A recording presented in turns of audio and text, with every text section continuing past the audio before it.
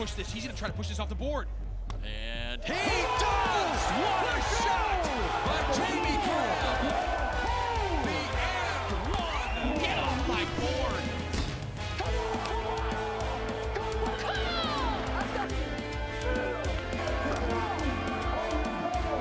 For the win.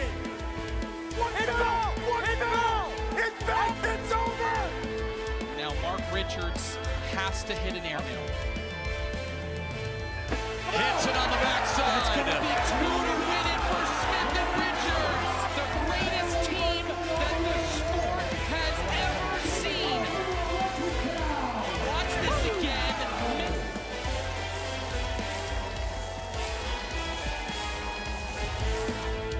Ladies and gentlemen, welcome to the Rock Hill Sports and Event Center. It is the 2026 ACL World Championships. We made it. It's pro doubles here today. I'm Mish. I've got Anthony and Jake with me, and we have an exciting day for you. I have been looking forward to this day all week long. I can't wait to get into some pro doubles action. I know you guys are excited. We've been waiting for it. So let's get into it. Anthony, what are you looking forward to? We're finally here on the pro bracket day. They did the challengers. They got us all the way here. What's going to happen? Man, we got this Mark Richards and Tony Smith team. They're kind of good, right? Certainly the best team that we've seen all year. 5 times they have made the bracket Final Four. Took down a couple signatures as well. I mean, if you're looking at the field, the team to beat, in my opinion. Jake, Mark Richards, Tony Smith, they're pretty good, but just big picture, what do you think about for this day? I mean, it's going to be absolutely electric. There are 4 brackets, and they're so much smaller than what we're used to seeing all season long, which means every game we get today is going to be absolutely insane. I cannot wait to see what happens in pro doubles. And we are going to kick it off in just a little bit, but let's get ready and talk about the path to get here. We've got amazing winners here. Jake, take us through some of the winners to get to this point. I mean, what a season it has been already. We start back all the way back in December at Myrtle Beach. Ryan Wiedenfeld and Chris Roybal shocked the world, not just winning the first one, but winning the second one as well. And we thought, this team can't be stopped. But who stopped them? Of course, the reigning champions, Mark Richards and Tony Smith, getting number 3. And then we had the surprise of Cash Dimness and JBJ come out and win number 4 with another junior team in Gabriel Clausen and Emax Ethan Farias winning in Fort Worth, Texas. And then, of course, Mark Richards and Tony Smith had to clinch the number 1 team in the world again by winning in Mesa, Arizona in our last signature. And it's all culminating here this weekend here in Rock Hill, South Carolina. Yeah, Anthony, you talked about those guys just a minute ago. They're definitely going to be the favorites coming in. But let's get into the brackets. We are going to start it off with bracket A. What are you looking at? I mean, for me personally, it's all about Mark and Tony, just like Anthony said. The number 1 seed, the number 1 overall team, the question becomes who can take them down. And when we look at the A bracket, we see, how about a team of Jimmy Humans and Riker Wells right out of the gate? You love this team. I love this team because they're 2 players who have never played with each other before.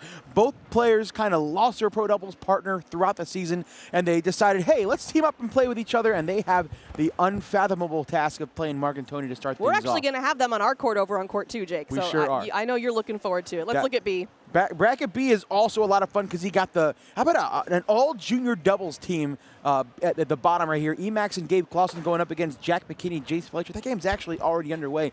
The real question is, can Ryan Wiedenfeld and Chris Roybal, who are the number 1 team in the world for almost all season long, can they back up what they've done at the start of the season and get another bracket win here in the World Championships? We'll move it over to bracket C. Anthony, what are you seeing? Yeah, you talked about surprises. How about Colin Powers this season alongside Nyberg? Top 10 is crazy. I think they ended up top 3, 4, 5, somewhere inside there. Unbelievable season. Mr. 11 Nyberg, he seems to turn it up in doubles. We didn't get what we thought out of singles, but pairing up with a Powers, man, pretty impressive. But like you said, we have got to go to the bottom of this bracket and really zoom in on Chamberlain and Kano. Chamberlain, probably the hottest player right now, definitely in the singles format. If you pair that with Gavin Connell's ceiling performance, we know how good that kid can be. They are going to be the team to beat here in bracket C. You're right. Confident Kano is scary. How about D? I mean, right out of the gate, we're talking about who's hot right now. JBJ and Cash Chamness are bringing their best stuff. But again, if you kind of work your way, through the bracket, you got when you're in this building in Rock Hill and you see Jamie Graham in a bracket, you're going to get the best that the game has to offer. Similar to what we were talking about, Kano, it's going to be Trzynski. Do we get Trzynski's ceiling performance in doubles? If he does, Graham and Trzynski for me to take down this bracket. I mean, of course, as always, Jamie Graham inside the Rock Hill Sports and Event Center. That's a dangerous duo right there. Yeah, definitely. Jacob Trzynski, if he's hungry and he wants it, he gets it done, and we'll see if he can do that here. But we got some points to get into, Jake. I know you were talking about Chamberlain and Kano being the most consistent team, but no wins. Yeah, what a weird season Logan Chamberlain and Gavin Kano have had. 6 signatures across the season, and they have made the bracket final in every single signature, have never finished worse than second in a bracket. Yet they've only won their bracket twice out of the 6 signatures, and they do not have a pro doubles win. This may be the greatest team of all time to not have a pro doubles win. Will they get it done again? Again, smaller brackets, only 8 teams in the bracket. I almost guarantee them they're going to be in the bracket final, but can they get over that hump and make that pro doubles final 4? Can they? But Anthony, can anybody beat Mark Richards and Tony Smith? Oh, absolutely. I mean, this is a really deep field. Definitely the favorites. When you say anybody, yeah, there's definitely a lot of teams that could beat them, but you're going to have to bring your best stuff because they give it to you from both sides of the boards. It's not an A and a B type of player. You're getting A+ and A+ on both sides of the boards. Well, we're going to get into our picks, and I'm going to warn you, it's a little boring. We may have accidentally all did the exact same picks. No way. I mean, and Are we you didn't serious? know it. We didn't know it. We literally just did all of our picks separately, sent them in, and went, "Are you kidding me?" No. There it is. There it is. This is either going to be really good or really bad. We're all going to look like geniuses, or we're all going to look like absolute buffoons. Hopefully, we're on the latter. I mean, I don't know. But, I mean, looking through the brackets, obviously, Mark and Tony have to be the favorite in A, right? Emax and Gabe are kind of going out on a limb, but that incredible junior doubles team, they've been great all season. They have a signature win. I like them in B. How do you bet against Clausen right now? Exactly. The only problem I have with betting against Clausen is who they're facing in the bracket, right? They got a Ryan Wiedenfeld and a Chris Roybal. How about their first matchup? It's an all-junior doubles match we mentioned against Jack McKinney and Jace Fleischer. And then you got teams like Sammy Soto, Colby Shearer also in that bracket, but it's so hard to get Honestly, it's going to be on us. We're giving no love to Wiedenfeld and Roybal right now. That is on us, you know. But you know the strength of the juniors coming out of the bottom of that. That was a tough pick. Wiedenfeld and Royal, no love from us. I mean, that's on us. No love. It's like Tommy Slyker. It's getting no love. All right, well, we have an amazing day for you, starting off with pro doubles. We have a match that is ready to go. We're going to take a quick break. We're going to get back to you. It's going to be Jeff McCarriger, Anthony Ione on court 1. Jake and I are heading to court 2. We can't wait to get into it right after this.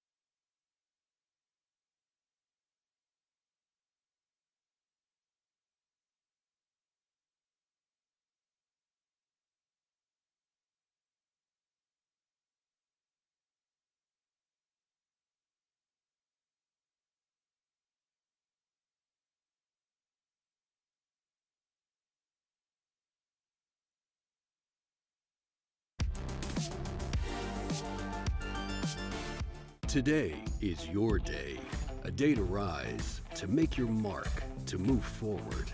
What you build becomes part of your story, your land, your livelihood, your legacy. Kubota. Eye bags, dark spots, wrinkles. There's one product that can fight them all. Only one. Particle face cream. ParticleMin.com. Engineered for men, made for our skin. And backed by science, and it actually works. Visit ParticleMin.com and use the promo code on your screen to get 25% off. 1 minute in the morning. And 1 minute at night. Super easy. Visit ParticleMin.com and use the promo code on your screen to get 25% off, free shipping, and a 30-day money-back guarantee. ParticleMin.com.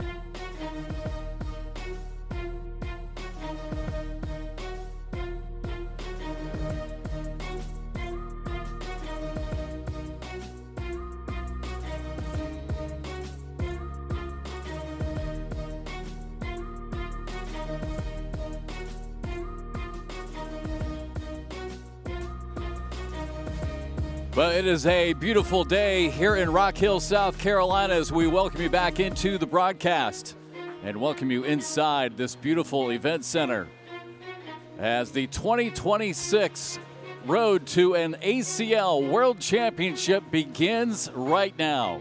And thanks for tuning in alongside Anthony Ione. I'm Jeff McCarriger. So great to have you joining us here this morning as we get things rolling. And, you know, it's funny throughout the season. You know, all the event centers we go to are big. There's just something, Anthony, in the summertime, you walk into this building here in Rock Hill, and it's just different, right?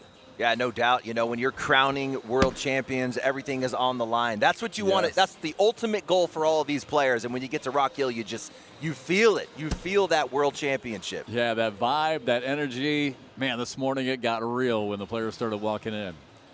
All right, so underway here in this first matchup. I know you guys were just doing a great pregame show, probably giving your picks. Chris Kingsbury, sneaky good season for Kingsbury this year. Yeah, much improved. I mean, we're talking about a Kingsbury. He was like 80th in singles last season. Moved himself all the way into number 16 right before coming into Worlds. Fell down just a little bit, still finishing in the top 25. I mean, what a breakout, if you will, for Chris Kingsbury. Well, it's interesting, too, because when I was looking at the standings a couple weeks ago, I think it was after Mesa, you know, you and I obviously did a lot of the broadcasts, and, you know, I didn't remember seeing Chris on many of the, you know, national broadcasts. But, you know, that's the broadcast bias that we talk about a lot of times. Just because we don't see someone in the finals on TV doesn't mean someone's not having a great season. And Chris Kingsbury fell into that mold this year. He was just low-key having a really good season. Yeah, we talk about these brackets. So, you know, introducing this format here recently last year, we've got these mains. We're basically taking these massive fields where we would have 32 team brackets, and 4 of those, we've now shrunk those down to 8-man brackets or 8-team brackets. So these guys already had to either qualify or had to do some work out in the field earlier in the week just to get into these 8-team brackets. So they're intense, right? I mean, they go really quick and they're stacked. You don't really get kind of that first game, you know, where it's like, oh, you know, here's a warm-up game. Nah, you got to bring your good stuff right out of the gate. 32 teams in all, as Anthony was just saying. 24 qualified through the standings. Matter of fact, I was talking with Nico Morales earlier this morning, and he and his partner, it came down to Mesa. They had to play well to get into the top 24. They finished 22, so they didn't have to go through the challenger bracket, but yeah, Mesa was a big weekend for a lot of these teams just to get in that 24 and not have to play in the challenger bracket. Yeah, different format, a lot of pressure, a lot of intensity, sense of urgency. And speaking of the brackets, these boys are going to be coming out of bracket B. So the number 1 seed in this bracket, who is going to be the team to beat? Ryan Wiedenfeld and Chris Roybal are going to be in the top of this one. Actually, the winner of this will get the winner of Wiedenfeld-Roybal versus Zeb Smith and Yang. And up 12 zip out of the gate, Wiedenfeld and Roybal. So they're doing what they should as the number 1 seed. Well, you saw the expression on Kingsbury's face just a moment ago. Had a chance to go in to get 4. Still was able to get a couple to make it 4-2. Colby Shear able to sneak that one in. And Jeff, you talk about the challenger brackets. Right side of your screen there, Colby Shear. He won his challenger bracket yesterday to get into the singles version of the main bracket. So he also barely made it in to these mains. Oh, Jordan Power gets deflected off to the left and puts Shear's bag in, and now another huge opportunity. Watch Shear bank around the left side. He does not want to touch that right bag, and he missed it right. But he's going to take a 4 spot coming out of that round 4. 6-4 lead change. Yeah, I'm sure. I haven't had a chance to talk to a lot of the players about it, but a few of them, and you know, conflicting opinions about the way they've changed the format. But I think all in all, I think it's been good because it values the regular season, right? It does. I really think it does. Like I'm not sure I ever really thought it was totally fair that at the end of the year everyone could play. Like all of a sudden you're like, wait a second, I traveled to all these events, I played well, and now everyone's able to get in. So I kind of no like doubt. that. It puts a lot of value on the regular season and those who showed up and competed all year. I like it. Yeah, and like you said, the 1 through 24, it puts a lot. Everybody's chasing that 1 through 24. So it puts a lot of looks, a lot of value on the rankings throughout the season. For sure, yeah. Yeah, I think it's been a fun change. Chris Kingsbury, right side of your screen. If he joined us last night for the trick shot, man, he came out with some pretty creative stuff. I mean, we saw a little version of beer pong, which we know he's a champion of. He blew out had kind of a kiss the fire kind of thing, blowing out a flame over a cupcake with a little fire on top. That was actually pretty awesome. Yeah, good creative stuff. He was fun to watch earlier this season when he was doing that trick shot over his house and over the pool. So I knew he was going to bring something fun. Well, now 8-4, the lead for Soto and Shearer. So Kingsbury is really upset with himself. In 2 opportunities, Anthony, he's had a chance to get some points. The first time we were talking about it, didn't get as many points, and that time another chance to get a couple and let him go. So they stay down by 4 points. Oh, goodness. Nice shot. And that's 2 in a row for Shearer. If you're in the room, you will see that on full tilt. He's actually working his way. It's almost like he's running a circle from right to left. 3 in a row for this guy, coming up short on the 4th one. Slick side in the hand for Power, looking to clean up off a 12-10, and he is left on his mark. Boy, they are just unable now. And now you can hear Jordan off in the distance. He's walked away off the court. He is frustrated. 10-4, and just, 3 specific early missed opportunities here for Power and Kingsbury. Boy, and I think this is a great, just to reiterate what you said too, Anthony, it's not like they get a chance to warm up. You've got to come out with your best game early. And actually, if you're looking at this bracket, Jeff, and we kind of opened up with a little bit, is anytime you run into these juniors, you know it's always going to be a tough match. And in the bottom of this bracket, coming out of the qualifiers, of course, or out of the challengers, you got Ethan Farias and Gabe Clausen, and they're playing another team in Jack McKinney and Jace Fleischer. So that is like a head-to-head junior battle. So one of them's going to be out early. One of them's going to be out early, but loss anyway. Yeah, and I think whoever wins that one is definitely going to be battle tested. Will likely run into one of these teams later in the bracket. Oh man.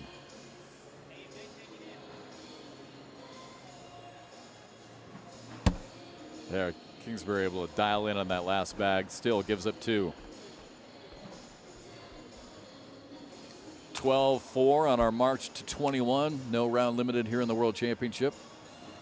Was talking a little bit with Colby earlier in the week, and he was like, man, I had to just, sometimes you have to walk away from the game because you're just playing too much and you kind of get burned out.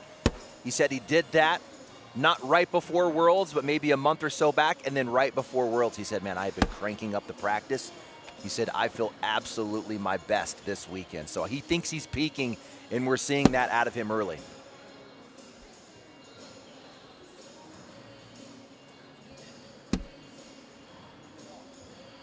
Slick side in the hand, looking to clean up the front. That would be another 2 points for sure if he can complete it. Ends up left on his mark.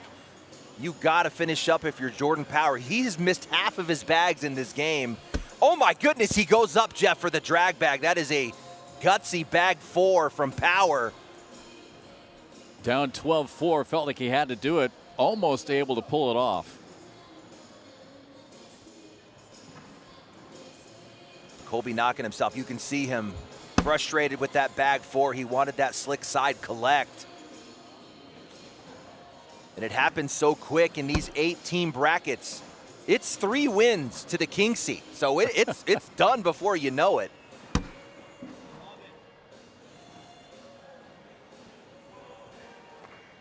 By the way, chat is open this morning, so appreciate all those of you tuning in early and chiming in. Question, are the main brackets still double elimination? Yes, they are. I think it's teed up. This is what tempts players into bar of soaps. Jordan wants it. Power telling Kingsbury, give it to me. Yeah, Jordan saying all day, it's there. They're going to run the clock out on this one. He's taking a lot of time on it. They're going to use a timeout here. This could be a clutch moment in the game. And actually, this sets up perfectly for one of his trick shots last night. His trick shot was a bar of soap, but Jeff, he wasn't bar of soaping a bag. He was bar of soaping a ping pong ball into a cup behind the hole. All right, so large scale here. Do you like being aggressive down 8 here, or do you still want to be patient at this point? What would you do? 'Cause I think that's the question, right? Yeah. They know what they need to do, but is now the time? If you're going to bar soap any bag, this is the one. Why? Because it's as deep as possible. You're at a level half, so you don't have to throw the bag that much. It's wide open, so you don't have anything slowing the bag down. I actually like this shot for Kingsbury to take. So again, the question is now the time? We'll find out. Bag 3, missed it. Went at it low and hard, looked like he was trying for it, just missed it. And it leaves a double stack block, so Soto's going to have to deal with this. Couldn't get around it. It's actually still there if he wants it. He's going to get a little help from the bumper on the right side. We might get the same shot here out of Kingsbury on his final bag. Got to go at it hard. Final bag. Oh, almost pulled it off. Just not quite hard enough. Here he goes, Anthony, going for it. Just not quite enough steam. Yeah, I think from that one that he missed, he kind of wanted his line to be good instead of having too much steam. So he focused more on a great line than enough speed. But you're going to have to come in a little bit hotter to get that bar of soap off the bag. I'll say, how much harder do you have to throw? I mean, do you take your arm back further? Do you throw with more aggression? Like, what does that feel like when you're going out? How hard do you have to throw that? You definitely have to throw harder, and you'll actually see a lot of players who don't step will step for their bar of soap. Yeah. So you're definitely putting some weight into it. One of my favorites is Jamie Graham. He's a non-stepper right now, but when he bar soaps, he'll actually move to the back of the box. Step into it. Yeah, he'll kind of like a baseball swing, where they just kind of, or a golfer who just gets kind of a few dry swings just to get it. He'll go through a couple of those, and then he sets it up with a step and a rip. Rev it up and then fire away, yeah. Crank it up and then let it fly. Oh, that's great.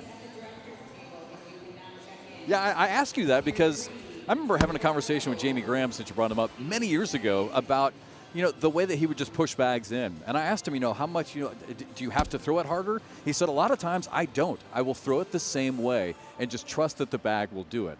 But that's why I was asking on the bar of soap how much more effort you had to put into it. 13-4, clean round here so far.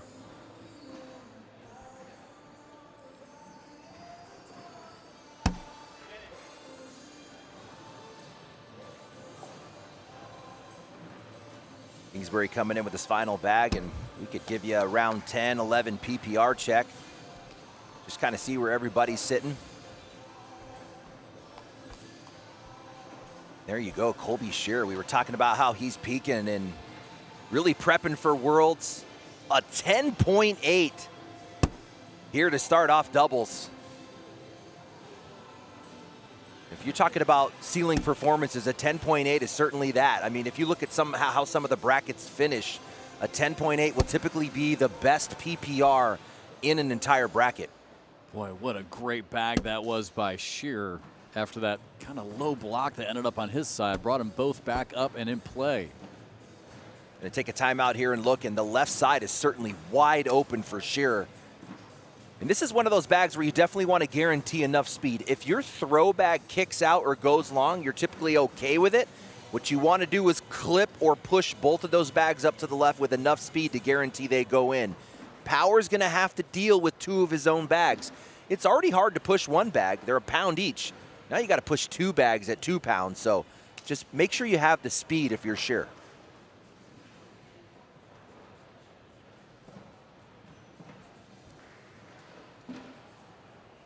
How much more difficult is this when you're right-handed? So they decided to back block first, and yeah, you're right. As an inside arm, that would be a little bit more difficult. Howard trying to jam everything up to prevent it. Now he's going to attack these bags on the left. Oh, rolls all the way in. Oh, what a shot by. He just let him go altogether. He didn't want any part of him. The fact that he found that hole, I mean, there's only, 50% of the hole, maybe 45% of the hole available. That's pretty wild. and across all those bags. Another timeout. We're just burning timeouts quick here early, and what Power's looking at is what happens if I blow up this pile. A short airmail on the right side. Could he get one or two of his bags to kind of punch in? Again, chat open this morning. Appreciate y'all tuning in as we get underway here in our doubles action. Dylan Turpin chiming in, saying, I haven't really missed playing all year until now. Watching everyone here in Rock Hill. He said he loves Rock Hill. What's up, Dylan? Dylan, what's up, my guy? Miss this guy, man. Such a good dude, such a good player. One of those guys that was always right there before the broadcast, Jeff. Like, you know, he'd be the one game right outside the broadcast. Yep. It was like actually crazy. 100%.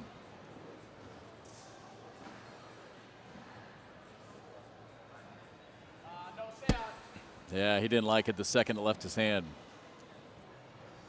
You couldn't quite see it on TV, but that was a roll attempt from Power, and we're going to take a look at Colby saying, this is how you roll it, Jordan Power. That's amazing. Just enough on it.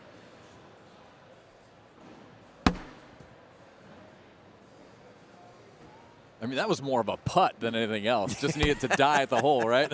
That's amazing. What a great shot. 16-4.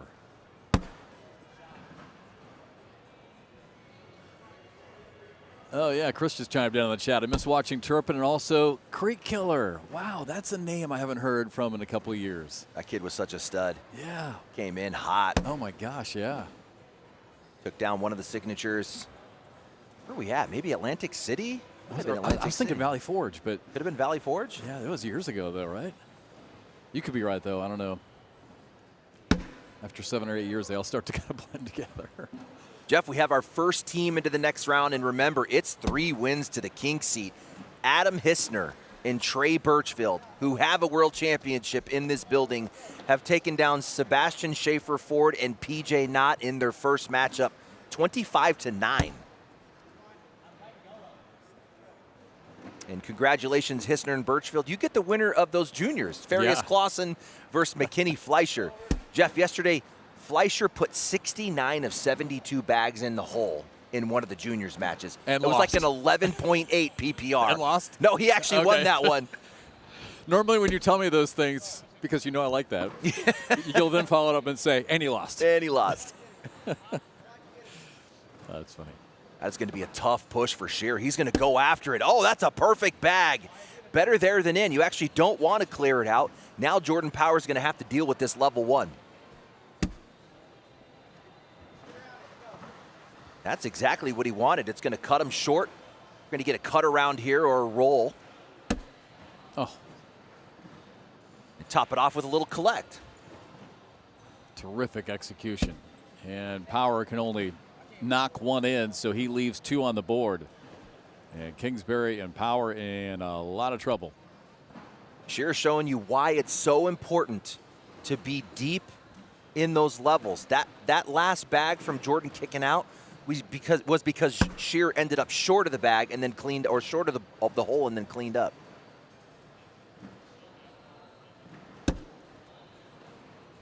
Todd in the chat bringing up another name, Alex Hicks. Man, I've actually been seeing him play again. He's kind of been at home working. I feel like he's shooting on this like granite or, you know, kind of more of a stone setup board, one of those permanent setups. Yeah, he's been stroking again, man, and his bag looks great. Alongside Eddie Grindersleeve, those guys did some work.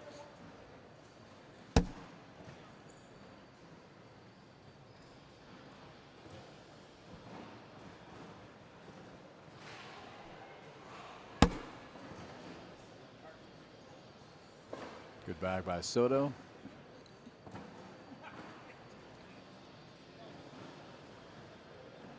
Is there any way Kingsbury can sneak around this? No. He definitely tried. Put that one on full tilt, so if you're in the room, everything was leaning right. So from me and Jeff's perspective, we saw nothing but the carpet side of the bag across the room. For sure. Jordan again off to the left. Yeah, case of the left. Yeah, sure. And, you know, it's one thing to miss the left and be in that kind of lane side block, but Just too far left. Shearer went right past him. And again does it.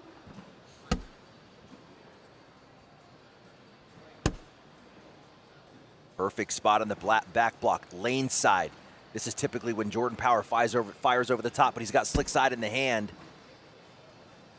Jordan Power just can't get it going. He's shooting a low 8 right now against Colby Shearer. Colby Shearer is cooking him up with a 1.71 DPR.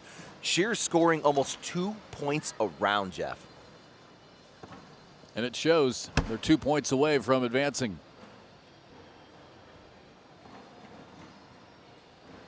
Just underway here from inside the Rock Hill Sports and Events Center. Championship weekend here in South Carolina.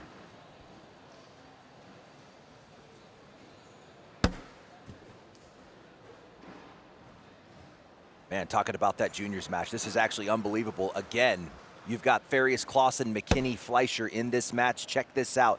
The partnership, Fleischer throwing an 11.7.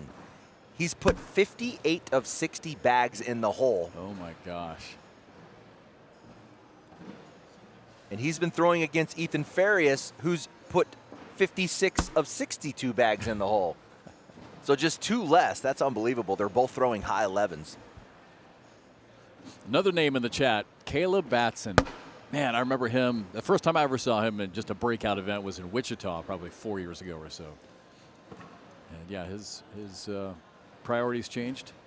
Are you guys going to stay with bracket B? I don't know. Probably not. We're going to mix it up. Yeah, we're going to mix it up today. We'll get a little bit of all brackets. Well, that's going to do it for this one. Sammy Soto, Colby Shearer will advance on the winner's side. Chris Kingsbury and Jordan Power, some chances that went by the wayside early cost them. Just away here from Rock Hill. And back with more right after this.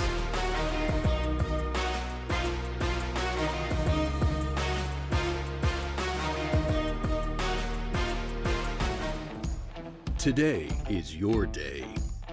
A day to rise, to make your mark, to move forward. What you build doesn't stop when the job's finished. It becomes part of your story, your land, your livelihood, your legacy.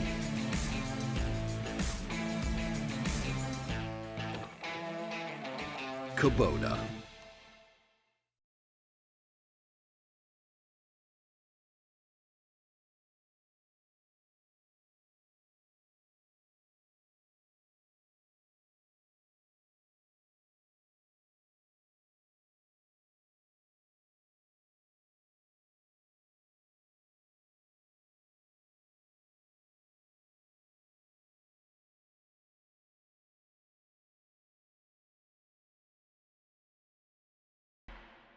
At Camping World, we're making RV ownership easier than ever. When shopping for your next RV, Camping World Clear Price ensures the price you see is the price you pay. No hidden fees, no surprises.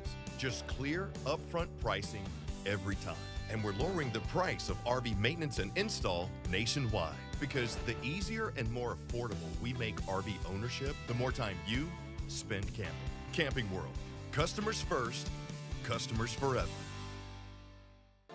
From your favorite athletes to your favorite music, listen to everything you love and so much more with the free iHeartRadio app.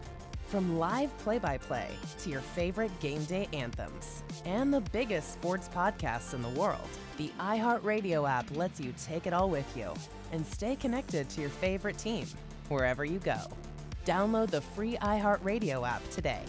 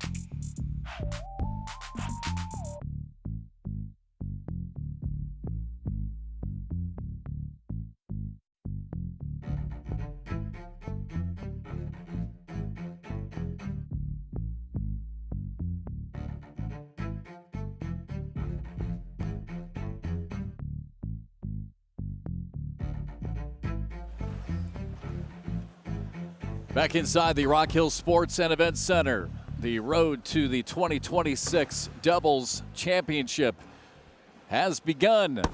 And we move on to Bracket D. Alongside Anthony Allen, I'm Jeff McCarriger. A great look inside this incredible facility. I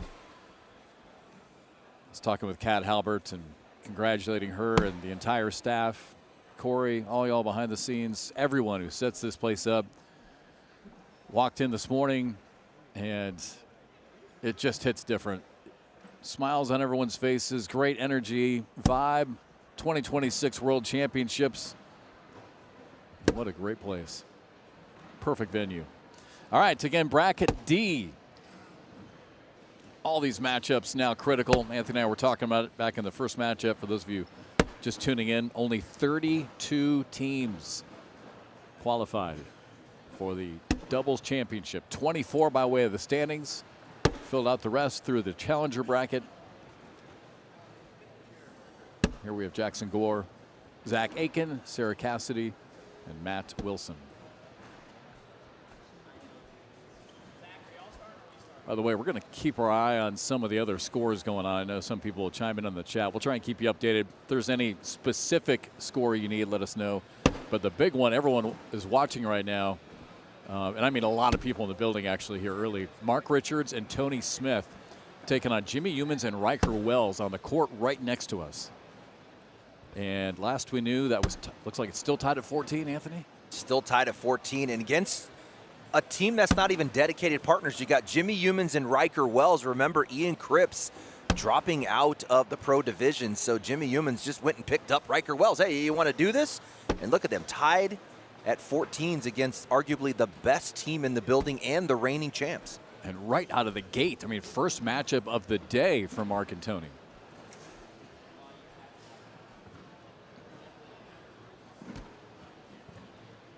Looking at the path to get here. You got Jackson Gore left side of your screen, Matt Wilson there on the right. Jackson Gore and Zach Aiken really haven't had to do much, Jeff. Very first game. Yeah. Absolutely destroyed Eric Davis and Austin Wasco in 10 rounds. Zach Aiken threw an 11.2. Between the team, between the two of them, they averaged an 11 and destroyed them. Yeah, and 21-2. Wow.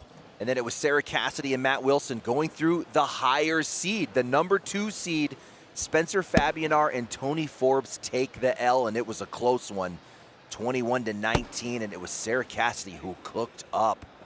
She threw a 10.91 in that match. Wow, not a kid. And actually, if we look at this bracket D, everything has moved to the second round. And it looks pretty chalk. You got the number 1 seed, Justin Burton Jr. and Cash Chamness, are now going to take on Jamie Graham and Jacob Trzynski. So the winner of this match will get the winner of that match. Chat saying it's Worlds time. Better be locked in from the start. Yeah, it's exactly what Anthony was talking about in our first matchup of the day. In years past, you might get a few softies early on if you're a high seed, but those days are gone.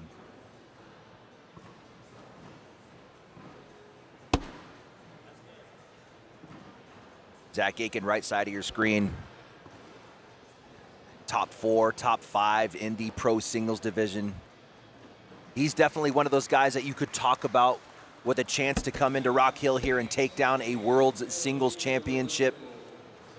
That kid has really popped off over the past year. Timeout here. Tony Smith and Mark Richards still tied at 14 with Humans and Wells.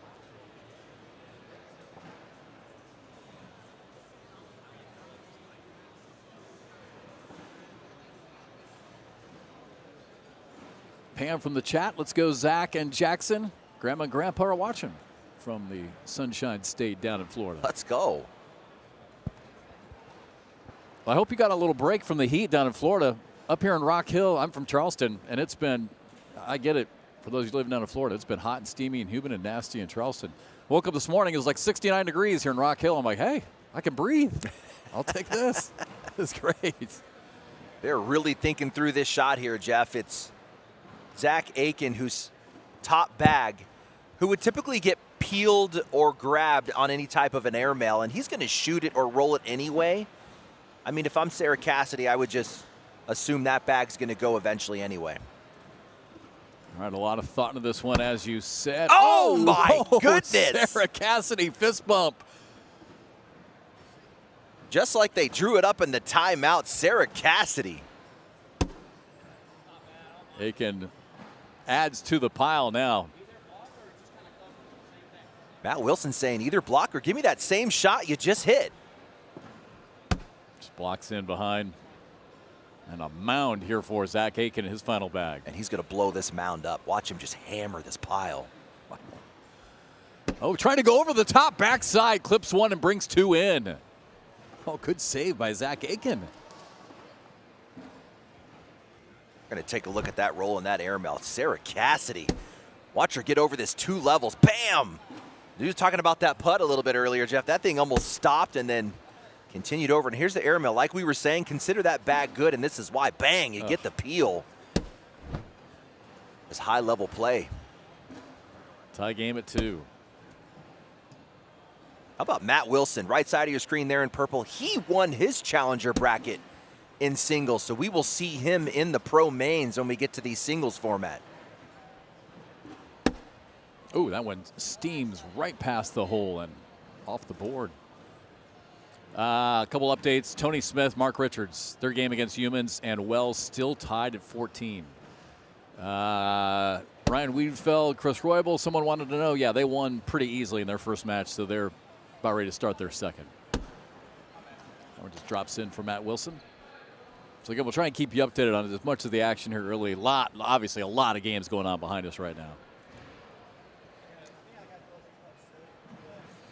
Yeah, this bracket here, D, has been all chalk except for the upset of Cassidy and Wilson over Fabianar and Forbes.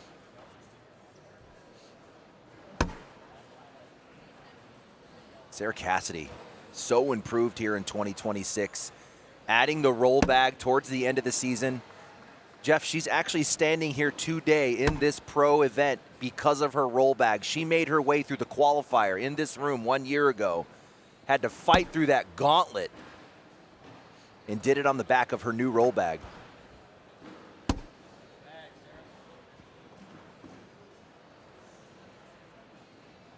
Real quick, some people in the chat chiming in wanting to know if you can watch the game next to it. Yes, you can.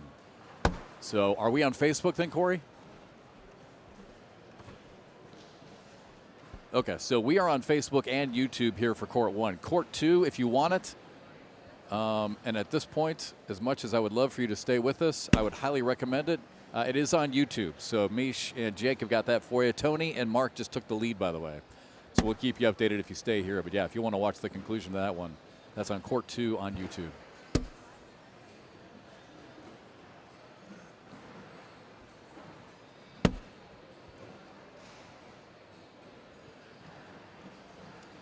You're welcome, Josh. We're here to help if we can. Anthony is much better at this than I am, so I try and help in all the little ways that I can. Oh, man, this guy steers the ship. He's the captain. Capitan. Matt Wilson finishing up there. Double four-bagger. Matt Wilson also, man, he's another guy that came onto the scene. And he's one of those guys that he's a great example of players that get better by playing great players. So he comes out of the Carolina area, so he's having to compete against guys like the guy standing next to him, Jackson Gore. Yeah, for sure. You know, Jamie Graham, Zach Aiken. Actually, we have 3 Carolina guys, now that I think about it, on these boards right now. And guys, if you want to get better, it's not sandbagging and trying to win against inferior opponents. You want to play the best.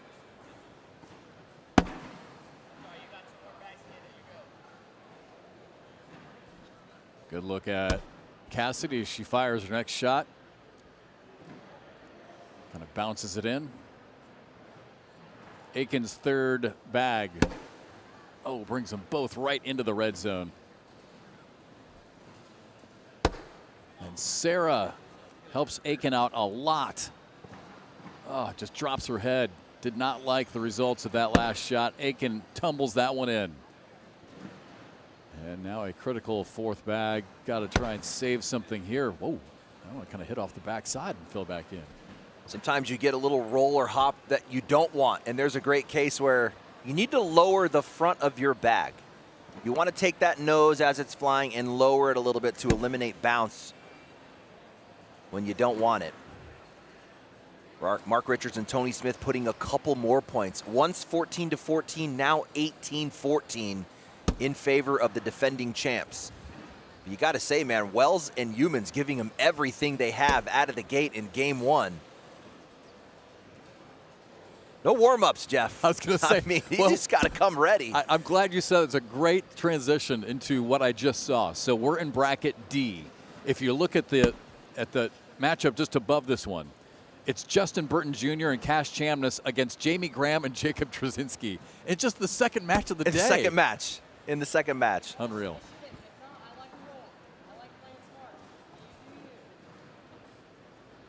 Yeah, if you're coming to Worlds this year as a fan, hope you are.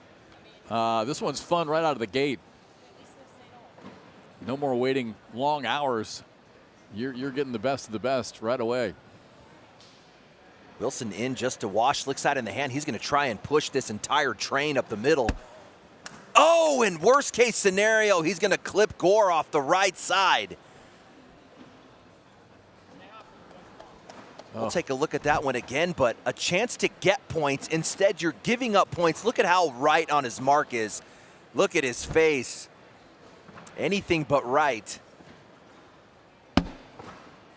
Jackson saying thank you very much. Again, those of you in the chat that you want another court to watch, if you are interested in the Tony, although it's just about, well, you never know. Tony and Mark have taken the 20-14 lead, but that is on court 2 on YouTube. Why aren't we showing Jamie's game? Hey, we would love to if we had $1 billion, but unfortunately we can only afford 2 courts on live stream.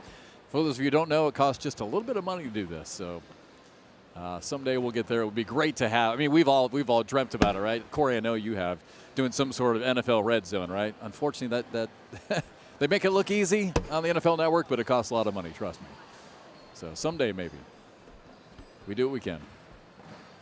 We can update you though. We'll try and keep you updated. And for those of you who want that score, me included, we'll keep you updated. But again, no score. JBJ, Cash, Graham, and Trzynski just underway. And Corey telling us it looks like Mark and Tony did put that one away. I haven't seen the final yet. All right, it is over. 21-14. So Mark and Tony survive against Humans and Riker Wells in their first match. Mal Wilson just trying to clean up the middle, man. He's left. He just slick side off the board right. Now he's left. These little mistakes. Oh, and he gets an assist from Gore. A wide open hole. He rolls off the back. Does that bag at the 12 o'clock slip, though, and it's going. There it is, Jeff. So a deep breath from Gore. He looks embarrassed, actually. He's like, how did I just roll over an open hole? 13-2. Bracket D. Second matchup of the day for both these teams.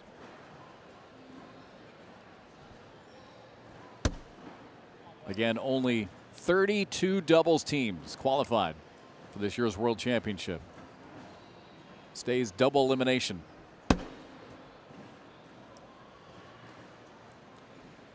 Sarah Cassidy not going to be able to go get that lead bag. That is just way too far over the hole and left on her mark. Zach Aiken just continues to apply the pressure. That's what makes him such a tough player. You just can't make these little mistakes.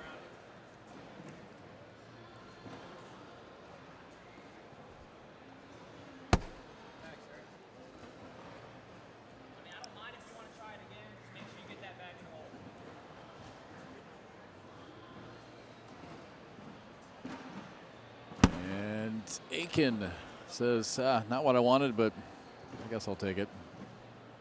That helps Cassidy get right back into the round. Yep, 100%. She's able to wash it out. It'll stay 13-2. Corey reminding us, by the way, after we wind all of this down to the final 4 teams, right, Corey? Final 4 doubles will be broadcast on Saturday. So tomorrow night, 6 p.m. Eastern. Is that ESPN 2? ESPN 2.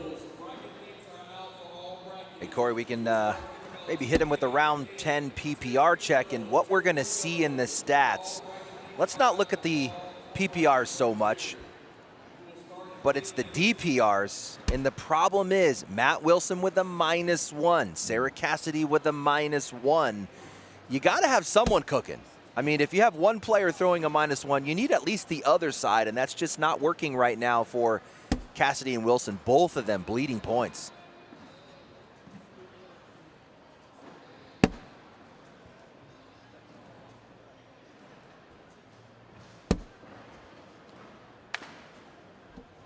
Another wash. So Wilson and Cassidy doing whatever they can just to hang in there and hoping for something big to happen here quick.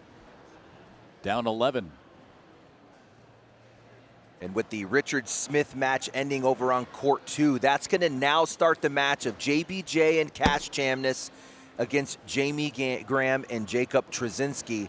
And those boys are in this bracket. So the winner of that will play the winner of the game right in front of you here. And that will be for the king seat, actually. Okay, so there you go. For those of you wondering, why can't we watch Jamie? Well, you can. Over on YouTube.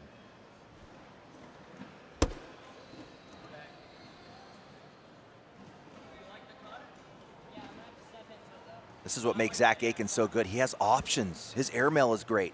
His slick side up the middle is great. He could roll it and leave it there. I do like slick side. He's going to elect to roll.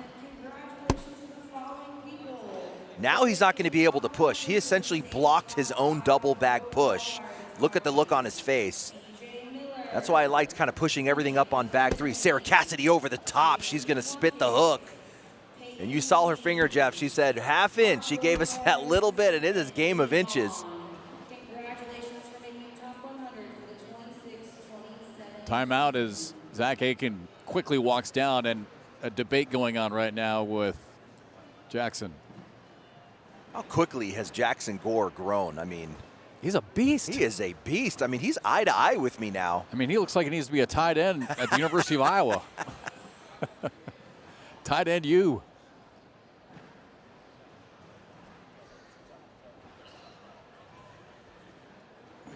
If only Kirk Ferentz was watching, he'd be like, hang on a second, who is that boy? Got any Iowa football fans in the chat? Probably not. I'm probably the only one. You're the only one. Crickets. Just me. Oh, Zach just misses it off to the right.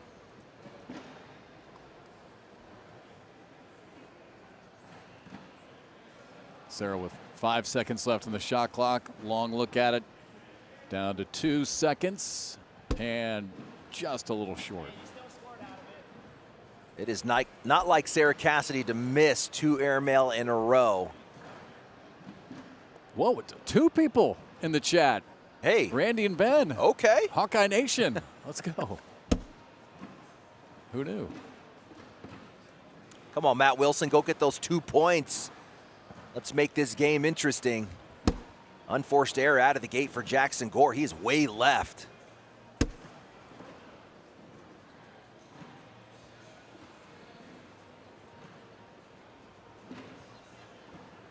Apparently all this Hawkeye talk just shut down the internet. We lost our monitor. Shut down chat. As soon as we started talking about Iowa Hawkeye football, chat was like, we're out of here. Shut down the stream. Oh, case of the lefts for Gore here in round 13. Wilson in position to get a much needed 4 points. And I don't think you need to block here. Go get those 4 points, and it might pay off. Oh, wow, look at this. Remember that slick side for Wilson last time. He was way right on his mark. You got to be up the middle here. Get 6. And, oh, my gosh, a huge missed opportunity, Anthony. I mean, we were just saying they're hanging in there hoping for something big, and there was the opportunity. God, you got to take 6 when you're standing next to Jackson Gore right now. the frustration setting in for Wilson. You can see it on his face.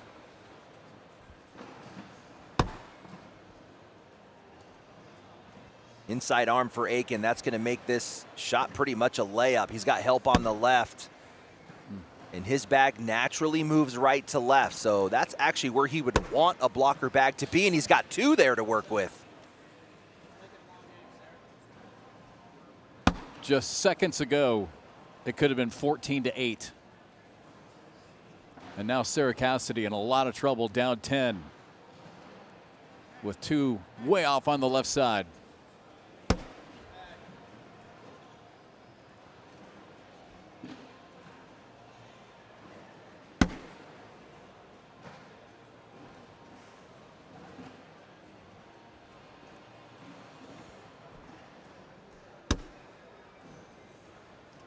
That one is too deep.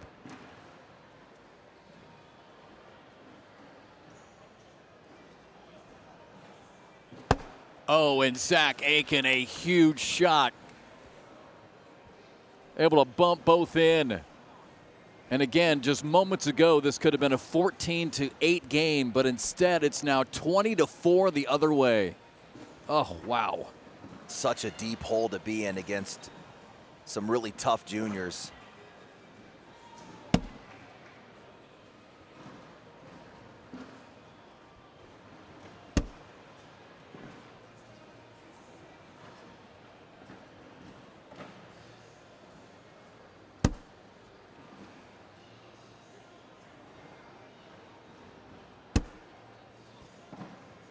There it is. There's an opportunity to get that one with Wilson stacked up on the left. Gore's so good at slipping in the right side of the hole, and there he is. We might see a slick side here out of Matt Wilson. He's going to take a timeout, but he is in trouble. Again, the winner of this matchup will go on to play the winner of JBJ Cash Chamness, Jamie Graham, and Jacob Trzynski.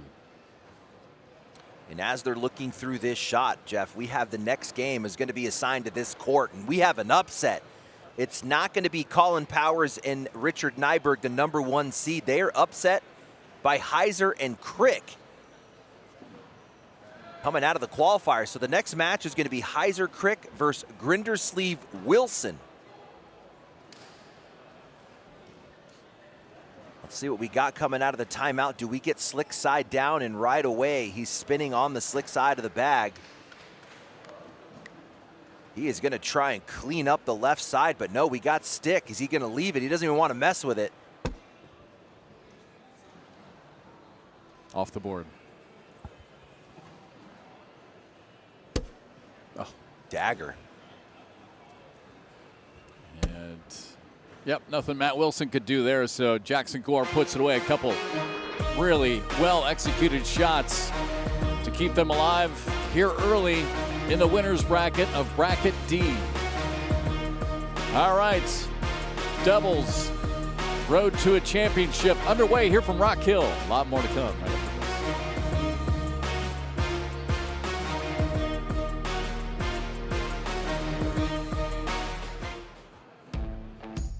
Today is your day.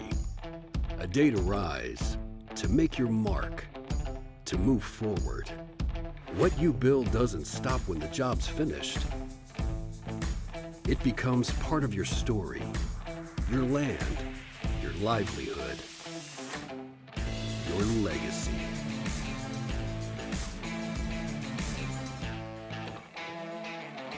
Kubota.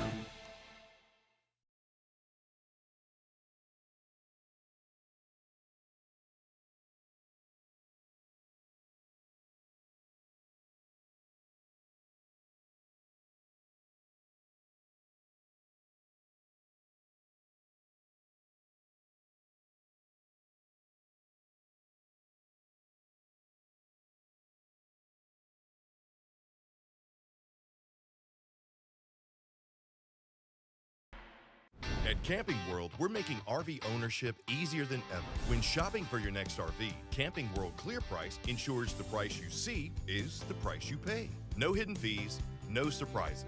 Just clear, upfront pricing every time. And we're lowering the price of RV maintenance and install nationwide. Because the easier and more affordable we make RV ownership, the more time you spend camping. Camping World. Customers first, customers forever. From your favorite athletes to your favorite music, listen to everything you love and so much more with the free iHeartRadio app. From live play-by-play to your favorite game day anthems and the biggest sports podcasts in the world, the iHeartRadio app lets you take it all with you and stay connected to your favorite team wherever you go. Download the free iHeartRadio app today.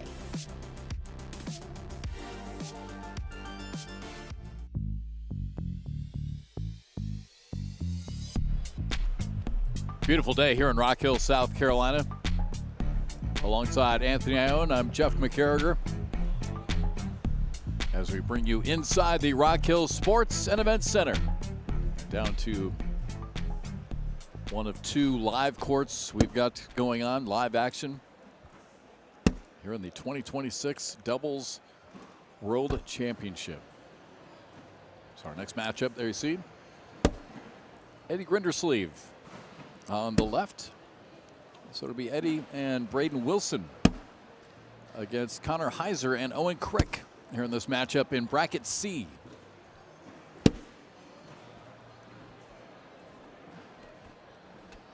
We saw the official knuckles. Knuckles are done. We are going to go live here, and Jeff, we have to talk about the upset here in bracket C. Coming into the building, the number 3 team in the pro division has lost their first round matchup. Nyberg and Powers. So we're going to get kind of not necessarily a first look, but I only have definitely with Heiser. I've seen him play a couple times, but Crick for me, I don't have a lot of experience with him, but to take a team down like Nyberg and Powers, I expect them to bring some good stuff. Again, for those of you new to the format, Anthony and I have talked about it a couple times, but 32 teams, that was it. Only 32 doubles teams qualified for the World Championship play. 24 by way of the standings. Additional teams came out of the challenger brackets. Big opportunity for teams just like Connor Heiser and Owen Crick.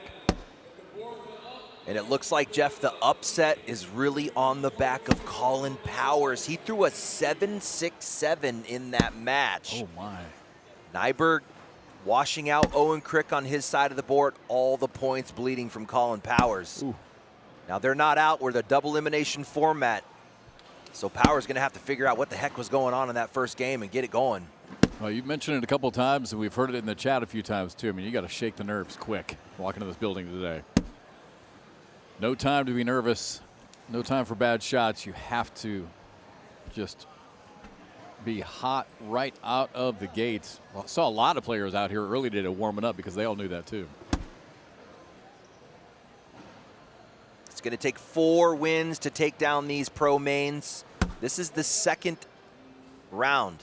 So we're talking about kind of that middle mark. Whoever wins this has made their way halfway through the bracket. And if we look at the other side of the bracket, Jeff, the winner of this is going to get the winner of Colby Costanza and Tommy Sliker against Logan Chamberlain and Gavin Cano. And currently Costanza, Sliker down 11-zip.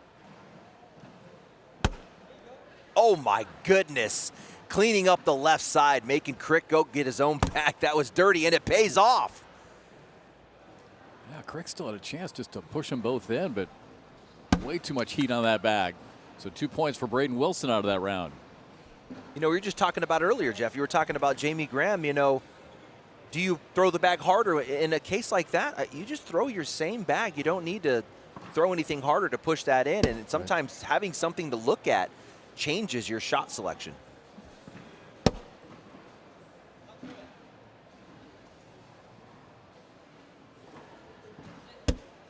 Ooh, good flat bag by Eddie, but misses left. Flies off the board.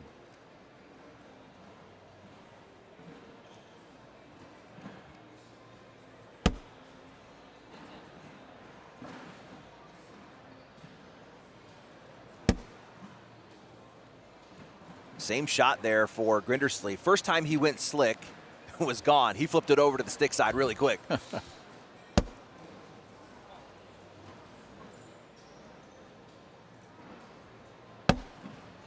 Third time's a charm. Third time with the same shot. He got it there on bag 4. And man, Chamberlain and Cano running away with it, Jeff. 15-0 on Costanza Sliker. Again, that's the other match in the top side of this bracket C. So only 4 teams left in the winner's side of bracket C.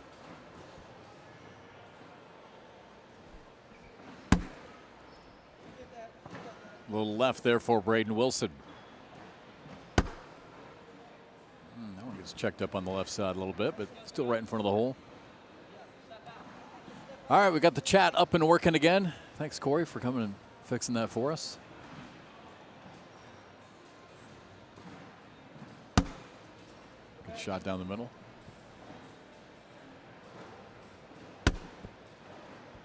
Again, same thing. Gets checked up on the left, but now room for Braden Wilson to sneak in on that right side. Easy shot.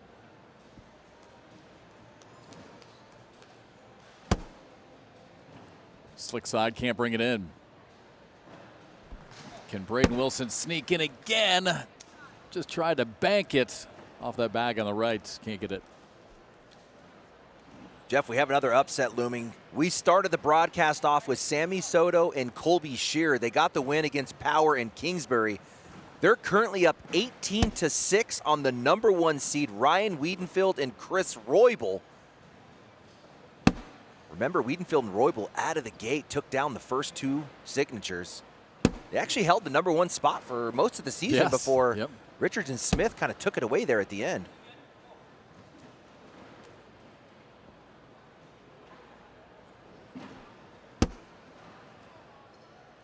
Should be a roll bag here out of Grindersleeve. A lot of hole left on the backside. Didn't get quite enough pop out of it, but that is a great block bag, and that's the beauty of the roll versus the airmail. When you miss, you end up in situations like this where you're blocking everything for Heiser. He didn't even like backload it or anything. It's almost like he meant to do that. You see that? I mean, he threw just a perfect flat bag. It's almost like he was just going for that block. They're going to take a timeout on this one. Is there enough hole for Grindersleeve to slip in? I don't think you want to push through this. It's your push bag that would probably end up getting stuck, and then you could drop 2 of Heiser's bags. So it's a roll or board it. Heiser out of bag, so this is the final bag in the round. You don't have to worry about a bag coming in behind you. He said miss it long. I think he's going to... Is he shooting this? Gonna have to go way up. We'll find out right away when it leaves his hand. Yeah, maybe trying to go backside and hits he gets it in. it. I think that was Braden Wilson coaching him up on that. It exactly was. He had confidence in his guy. Look at this. You got about 50% of the hole available. He said miss it long, bang, and he was perfect. Let's go. I mean, that is a gutsy call out of the gate for Wilson Grindersleeve. Boy, I think Grindersleeve would just, if you could read his lips, I think he said to Braden, "That's my boy." Great call by Braden Wilson. Kid's such a leader, right? We saw that early when he first came on the scene as what, a 12-year-old, wasn't that when we first started watching him play? I've been a fan of Wilson's from the very beginning. Even at 12 years old, I mean, I think there's something to be said. Constantly communicating with adults, competing with adults on the board. I mean, it definitely does assist the maturity. Comes from a great family, too. Mom and dad really have it dialed in on how he engages in this format. Yeah, chat alive on that one. That's what I'm talking about. Shoot or shoot, filthy. Correct to all comments above. And we have that upset closed out. Wiedenfeld and Roybal took a L in the second round to Soto Shearer, and it was dominated 21-6. So they're going to have to fight their way through the elimination side of the bracket. And Anthony, another one you were following. How is this possible? I mean, I get it. Logan Chamberlain and Gavin Cano, really good players. They just shut out Costanza and Sliker. Wow. Shut them out. Hey, they're on a mission, man. Let me tell you. 22-0. Actually caught Kano in the field warming up, and I went over to talk to him, and I said, hey, man, well, it's time to lock in. Let's go. Yeah. He said, I'm ready. Gavin is one of those guys, he could have 20 championships, right? At this point in his career. Such a good player. Big round for Crick and Heiser. A chance to get 6, and man, it is a field goal. A tough round for Grindersleeve. Coming off of the backside airmail, gives up a 6 spot in round 8.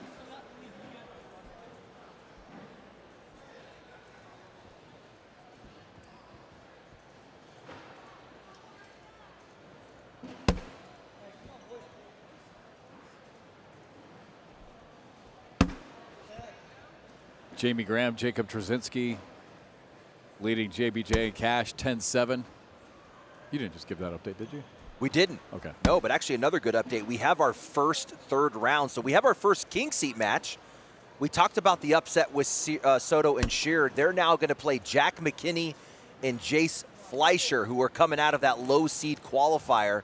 Took down Farius Clausen and just took down the world champs Hissner and Birchfield 23-16. Shizen's here for Crick. Slick side's in the hand. He's looking just to clean up the right side. Oh, he's way left on his mark, and he left a field goal. Look for Wilson to stay left. Chance to get 4, and he does. Tumbles them both in. +4 on the round for Braden Wilson. Wilson saying, I got you. It was Grindersleeve giving up the 6. He got 4 right back. Wilson saying, give me a 4-bagger right here.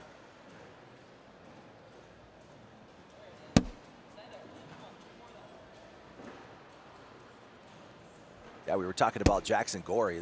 He's like a tight end. I mean, Braden Wilson has grown like 5 inches in the past 8 months. He's about eye to eye with me as well. He's pushing 6 foot, man.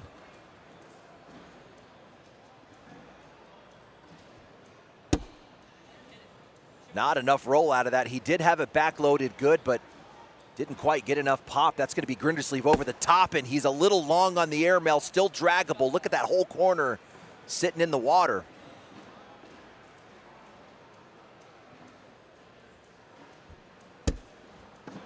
That one's off the back. Grindersleeve going to shoot this with the drag. Oh, drags the wrong bag. How does that front bag drag? I mean, it wasn't even barely in the red zone. His stays. I don't think that goes off of a slide shot. That is unfortunate for Grindersleeve. Oh, wait for it, and it's going to hold up, Jeff. That's the ripper just hanging. Let's look at this crazy airmail. Look at that. It's not even in the hole. His is in the hole, and it's the front bag that gets drugged. Look at the confusion. He's like, well, yes. What happened? What just happened? 16-9.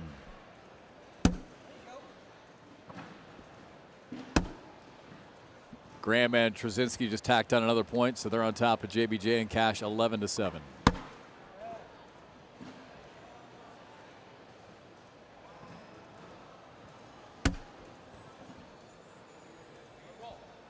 Update on Tony Smith and Mark Richards. We talked about the battle they had in their first match of the day to survive against Humans and Riker Wells. They are in trouble again, Anthony.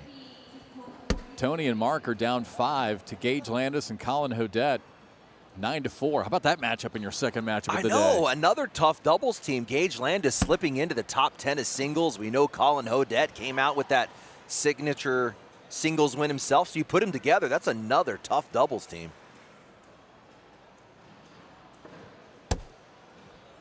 Rick wanted no part of that. He's just going to lay up and give up some points. We can give you a 10-round PPR check. It looks like we hit that mark. Who is cooking up and who's not?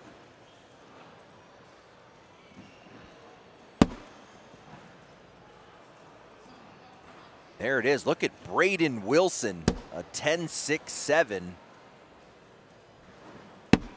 No surprise. That felt right, didn't it? Absolutely, man. He is coming in locked. Eddie frustrated. Just seems to be living on the back of the hole today, but still 2 bags left into the round. I think you slide in. You're not trying to chase that. He's like, Ripper X, work for me here. No love. No drip at all.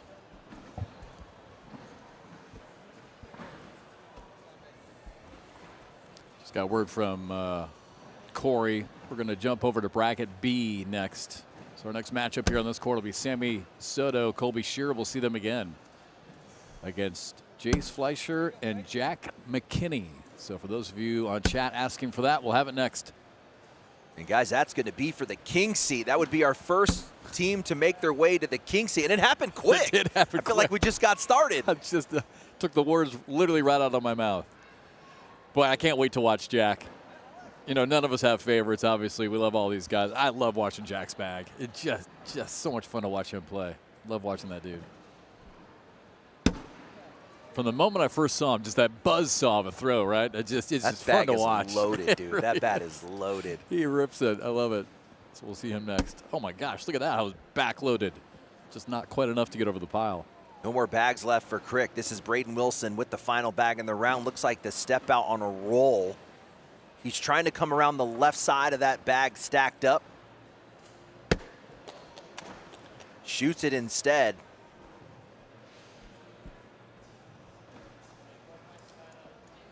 Apparently, Jace Fleischer coming in hot. I can't confirm this, but somebody in the chat saying he's only missed 8 bags all day. Jesus. I was telling you about that game yesterday, and I believe it was against one of the Gore boys. 69 of 72 bags in the hole was crazy. Unreal. 69 of 72? Unbelievable. And how about this run, though, from Crick and Heiser? They were down 11-3. Then they were down 15-9, and somehow we have an 18-14 bag game. 5 unanswered points over the past couple of rounds.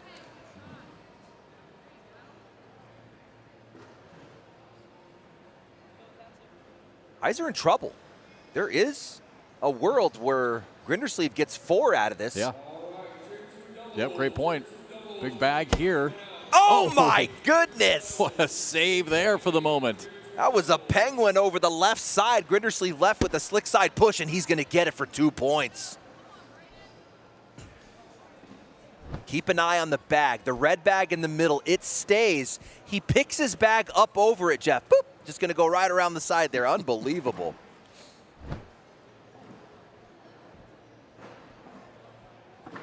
So now Braden Wilson, Eddie Grindersleeve 1 point away. Staying alive on the winner's side. That is a game-losing leak out to the left. Wilson thinking 4-bagger wins it. You almost have to lay a block here if you're Crick just to get something going, but you can't be shallow like that. And look at the field goal he just gave him. Right between the navigational beacons.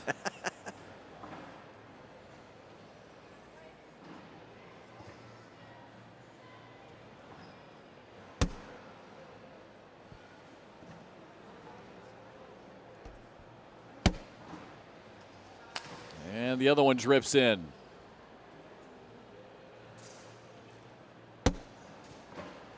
So Braden Wilson, Eddie Grindersleeve put this one away, and they will stay alive on the winner's side. Again, coming up next, Sammy Soto, Colby Shearer, Jack McKinney, Jace Fleischer. The winner of that will be into the king seat already in bracket B. So we'll have that one for you right after this.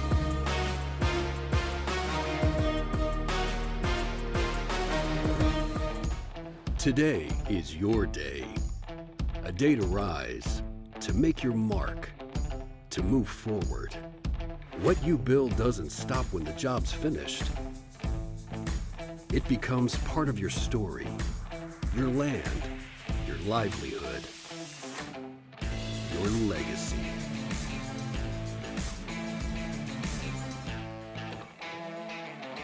Kubota.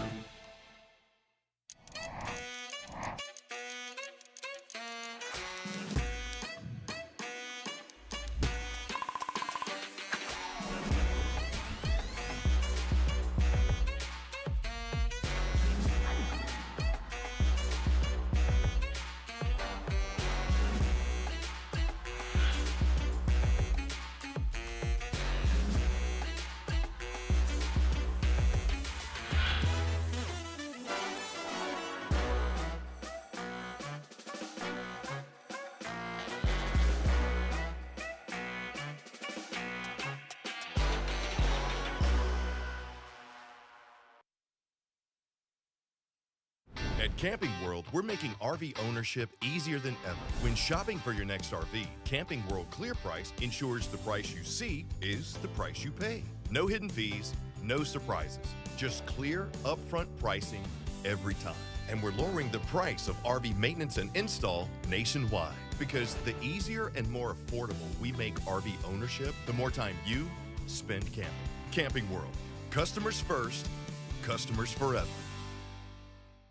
We've got a tender navy bean nestled in a brown sugar sauce with a smoky hint of bacon.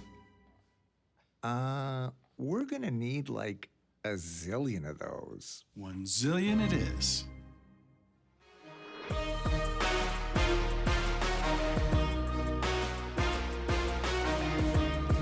Back here in Rock Hill, South Carolina, before we get started on our next matchup, let's do a quick rundown and get you updated on the other brackets.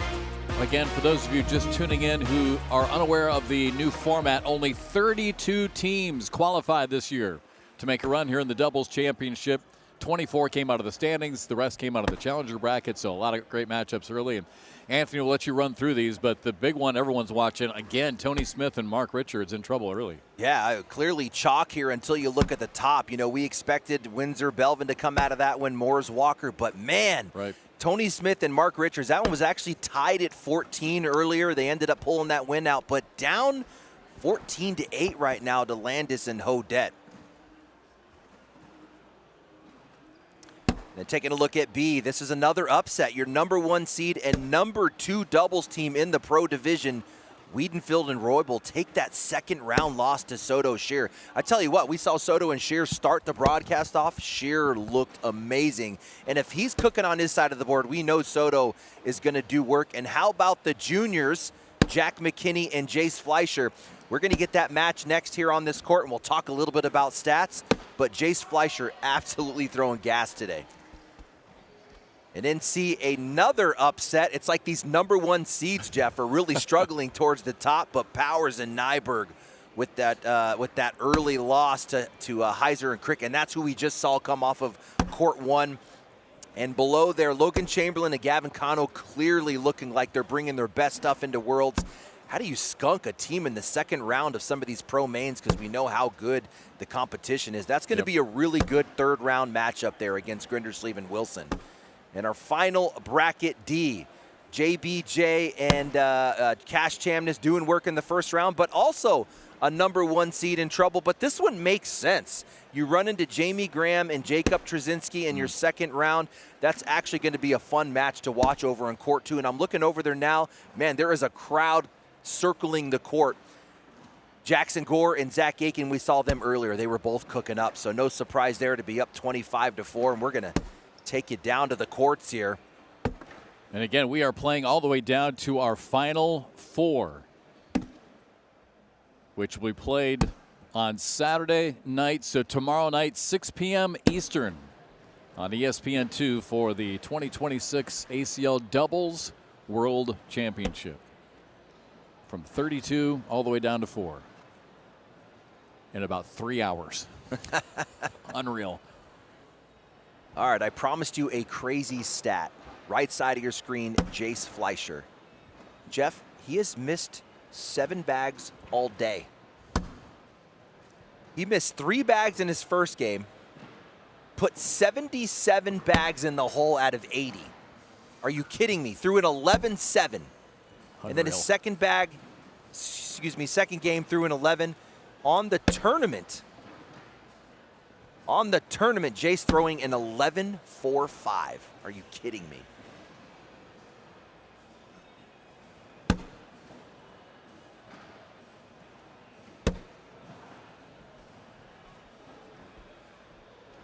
Tony and Mark making a comeback.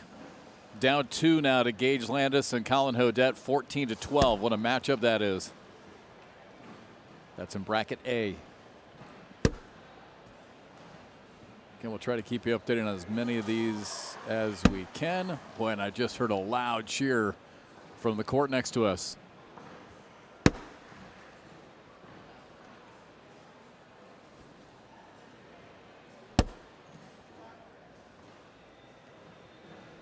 Colby Shearer stacks him up on the left side.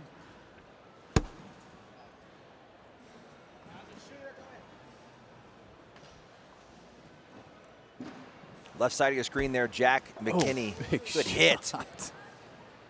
That one's going to fall. He's actually been a real big surprise for me this season. He's obviously really, really good. Been working his way up through his locals, but man, he's really popped off in this doubles format.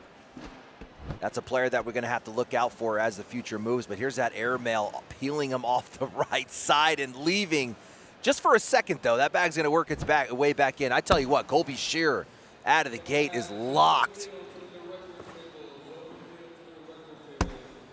He looked really good in game one, Jeff.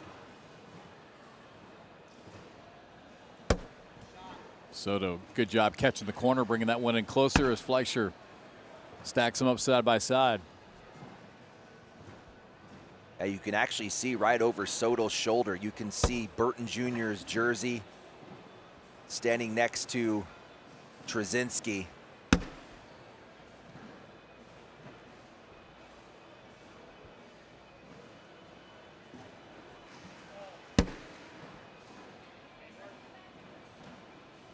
And Fleischer right down the middle. Yeah, 16-12, Graham and Trzynski. Slight 4-point lead. We have another new team making their way to the King Seat match. That's going to be Dave Moores and Ethan Walker just taking down Windsor and Belvin 24-2. And they're going to get the winner of that match, that Tony Smith, Mark Richards, Landis Hodette match you were talking about.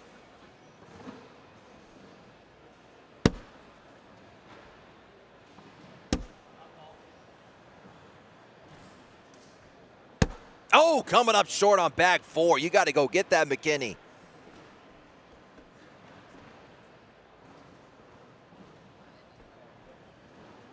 Nothing worse than those fourth bag blocks, Jeff. You gotta guarantee enough speed to the hole.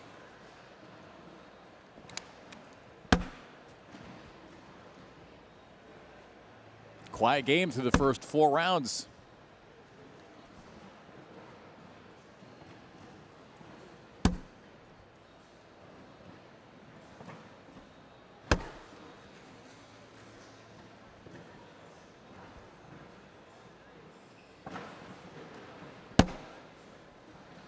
Soto's bag moved a bit. Didn't move that time.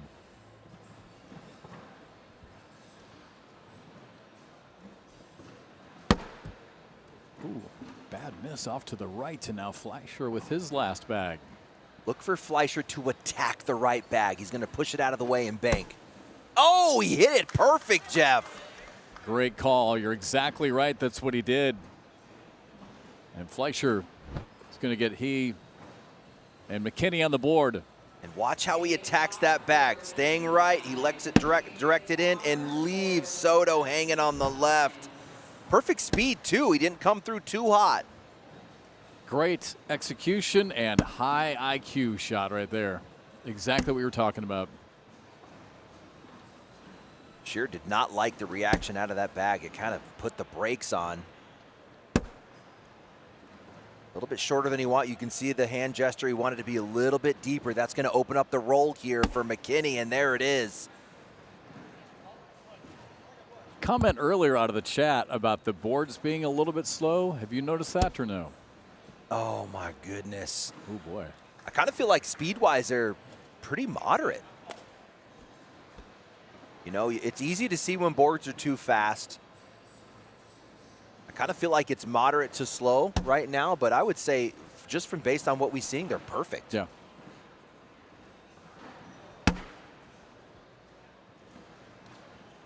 Eight 0 lead, round 7. It was scoreless just 2 rounds ago.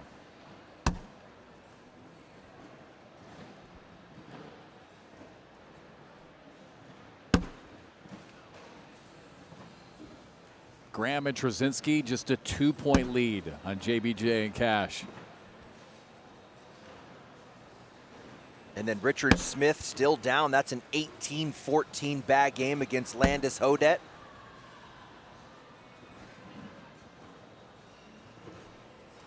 A lot of #1 seeds in trouble in the second round of these mains.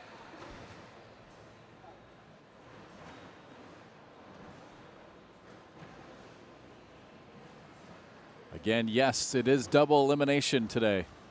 So the format changed as far as the number of teams that got in this year. They really put an emphasis on regular season standings. But the format as far as double elimination stays, and first one to 21.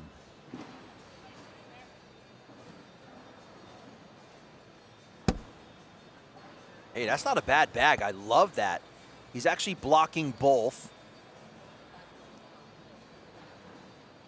McKinney known to roll. He's probably going to roll this, but I don't hate a back block than an airmail either. He's going to come through slick side, and he bar soaped himself into the 12 o'clock. That just opened up the left side of the hole for Shearer.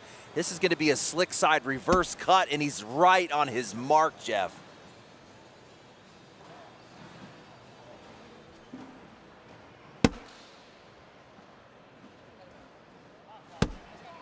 And Shearer just banks that one in, but again, flew that one off the back of the board.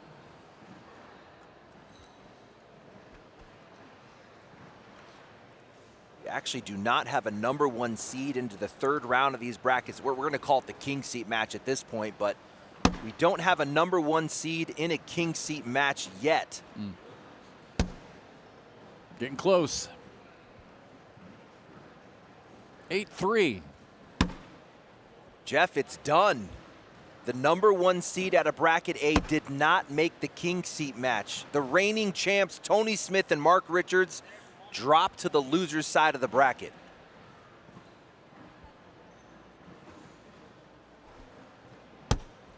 Oh my goodness, Soto coming through hot. He wanted the bar of soap. You don't hate it. That's a perfect setup for the bar of soap there. And that's the thing, Jeff, is when you put that extra MPH on your bag, it's really difficult to keep your line straight. So again, real quick, going back to what you were just saying. So with Tony and Mark dropping down to the losers bracket, on top for the king seat, it will be Gage Landis and Colin Hodette against David Morris and Ethan Walker.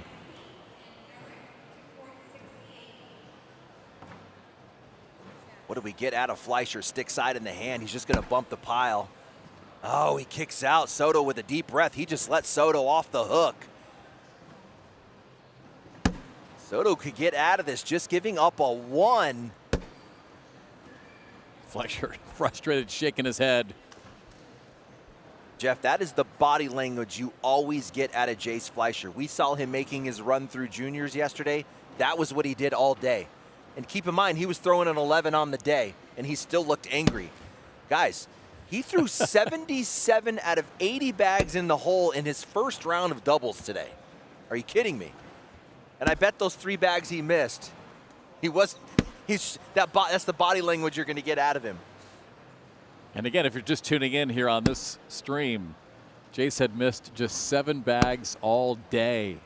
Coming into today, or coming into this matchup. Unbelievable. That is crazy. Yeah, chat saying them Michigan boys. Yep.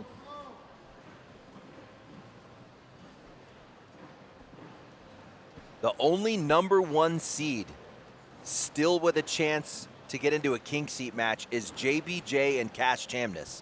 And they are currently down 16-14. We may see every single bracket without a number 1 seed in the king seat match. That's actually wild. And that goes to show you how stacked these brackets are, man.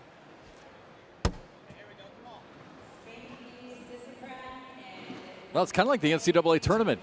You know, it's rare is the year that all 4 number 1s ever advance, right? Yeah, I think it's only happened just a handful of times. Right. So, yeah. I mean, that's what this is. I mean, you got 32 teams, 4 different brackets. Get that bar of soap set up again. Is Soto going to go after it? Yeah, he went after it. Looked like he was going after it with the speed anyway. Look at the frustration setting in for Soto. Both times on the bar of soap attempt, he's been right. And it's set up again. He wants no part of it, Jeff. He's going to put that carpet down.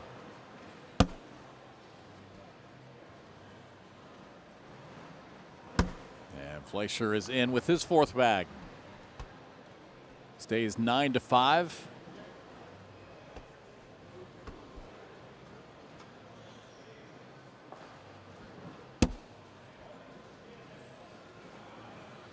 Chat saying Colby Shearer is the most underrated pro in the ACL. I don't feel he is appreciated like he should be. I guess I would disagree a little bit. I think we all love watching him play, and we all know he's an extremely high-level player. Just does not have the championships, right? I mean, that's really it. I feel like I'm not sure he's underrated. I think everyone realizes he's a terrific player. Great player, but just not stats don't lie. Ranks don't lie. Colby Shearer's the 41st ranked player in the pro division, so that's on him, right? Yeah. And I'm a big Colby Shearer fan. I am too. We're always having long chats. We hung out the other night, a couple hours. Oh yeah, great person and a great player. Absolutely. Just doesn't have those wins to show for it. But I think he is one of those players that's on the cusp, on the verge of breaking out into a top 20, maybe even a top 15. Yeah. I mean, you even said coming into the match today that he was cooking. I mean, he's been playing great.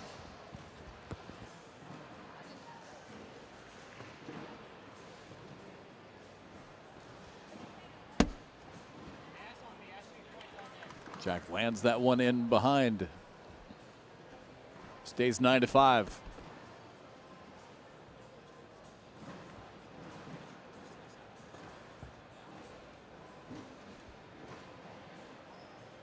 King seat matchups will be coming up. As again, we wind it all the way down to our Final Four, which will be played on ESPN2 tomorrow night at 6 p.m. Eastern.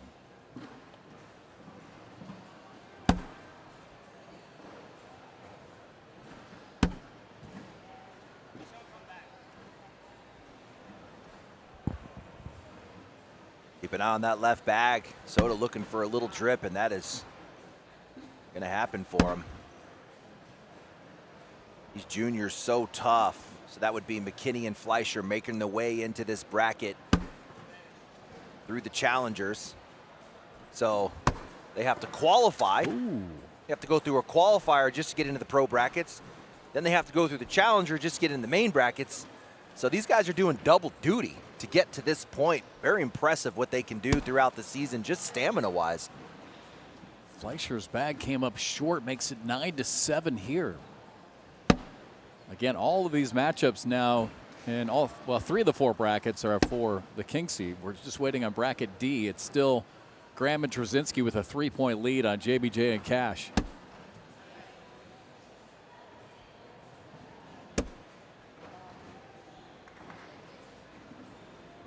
How about bracket C, Jeff? That king seat match is going to be all Texas. Eddie Grindersleeve and Braden Wilson against Logan Chamberlain and Gavin Cano for the king seat of bracket C.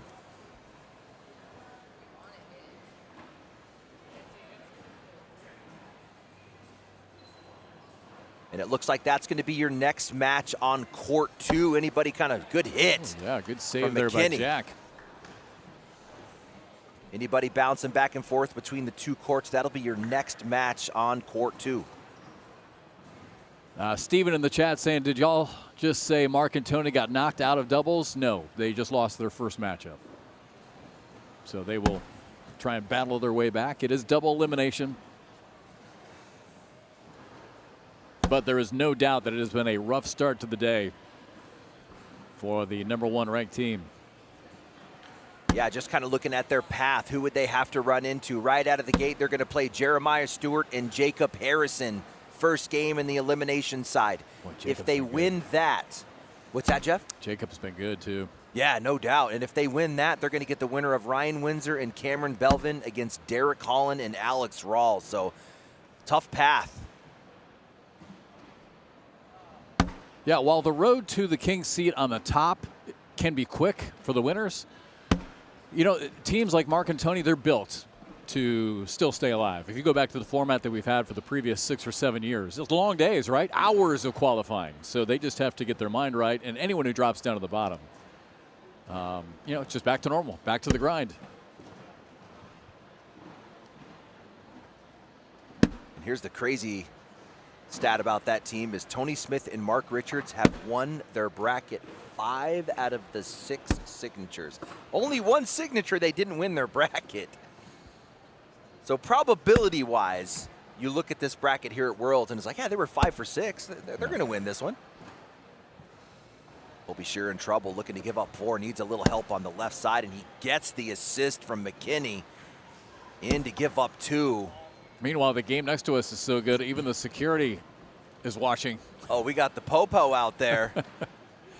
Security, man, it's like 3 people deep surrounding the board. 18-16 last I knew on that one. Graham and Trzynski on top of JBJ and Cash Chamness. Brian, how to watch Court 2? It's on YouTube. So we're on Facebook and YouTube on this stream. Court 2 is YouTube only. American Cornhole League. 13-7 here. The boys of Michigan with the lead. Good bag from McKinney. Staying there is better than going in.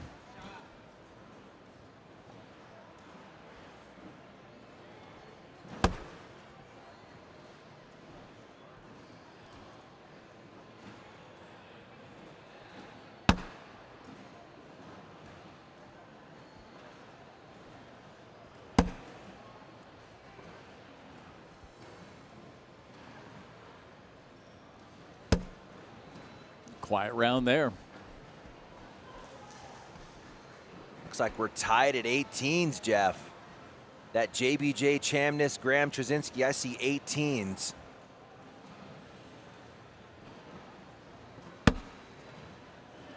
Stays a 6-point lead here for Fleischer and McKinney.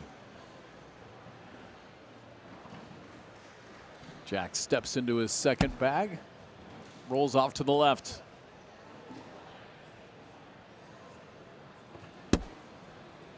Colby, easy push to take them both in. Colby was in a spot to pick up a couple of points. Now he's got a little bit of work to do with his final bag. Come on, Colby. You got to pick that up, and it's going to force another mistake. An open hole bag 3 out to the left. It's just these little things, and when you got a guy like Jace Fleischer that won't miss, you can't make mistakes like that. 15-7.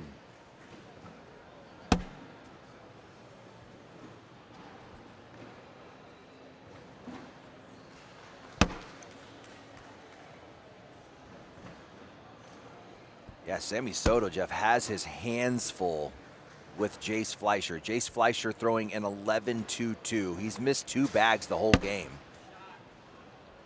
Sammy Soto throwing a 10.67. He's throwing really good, but he's bleeding points at a 0.5 point around.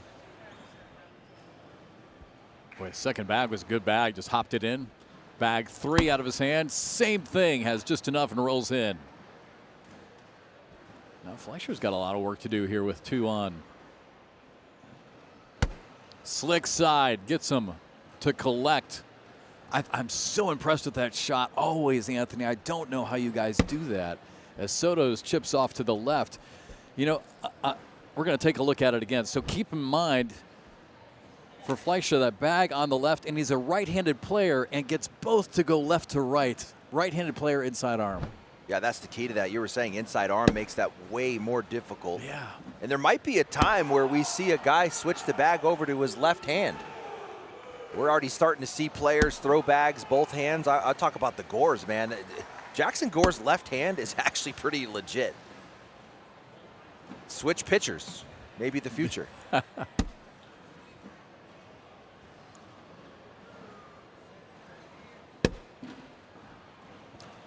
Colby Shearer just struggling. Look at him shaking his head. He just can't quite dial it in. He gets an assist here from McKinney. Gets him back into the round, but yeah, there it is. Read his lips. My fault. Colby Shearer can't quite figure it out here. And when you're standing next to Jace Fleischer, Sammy Soto's like, man, I'm just trying to wash this guy out. I need you to score on your side of the board. You know we love Jack, but showing, just there on that last shot, you've got to stay dialed in, right? On every single shot, you could see he just kind of maybe rushed it a little bit, pulled off it a little bit, and left it short and left. Chance to get 2 points. Still a 10-point lead, though. 21 rounds in. Every single shot matters at this event here in the World Championships, especially when there's just 32 teams. Oh, just got word from Corey. Did you say JBJ and Cash win it? So they knock off Graham and Trzynski.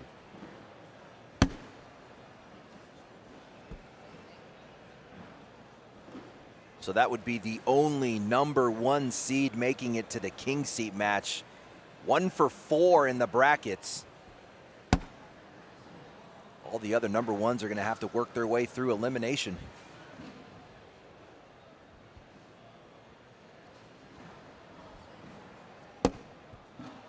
We'll see JBJ and Cash against Gore and Aiken here on this court next after this one.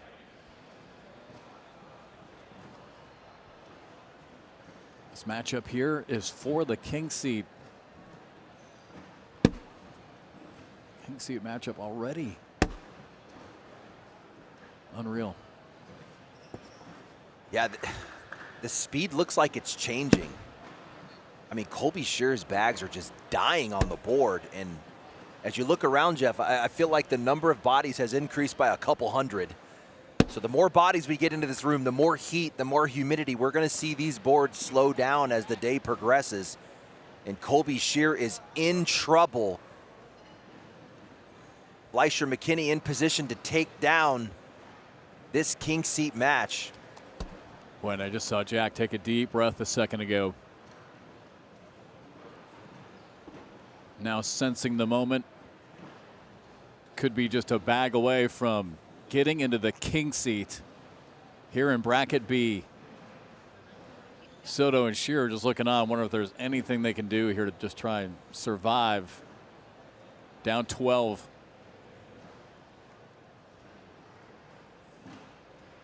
Can you do anything with that bag standing on its head there on the right?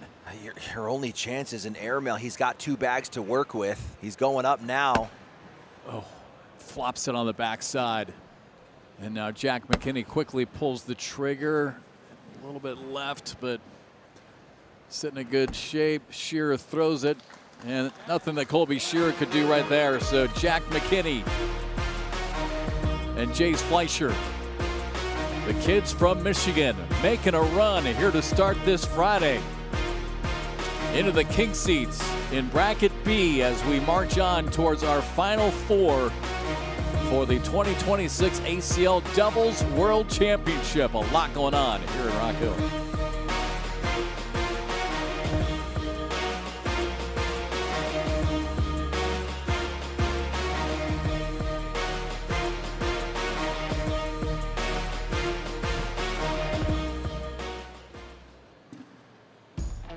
A day to rise, to make your mark, to move forward. What you build doesn't stop when the job's finished. It becomes part of your story, your land, your livelihood, your legacy.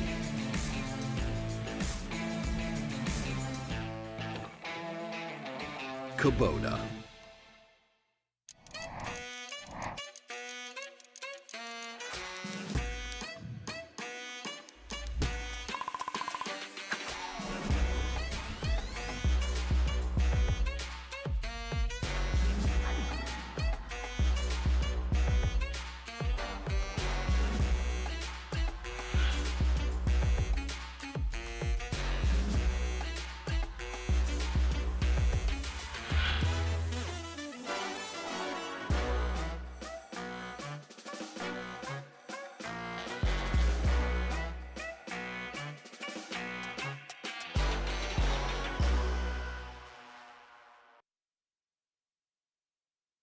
At Camping World, we're making RV ownership easier than ever. When shopping for your next RV, Camping World Clear Price ensures the price you see is the price you pay. No hidden fees, no surprises. Just clear, upfront pricing every time. And we're lowering the price of RV maintenance and install nationwide. Because the easier and more affordable we make RV ownership, the more time you spend camping. Camping World. Customers first, customers forever. We've got a tender navy bean nestled in a brown sugar sauce with a smoky hint of bacon. We're gonna need like a zillion of those. 1 zillion it is.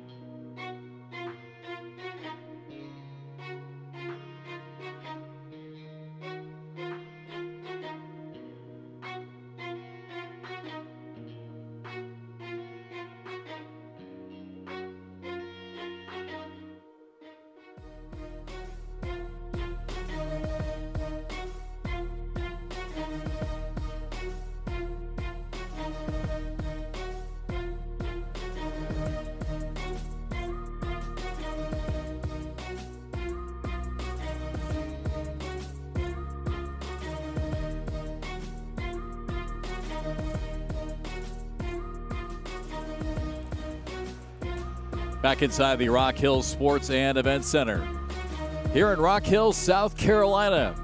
Great view inside this beautiful facility.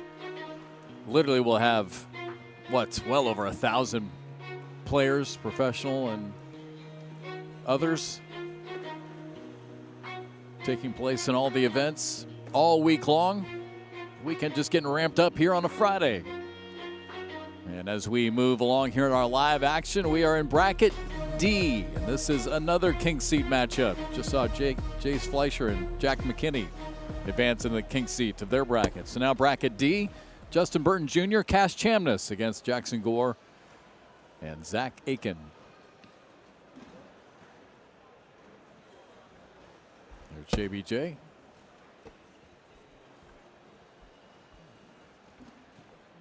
Looks like maybe a few more warm-up tosses, Anthony. So we'll give you our top PPRs so far. No doubt Jace Fleischer on top, 11.17. You've been talking about this kid all day. The first game is absolutely nuts. Check out this stat.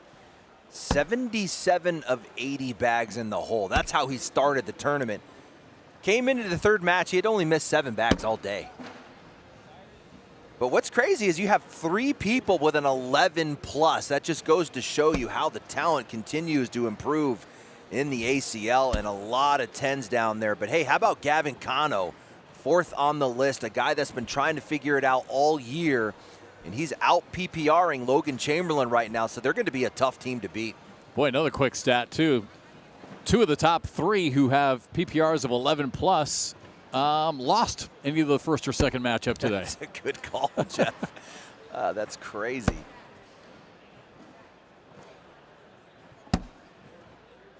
Actually, as we make our way down to the court here and we're looking at this next matchup, is there any reason to be surprised that 3 of these 4 players are under the age of 18? I don't think so, man.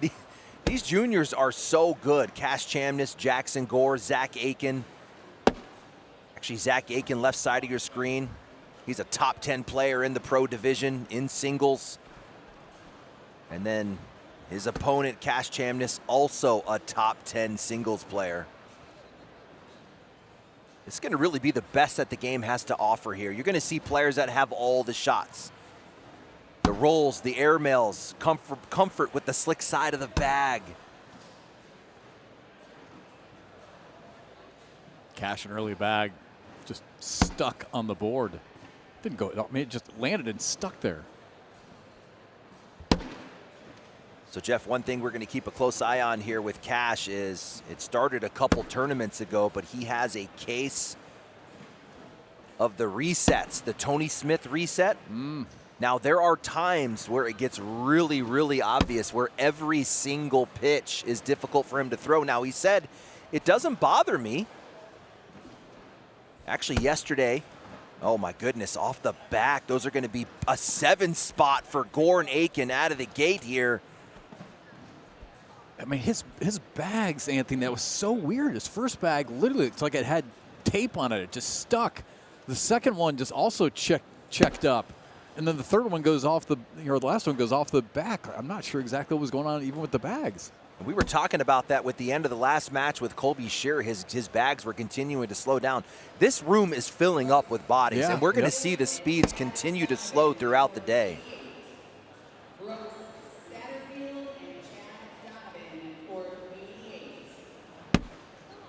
Nice roll from JBJ, making it look easy.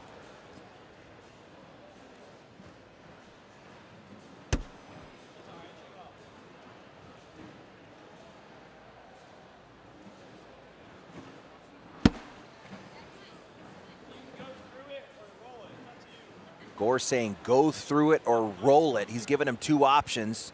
Slick down is go through it.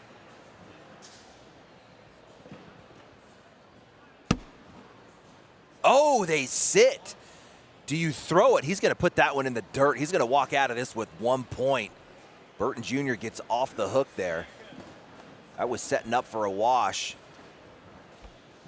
And if we kind of look at the path here, right out of the gate, JBJ and Cash Chamness pull Jeff Reynolds and Lucas Householder. They walk through that one 26-6. And then we've been talking about the match against Jamie Graham and Jacob Trzynski in the second round, and man, it went all the way to 21-20, and it was a back-and-forth battle. Nice rollback there for Jackson.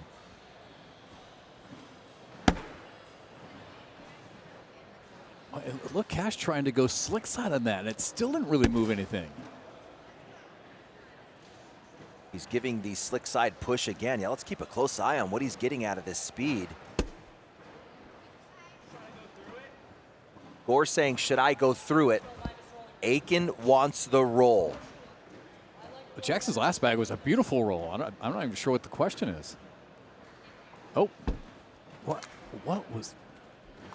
Aiken said, I like the roll. Gore going with his own decision there. You got to trust your partner on the other side if he's seeing something. And his roll bag, the last time he threw a roll was perfect. Wow, I'm surprised by that. 7-4, so Cash and JBJ right back in it.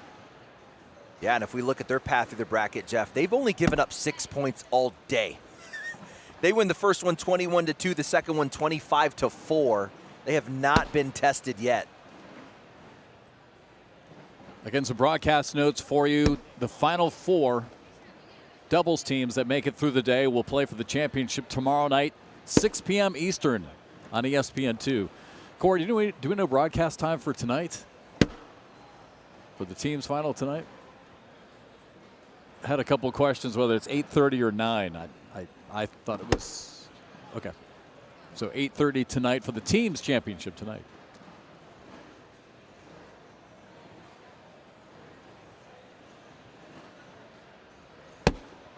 Oh my, look at the pop out of that. JBJ confused. His rollback launches completely off the board. Slick side coming through for big points here. Oh my. He says I'll take it, but only knocks in 1.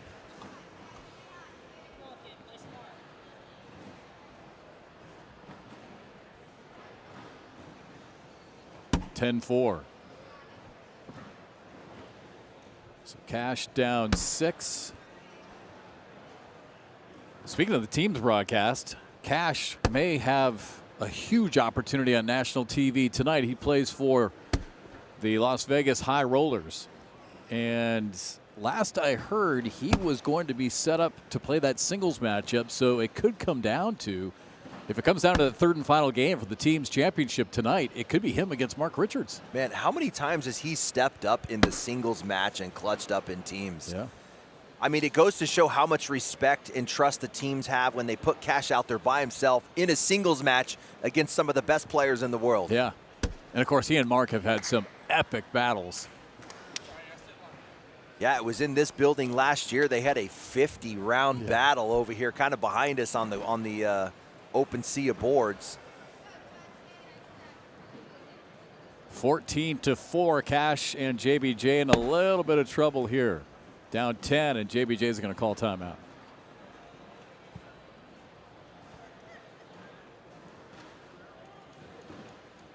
Yeah, both guys bleeding points. JBJ bleeding him at a point per round. He has a -1. And Cash bleeding him at 2+. Gore and Aiken cooking up on their side of the board. They're really flawless except for that one round where Jackson Gore shot the airmail and Aiken requested the roll.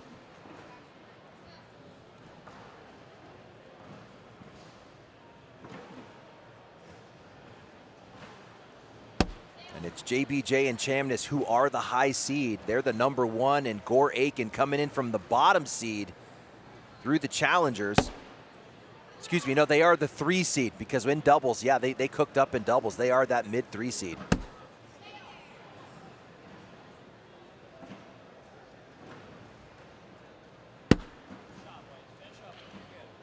Third bag here for Justin Burton Jr.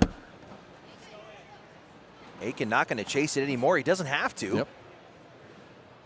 JBJ let him off the hook as that bag wobbled off to the left. So Aiken down the middle. JBJ asking Cash, you want me to go get that? Step out. If Slick is down, he is. If hits Slick down, he's going to go try to grab this bag. Yeah, probably has to do this down 10 and can't get it. So not only will they not get points, they're going to give up 2 more to make it 16-4. Take a look at this here, and just a weird start for JBJ. He had the roll kind of pop off the back, and then he gets hung up on the left. Look at the reaction. Yeah. He's kind of like, what's going on here? Like, he's kind of getting no love and just some weird reactions out of the bag right now. I feel like it's been that way from the. Yeah, you called it. Yeah, I mean, they're just, like you said, getting no love from the bags. I mean, we saw that first bag of the match out of the hand of Cash.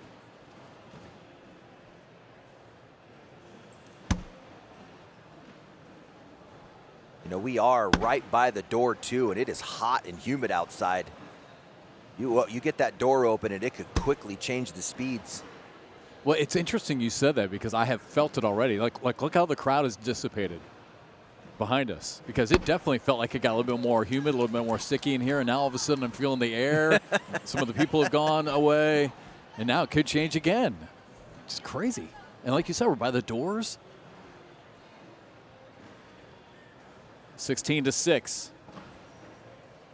We've been following the path of Tony Smith and Mark Richards, the reigning champs. They did get knocked down to the elimination. Jeff, they're currently down 13-10 in their first game in the loser side of the bracket to Jeremiah Stewart and Jacob Harrison. Well, we were just talking earlier, made the comment about Jacob Harrison, the season he's had. And how about this? Ryan Windsor and Cameron Belvin just took out Derek Holland and Alex Rawls. Rawls and Holland out of the tournament. Belvin and Windsor will move on the elimination side. That's another name that I didn't hear a whole lot of this year was Alex Rawls. Yeah, that was a guy who was the #2 player in the pro division for 3 seasons in a row. Yeah.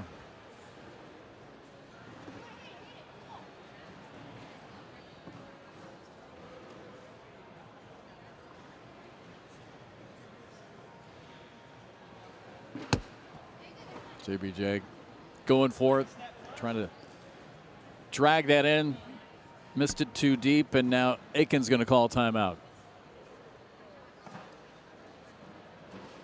A lot to look at here. Man, he has a tough layout to deal with. I don't think you want any part of pushing through. And again, keep in mind, JBJ's got one off the back.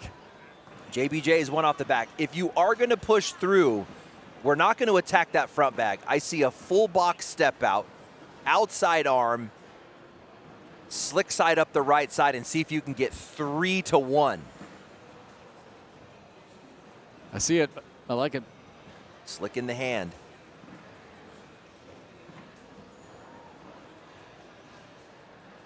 Yep, slick side coming up, fires it right at the pile. That's a good shot. Yeah, I think that was a 3 spot, right? Okay, so he got one to drop, and again, JBJ had one off the back. Take another look, and this thing's downhill the whole way. Bam! Oh, he gets 2 to drop. 2 to go. And Jeff, how about this update?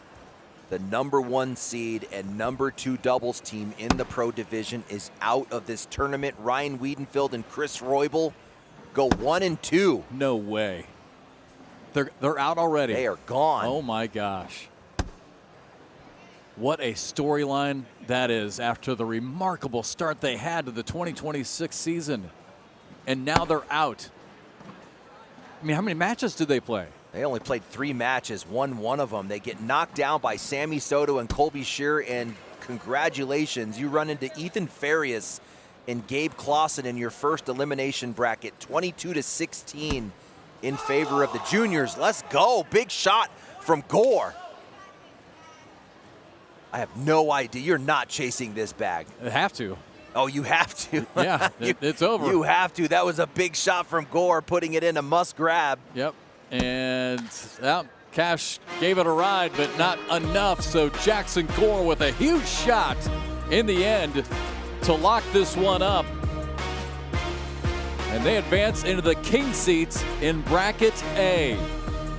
Boy, some clutch shots, but that is one of the biggest. There it is. Jackson Gore. 3 for 1 for the win and into the king seat here in Rock Hill.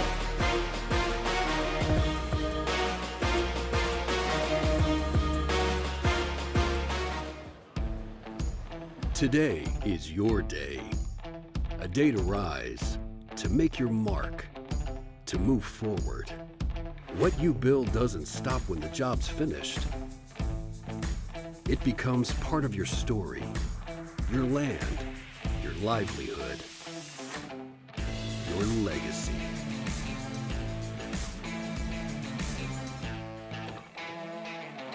Kubota.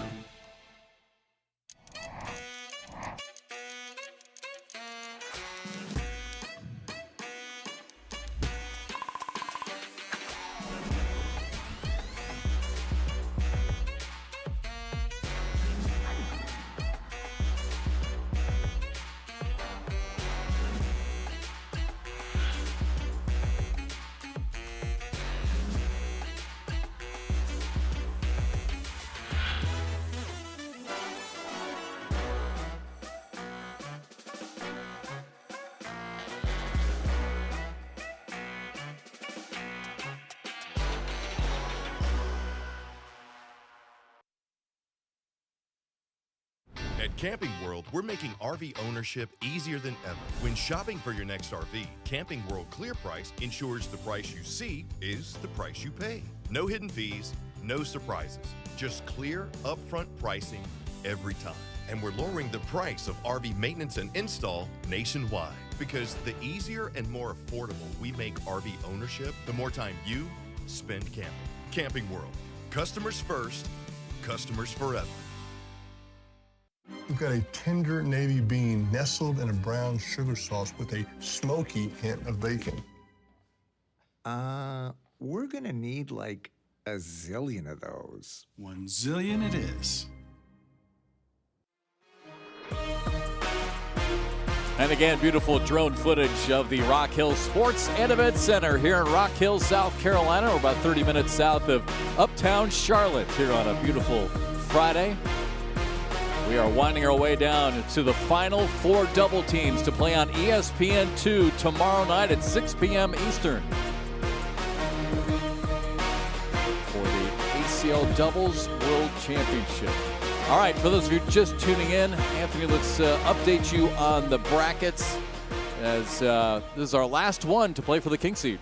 Yeah, number 1 seed, and that's kind of been the theme as we move down to this bracket. Number 1 seed, Smith and Richards, lose the second round to Landis and Hodette, who we're actually going to get next here on court 1. So the reigning champ's going to have to do some work in the loser side of the bracket, and you see them there at the bottom, 18-13. And moving on to B, can't quite see what's going on there at the top, but that was the, can we scroll down a little bit there? We've got McKinney and Fleischer in your king seat, man. Fleischer comes out in game 1, puts 77 of 80 bags in the hole.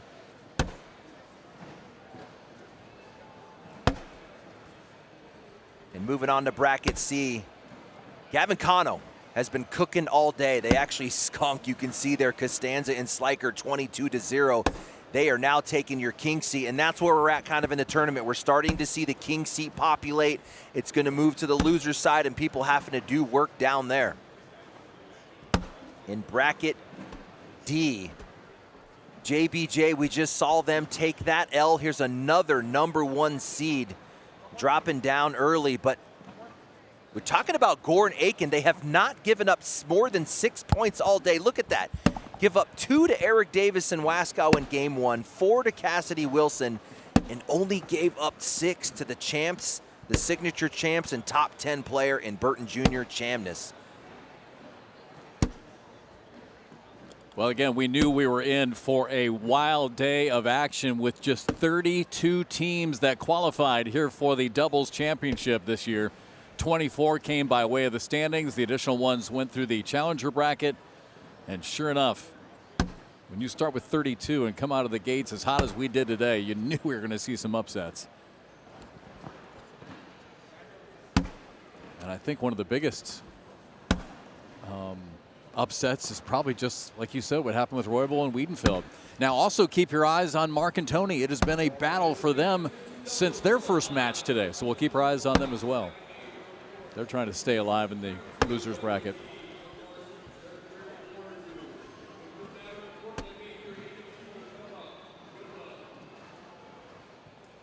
All right, looks like we are set here for a king seat matchup in bracket A. Colin Hodette matching up against Ethan Walker here on this side. Yeah, Hodette there in orange, and I'm looking at the stats on the day. It looks like Hodette has been having to deal with some beasts. Hodette's opponents on the day are throwing an 11.18. That's what he's had to deal with. I can't believe how many PPRs that you were talking about recently in the 11s. That is so crazy. That means whoever Hodette has been playing all day has been cooking. Let's see if that continues, standing next to an Ethan Walker who we have to talk about, one of the players in the building who has a shot at taking down a world singles title. Jeff, 2 years in a row, Ethan Walker has been down there on the pit as one of the final 4 in singles. Yep. Is the 3rd time the charm. He was so disappointed with his first appearance in that Final Four 2 years ago. And then before the broadcast last year, we talked to him. He said he thought he had learned a lot, took a different mental approach, still had the same result, was so disappointed. So you're right. Could the 3rd time be the charm on the singles side for Ethan Walker? And it's crazy to actually see Gage Landis in orange and Hodette here in this match, because Colin Hodette has been throwing against these 11s. He's been bleeding points at a .9, which means Landis has been cooking today. Yeah. And if you look at the stats, he has. He's been beating his opponents with a 1.55. He's scoring 1.5 points per round today. I've said many times, and I'm sure you've probably heard me say this. Oh, another big shot. When you walk up to the court and you see you're playing Gage Landis, oh, man, he's just sneaky, right? He's just crafty. And here is crafty. Slick side up the middle. It's kind of hard to get a perfect line to get that 6 spot. I think he now earlier we had somebody making a comment about underrated players. I think that Gage Landis is underrated. I never want to see this dude when I walk up to the boards. You know what? That's a good call. And out of the gate, we're going to take a timeout in this one. It's just been weird. Back-to-back 6 spots to start the game. But the question is, are we going to try and bar soap this? Hodette, one of the best in the game at bar soaping. We actually saw him in the trick shot last night, rolling over bodies and mountains of bags, but he's so good at that low, hard push that you need. Slick side not in the hand. I don't think he's going to mess with it. He's going to come around the right side.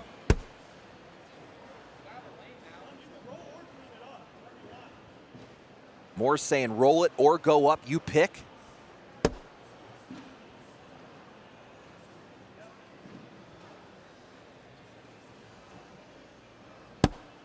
Oh, takes out the 6 shooter again. Goes 2 for 1. Tell you, look at that. Just look like a gunslinger. Just pulls it out of the holster and fires it. Trying to grab that front corner with the slick side of the bag on a full step out, and he gets it. Good shot from Walker.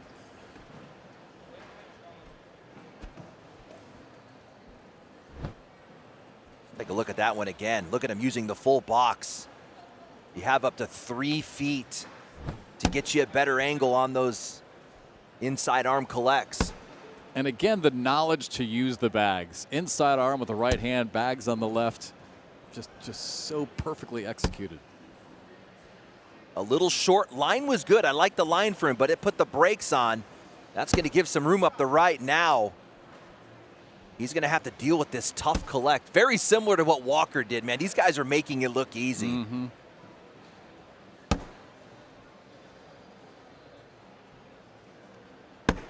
Oh, hammers that one in. Get a couple of points.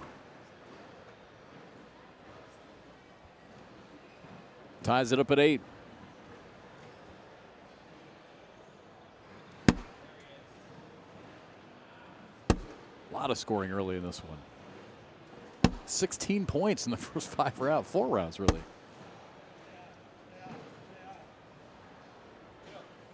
Again, the winner of this will advance into the king seat here in bracket A.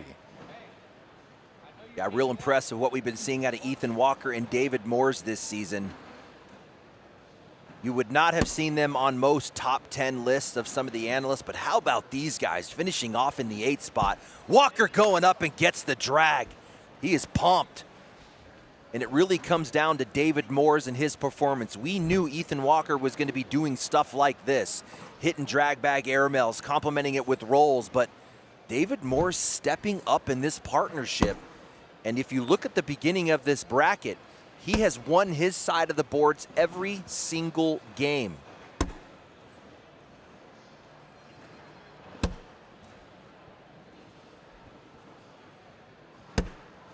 Again, we're in bracket A. Keep in mind, for those of you just tuning in, this is the same bracket as Tony Smith and Mark Richards. It's been a struggle for those two out of the gate today. They are still alive in the losers bracket, currently set to play Ryan Windsor and Cameron Belvin as they try to march their way back. So the winner of this matchup that we're watching will head to the king seat. And should Mark and Tony make a march back, they may have to play them. Keep an eye on it. Yeah, and I'm looking at the stats, Jeff. Mark Richards is cooking. Yeah, I saw Tony that. Smith is losing his side of the boards today. He's only throwing a 9.17 in bleeding points at a half a point per round. But Mark Richards leading the bracket in PPR and a 0.8 DPR. He's definitely doing his part today.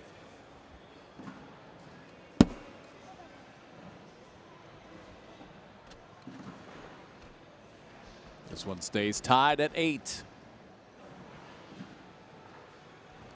In bracket B, we saw Jack McKinney and Jace Fleischer wrap up the top half of that, make a nice run to go 4-0 and get into the king seat.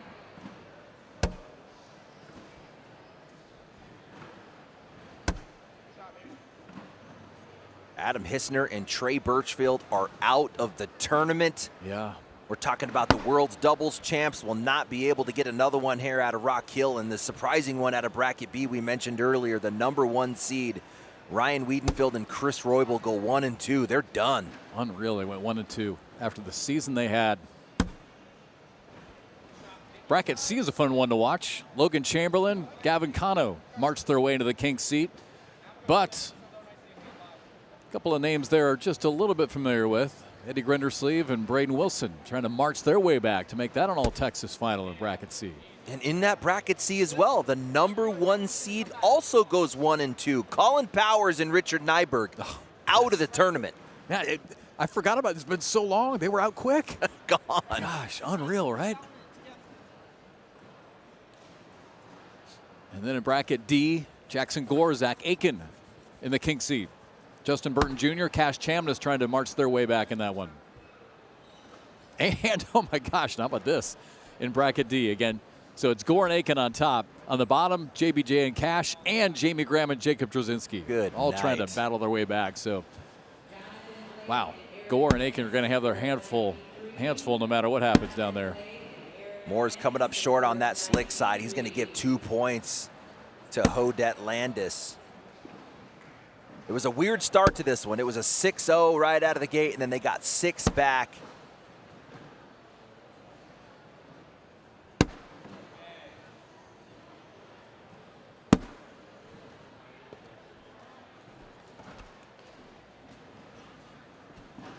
Stays 10-8.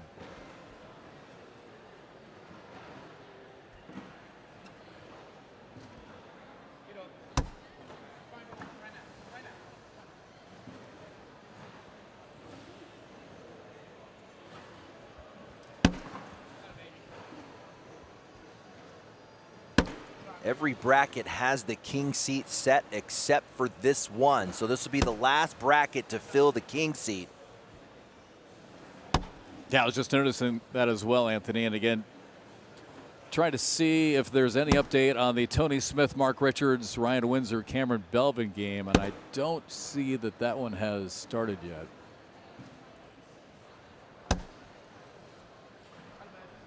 Dave Morse puts the last one in.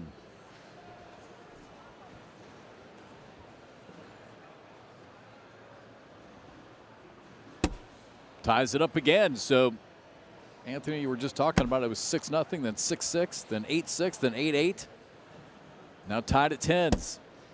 And it is David Moores, or excuse me, Gage Landis and Ethan Walker who are cooking. Walker's missed 1 bag this game. Landis has missed 2 bags this game, both throwing 11s. We can give you a round 10 PPR check. There it is. Look at those 11s cross board.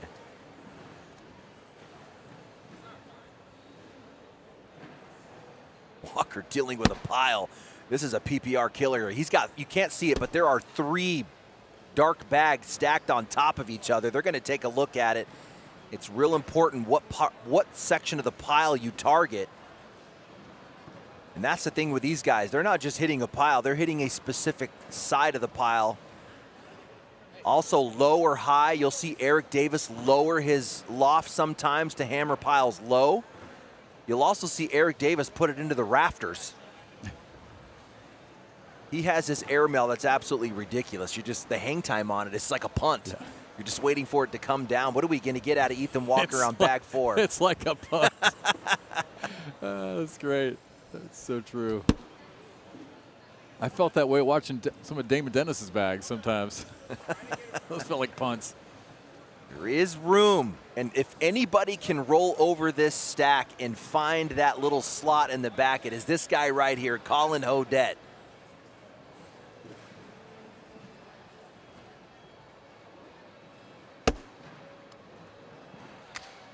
Ooh. That's a PPR killer. That's going to take Ethan Walker's 11-6. That was an ugly mountain right there. LeVar coming in to clarify that is 2 timeouts. He wants to make sure that they know they just used a timeout there.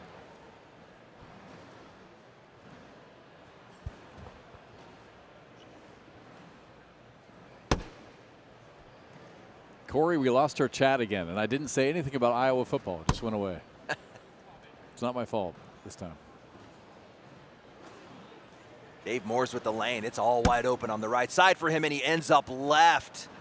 Sorry, chat. We're not ignoring you. We're just having technical issues. Ooh, good roll there by Gage Landis.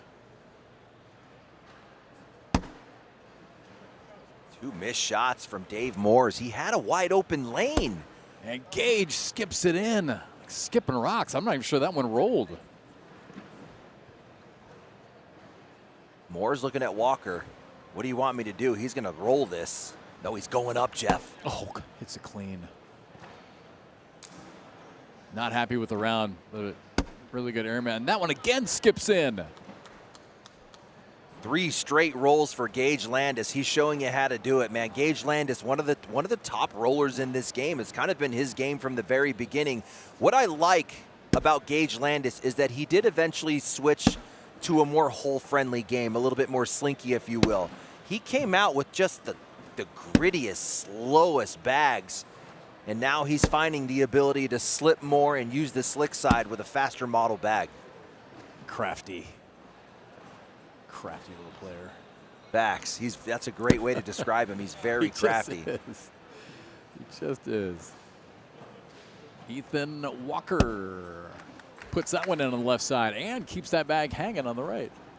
Yeah, and so is Ethan. If you made a crafty category, Ethan Walker, super, super crafty. And there he is slipping into the left side, leaving Colin Hodette hanging.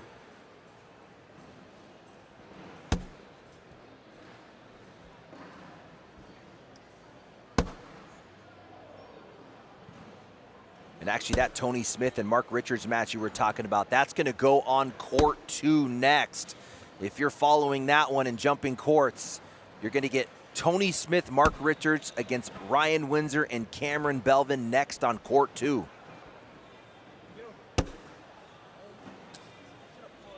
Didn't quite get enough juice. He needed a little bit more momentum to walk down the other side of that pile. He does have 1 bag left. Are we going to get an airmail out of Moores, or he's going to back block? He's going to back block. That's a good choice. That's an IQ shot. So what can you do here now with this last bag? I think you're left with the airmail, man. I don't think you want any part of that wall. Talking about a punt, he's going to have to go way up if he tries that. Ooh, tried to clip it maybe. That's got to be an almost impossible shot from that far away to clip that bag, right? I mean, come on. I'm surprised he didn't try to go way up top. All right, Corey's trying to work his magic and get chat going again. Anthony was just saying the winner of this will advance in the king seat. We are in bracket A.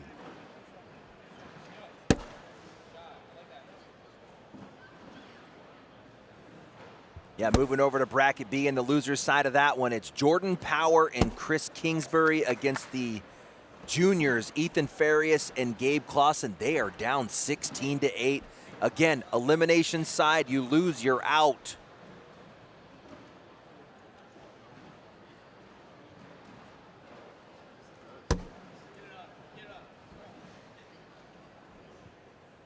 Jeremy Schermerhorn and Nico Morellis are out of the tournament. They just lost to Heiser and Kirk. It was Heiser and Kirk that upset Powers and Nyberg in their first matchup. And as we were talking about earlier, Powers and Nyberg, the #1 seed, out of the tournament, going 1-2.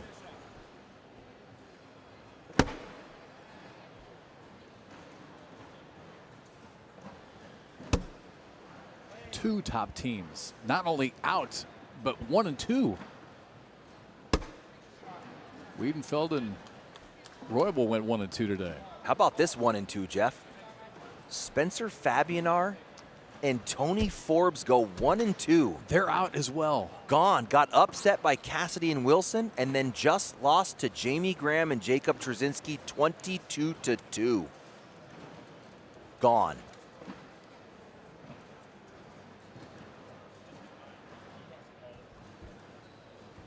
Well, you said it, and worth repeating. You see the doors behind these players. The second they walked in, had to be ready today. Had to be ready. Players got here 9 o'clock, a little bit before, trying to warm up to get ready because they knew it was going to be tough out of the gates, and sure enough. So three teams, three of the top teams that we've seen this year go 1-2 and gone. And you know who came in ready? It was Jackson Gore and Zach Aiken. 100%. They have given up 12 points all day. They are destroying their ops. Destroying their ops. That's crazy. All right, chat is back up and running. Thanks, Corey. Try and see if we can keep that locked in. Good one here. 18-15 now, so a 3-point lead for Hodette and Landis. Chat want to know what's the Jamie score. I think that you just talk about that one. Yeah, Jamie Graham currently up, and Trzynski 4-3 against Piper and Graff. Another comment. Times like this, I'm glad I got 3 TVs in the garage. Yeah, good stuff. What's up, Jeff and the professor? Hello, Adam, Aiden. Appreciate you tuning in. Walker Moore's in trouble, man. You're in that danger zone where your opponent has 18. This is in to keep the score the same. Oh, and he's going to get 3, Jeff. Incredible. So Dave that's Morris, the game. My bad. Just like that, fires it off the back. And they're going to head down to the bottom of the bracket. Ethan Walker frustrated. David Morris even more so. Wow, that bag just ripped off the back of the boards. And they get down to the bottom of the bracket. Incredible day here in Rock Hill. A lot more to come on a beautiful day right after this.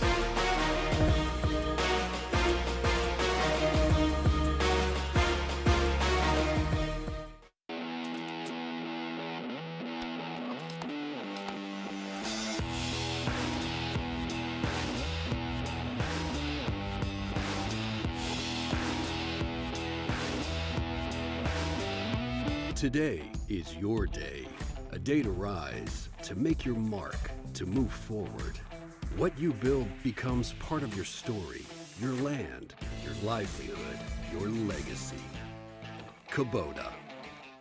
At Camping World, we're making RV ownership easier than ever. When shopping for your next RV, Camping World Clear Price ensures the price you see is the price you pay. No hidden fees, no surprises, just clear, upfront pricing every time.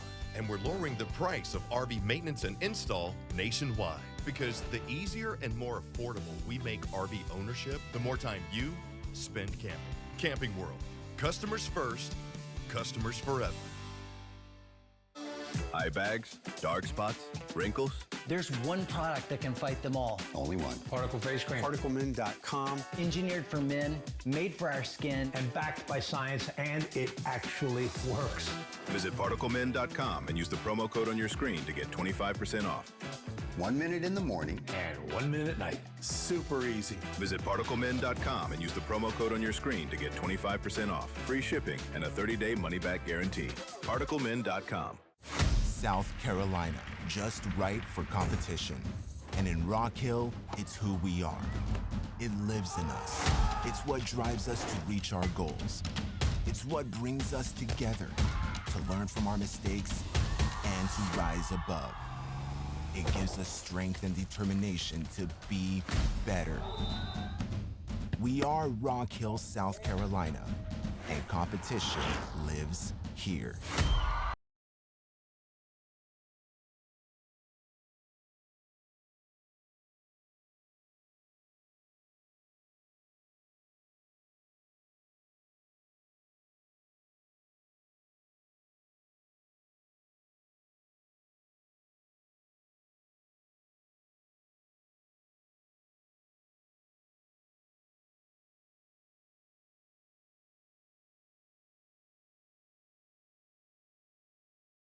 Tender navy bean nestled in a brown sugar sauce with a smoky hint of bacon.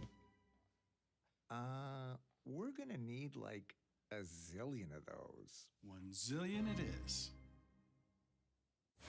South Carolina, just right for competition. And in Rock Hill, it's who we are. It lives in us. It's what drives us to reach our goals.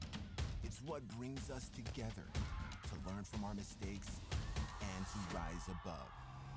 It gives us strength and determination to be better. We are Rock Hill, South Carolina, and competition lives here.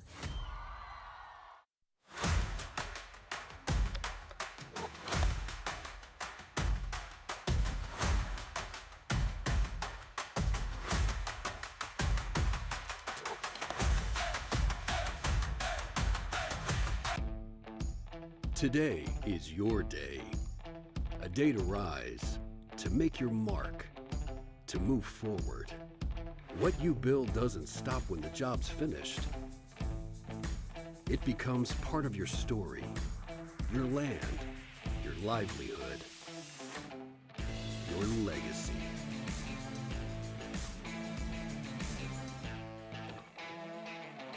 Kubota.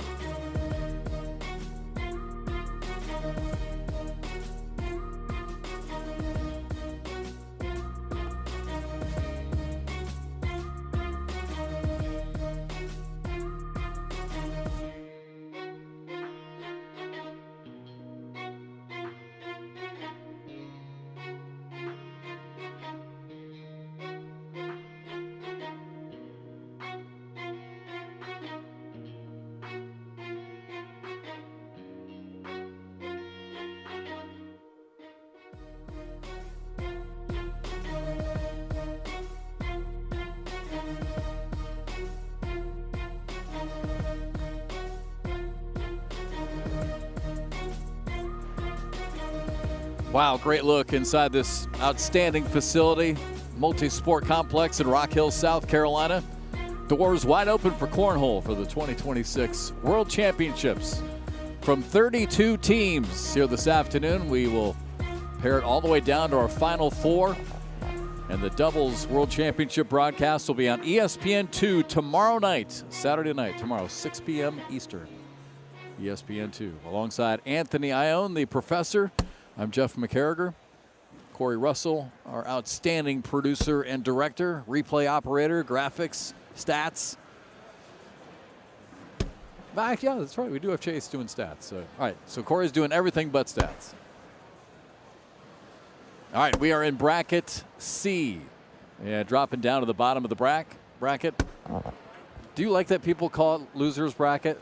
Are you okay with that? Or, yeah. Or are you? I want to make sure I'm not making anybody mad. Do you say loser's bracket or consolation bracket? That is what I call it. You lost, so you are in the loser side of the bracket. Good, I'm with you on that. I got no problem with that. So Eddie Grindersleeve and Braden Wilson, also in the losers bracket, will face the winner of this one. So a battle trying to get back to the king seat, which is held by Logan Chamberlain and Gavin Cano. So Colby Costanza and Tommy Sliker against Heiser and Crick, who we saw early.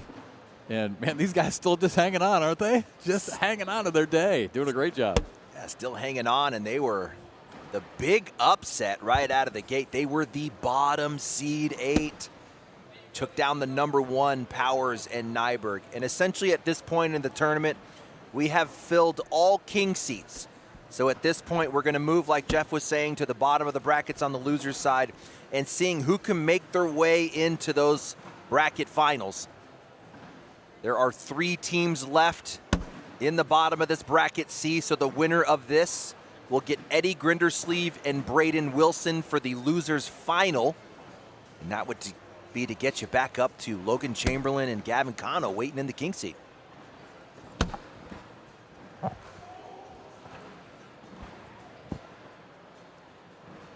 We were just getting kind of an early look at Owen Crick there on the left side of your screen. I mean, look, he's got the blank. He's got your blank jersey, your blank pro jersey, which tells you he isn't up here very often. Oh, that's good. Good looking bag. Beautiful bag. He has the roll.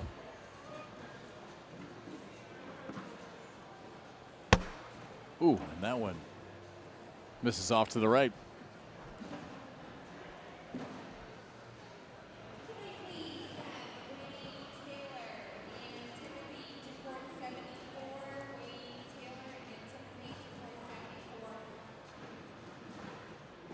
All right, chat seems to be okay with loser's bracket, so we'll go with that. Okay, good. I didn't want to offend anybody. You know, people are kind of sensitive nowadays, so. Consolation bracket. Yeah, well, you know, there are winners, there's losers. You got wins and losses. You keep those track. You know, let's call it what it is. See, you and I are like-minded on that. Not everyone agrees. Facts. Including not everyone in this building. Yeah. How about Tommy Sliker, left side of your screen? If anybody was watching the trick shots from last night, this guy came out and put on a show. Yes. Takes down the trick shot title. This guy shot a bag off of a raft and rolled or bounced over a mountain of bags. That one was actually pretty impressive. Well, a lot of people just tuning in and out, Anthony. I know we've talked about it a lot. Randy in the chat, what teams are in the king seats? Real quick, bracket A, Gage Landis, Colin Hodette. We just saw that one. Bracket B, the guys out of Michigan, the kids.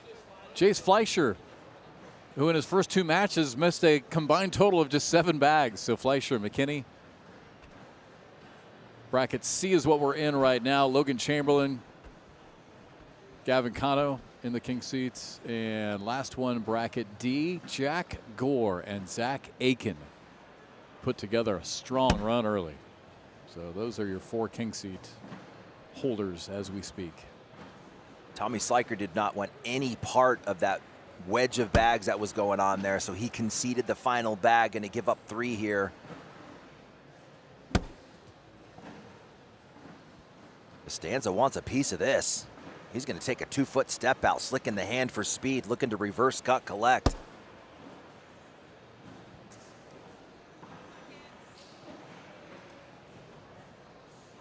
And the lefty, smooth shot, sneaks it in.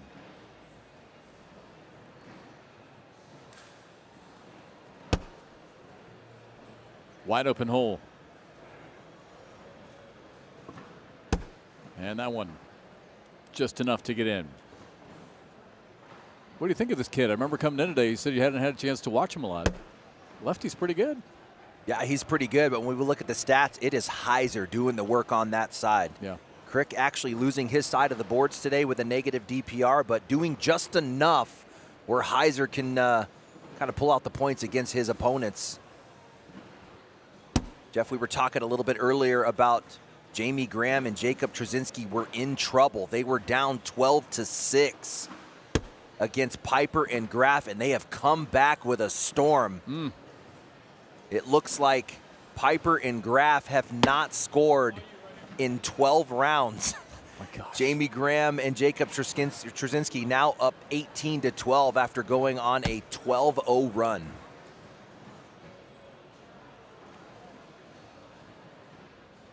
And that is in the loser side of the bracket. Good hit for Heiser.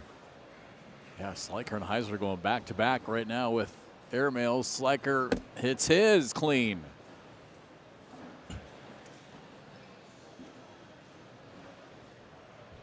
And Heiser shoots it in. Sliker to try and wash it out. Got it. Wow, great round. Back-to-back blocks and the rest airmails. That's how it's done. Sliker has an underrated airmail, man. His airmail is actually, everything really about his roll is underrated. His airmail is underrated. His slick side, you know, we talk about slick side Jamie. Tommy Sliker's been doing that for a while. That is his game. His whole self. No love Sliker. Underrated.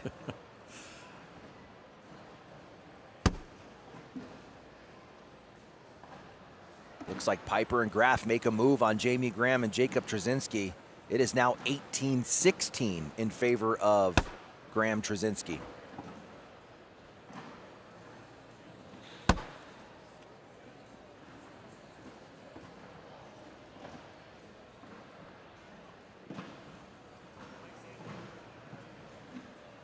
And also in trouble, Tony Smith and Mark Richards are down 8-3 in their elimination side of the bracket, playing Windsor and Belvin.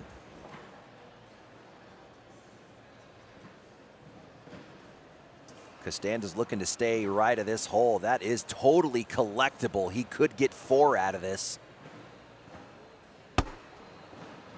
Oh, just tumbles back in.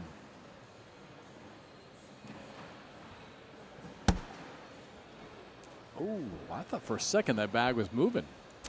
That was a great bag for the lefty. I mean, he controlled his speed, worked his line to the left side, got out of that one.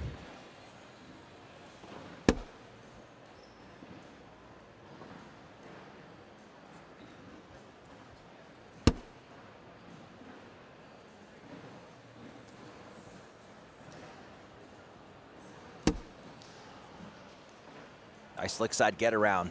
Heiser wants to chase it. Tommy out to the right actually helps. Gives you a little bit more confidence on a harder throw. What a bag. Everything up in there. That's going to rescue his lead bag. Now Tommy Sliker in a bit of trouble. This is where you kind of come in slick side, and if the pile doesn't move, it'll redirect you right or left. Right in the way of Heiser for his third bag. In behind it. Sliker stepping way out. Left foot barely in the box. Around and in.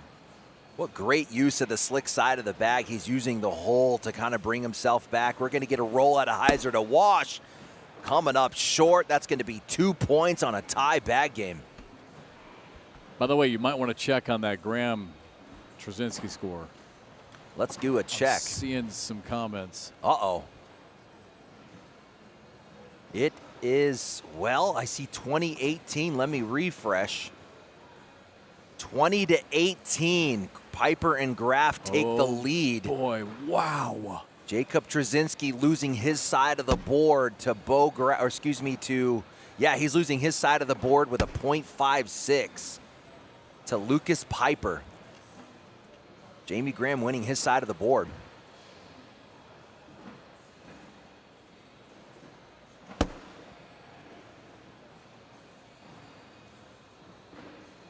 That would be wild for Jamie Graham and Jacob Trzynski to just add it to the 2 and list. 2. Yeah, that would be 2 and 2.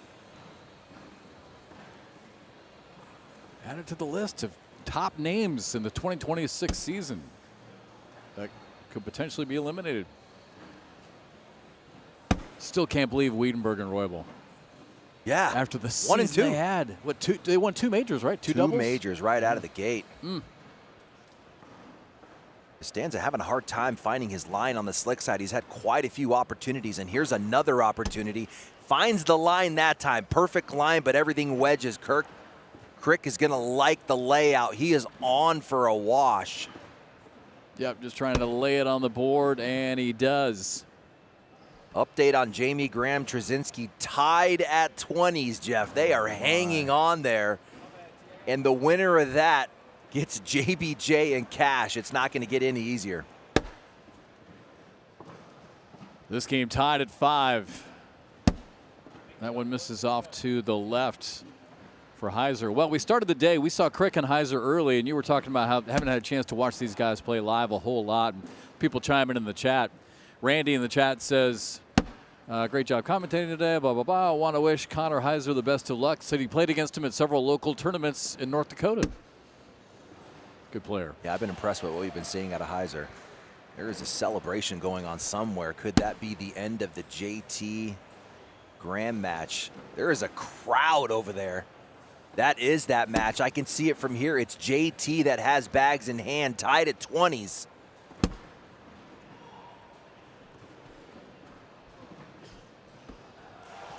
Oh, yeah. It's done. Something just happened. I just saw a celebration from JT. JT's walking off, though. He just totally walked away from the court. Was that? I can't tell if that was frustration or relief. Okay, so yeah, they did win. So JT and Jamie Graham survive in advance here on a Friday. Barely. Congratulations, you get JBJ and Cash Chamness. Again, that would be a rematch. This one a good matchup, 7-5, round 9. Costanza and Sliker, just a 2-point lead. Mark Richards and Tony Smith in trouble, Jeff. Down 12-3 to Windsor and Belvin. Tony Smith bleeding points at a 1-2-9. Oh my goodness. Wow. By the way, did I say Wiedenberg? I probably did. Did I say that? Yeah, but we knew what you meant. We knew what you. That combo actually gets me all year. Wiedenfeld Woibel, like you say that 4 times really fast. Wiedenfeld Woibel. That's a tough one. Oh, those points ended a big run.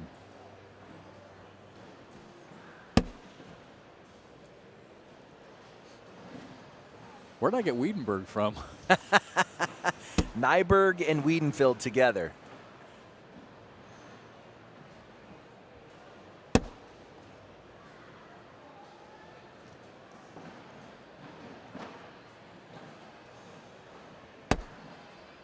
Thanks, Angel, by the way, for keeping me honest and making me feel like a loser. That's not entirely wrong, though. I mean, both guys were upset today, going 1 and 2. I think you just combined, the Wiedenfeld upset with the Nyberg upset, and you end up with Wiedenberg. Yeah.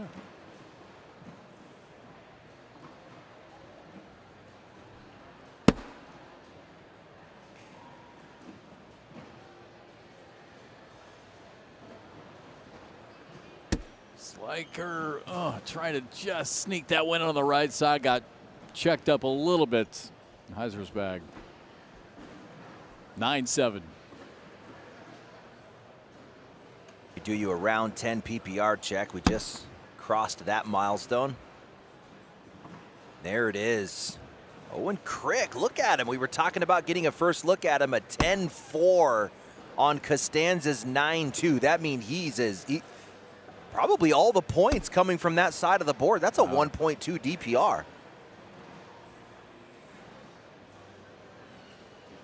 Yes, Cole on the chat just chiming in. Wiedenfeld, formerly known as Wiedenberg, has been eliminated.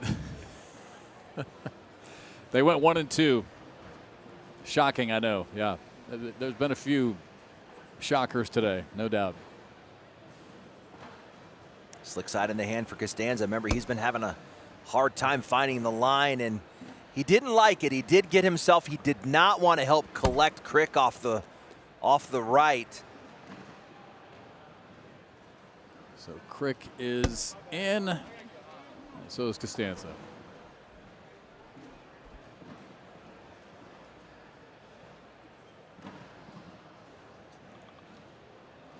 There was a Samantha Fimley that we saw earlier. The family, yes. Maybe she was playing with Wiedenberg.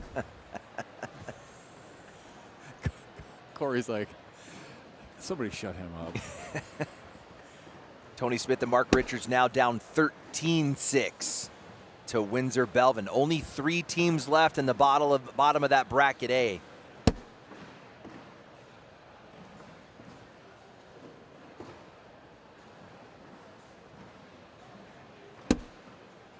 That's 2 in a row, Jeff. Not enough speed with the slick side get around for Tommy Sliker. Now there's a field goal here for a push for Heiser. You called it.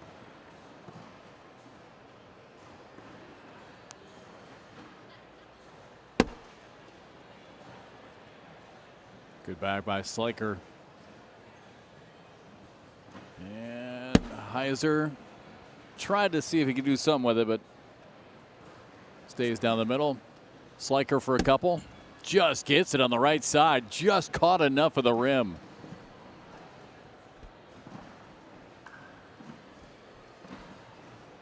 Wow, that stops a 7-0 run by Crick and Heiser. Makes it a 3-point game, 12-9. We have the next match assigned for Court 2. If you're looking for Sammy Soto and Colby Shearer, they're going to take on Ethan Farias and Gabe Clausen, and that'll come behind the Richard Smith match.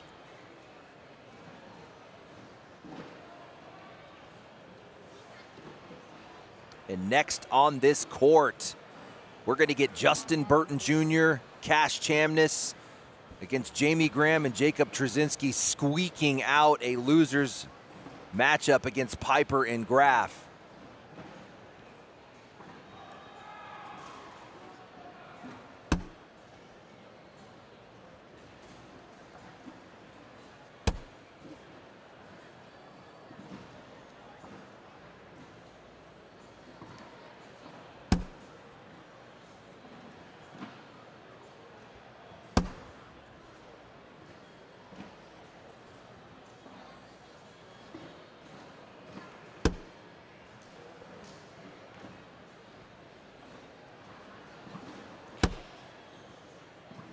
Crick in front of the hole.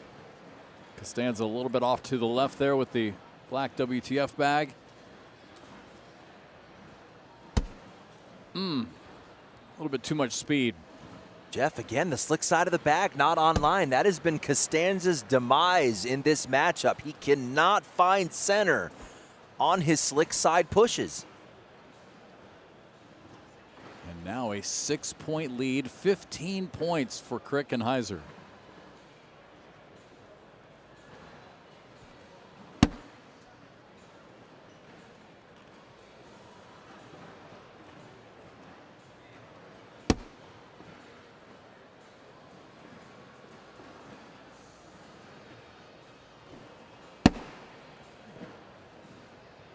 Heiser able to skip that one in over the corner of Sliker's bag.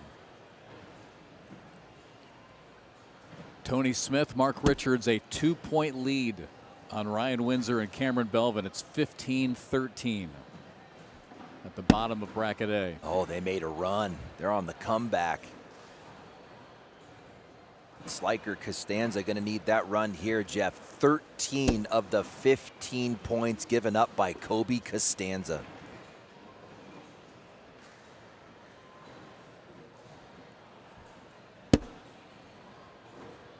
It is wide open up the left. Heiser couldn't center up that block. Slick side in the hand. Can he get them all for 2? Oh, wait on it. Wait a second. Is second. it still moving? Costanza taking a look at it. Crick also looked at it. They finally stopped. Good bag for Tommy. He rescued himself on that one. Could have used the PPR assist. I mean, come on, Bags. Oh, and first bag off the mark with a 17-9 lead. Let's go, Costanza. Go get your 2 points.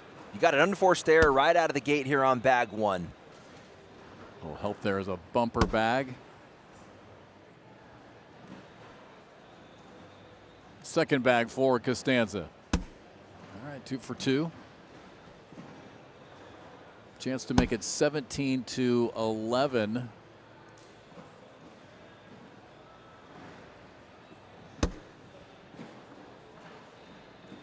Last bags of round number 15.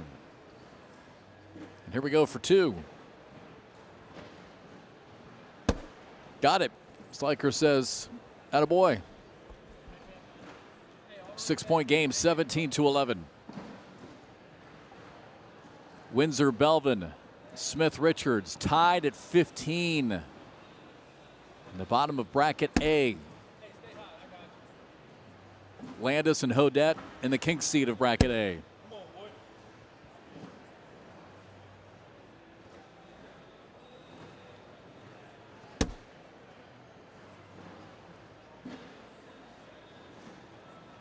We're in the bottom of bracket C. Again, the king seat in this bracket, Logan Chamberlain and Gavin Cano.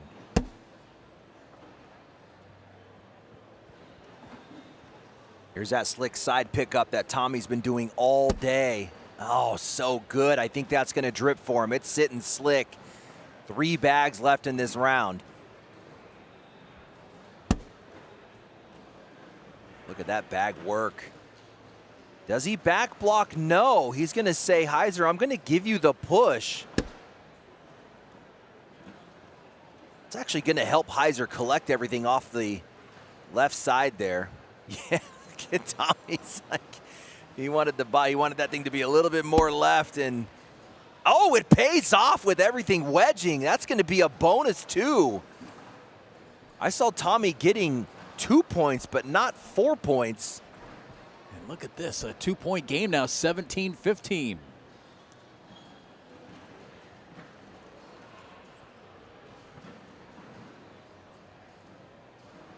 So again, the winner of this one will advance to play Eddie Grindersleeve, Braden Wilson, and then on top, Logan Chamberlain and Gavin Cano. That court 2 game just registered, Jeff. Tony Smith and Mark Richards versus Windsor Belvin. We got a winner. It's Tony Smith and Mark Richards. So it's pretty quiet, so I figured that must have been the final. How about the day they're having right now? You talk about a difficult damn day. It's been a battle, and wow. it seems to be Tony Smith trying to figure it out. Let's look at that match. Did Tony Smith figure it out? No.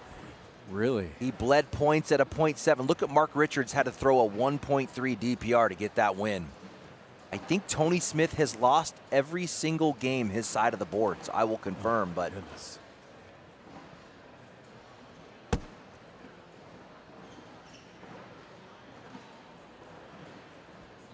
Costanza with a bag off the back. Ooh.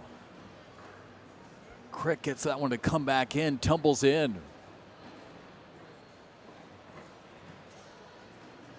Costanza hits it that time. Crick, same thing. Look at how much he backloaded that bag. That thing is almost standing straight up. Wow, what a good looking bag for Crick. Costanza fires with the airmail again. He's got one off the back. Crick, same thing, and that one just not enough to roll in. Yeah, Jeff, in 5 games, Tony Smith has won his side of the board once. 18-15 here. Again, in this bracket, Logan Chamberlain, Gavin Cano in the king seats, and they've had a day. Logan and Gavin just walked through the top half of the bracket. Won their first one 23-8, won the second one 22-0, won the third one 24-12. So they're just waiting to see who's next. And the best thing for this bracket is the fact that they're just having to wait, right? Maybe let those guys cool off a little bit. For sure.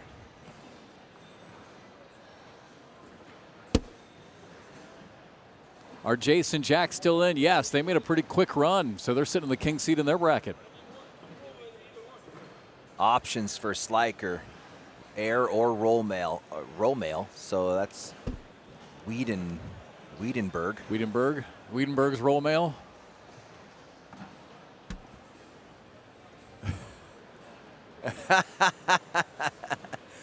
Yeah. Samantha Finley would have been impressed with that. With that roll mail. Somewhere she's smiling. All right, options here for Heiser. By the book would be slick side right into that front bag. You have a bumper sitting at the level 1 with that black bag. But you also have the airmail drag on the back.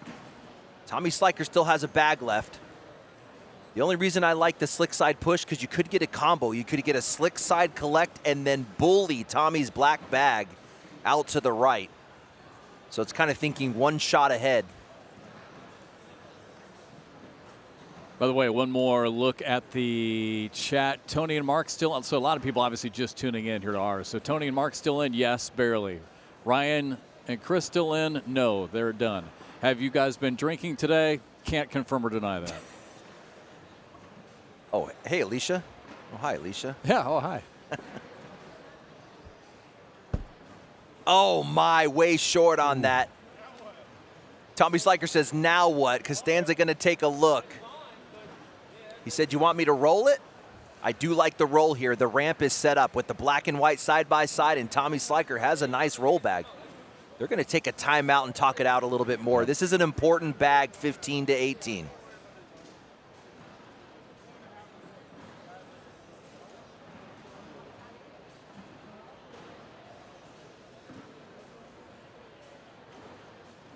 So what's the talk here?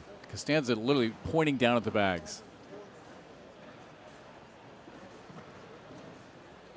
You have 3 options. Airmail, obviously, but you got the drag. The roll goes, you don't drag. Tommy's really been highlighting his slick side today. So there is this lane up the right side where he could push both bags. Heiser out of bags. That's important. This is the final bag. He is stepping out. I like the roll personally. As soon as it left his hand, he didn't like it. That was a roll attempt. Just a little right on his mark. He got the pop out of it. He was lucky not to dump Heiser in on the right side, though. That would have put them on 20.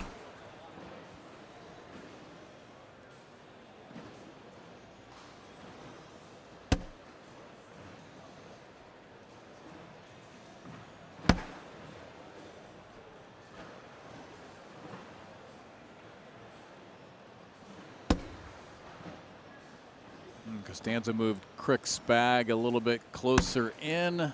It moved again. A lot of bags left, should go. It does.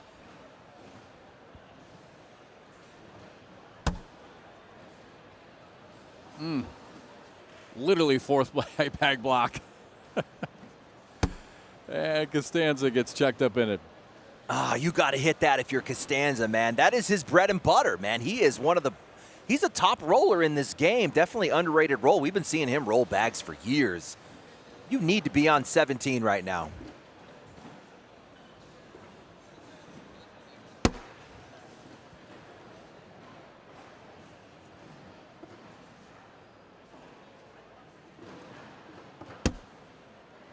Short block there. Not often you see slick side blocks, but that is how Tommy rolls. Now he has a slick side push. A little bit of bully would be the bonus. You want to push that white left. Oh, goes at it hard, and they all push up on the left side.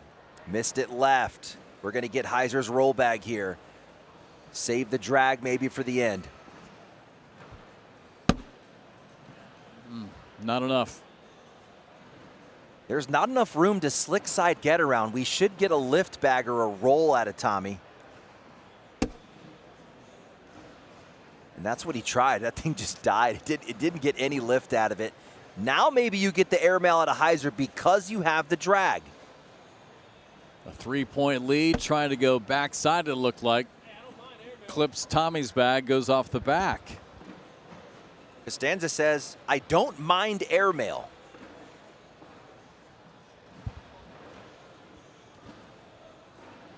Up top, clips one of his in.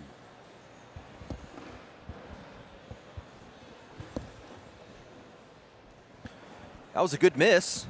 That's not what he was trying to do, but works out for him. Ends up washing that one.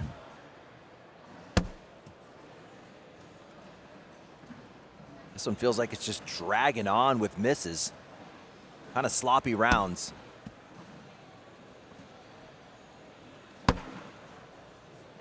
See Ethan Walker looking in the backside of the screen. He's going to have a tough matchup coming up in the elimination side.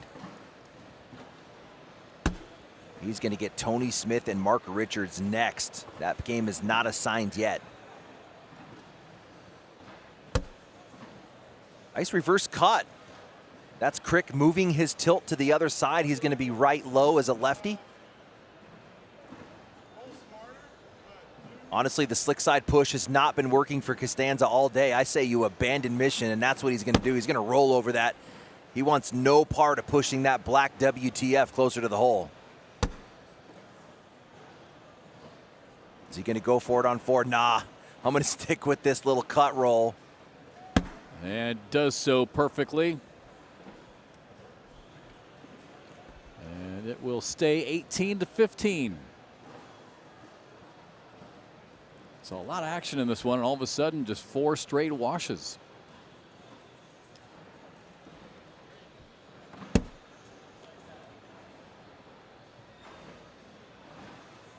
There you see the PPR check as Sliker, unhappy, misses that one left. Crick, the only one in double digits. You mentioned this one got a little wonky for a minute.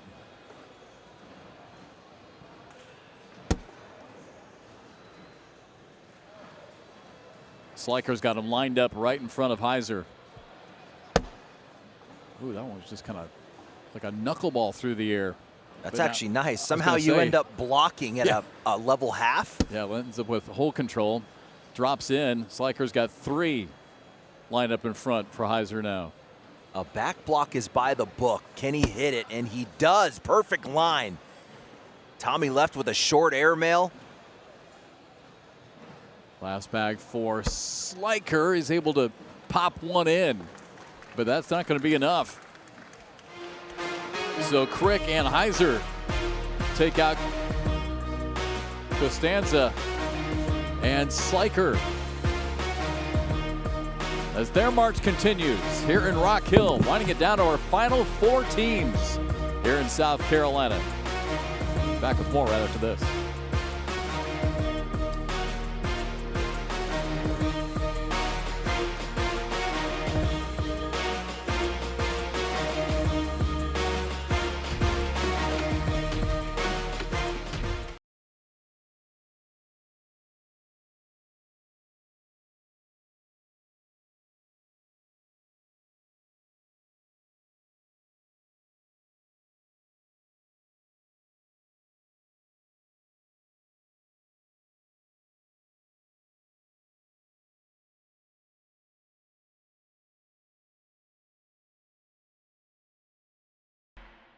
We've got a tender navy bean nestled in a brown sugar sauce with a smoky hint of bacon. We're gonna need like a zillion of those. 1 zillion it is. South Carolina, just right for competition. And in Rock Hill, it's who we are. It lives in us. It's what drives us to reach our goals. It's what brings us together to learn from our mistakes and to rise above. It gives us strength and determination to be better. We are Rock Hill, South Carolina, and competition lives here.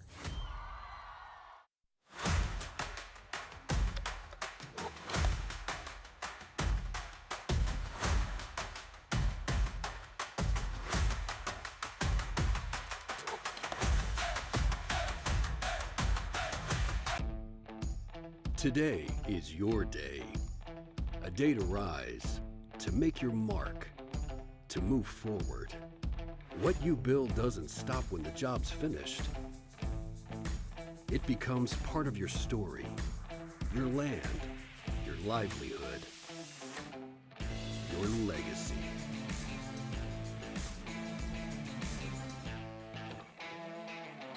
Kubota.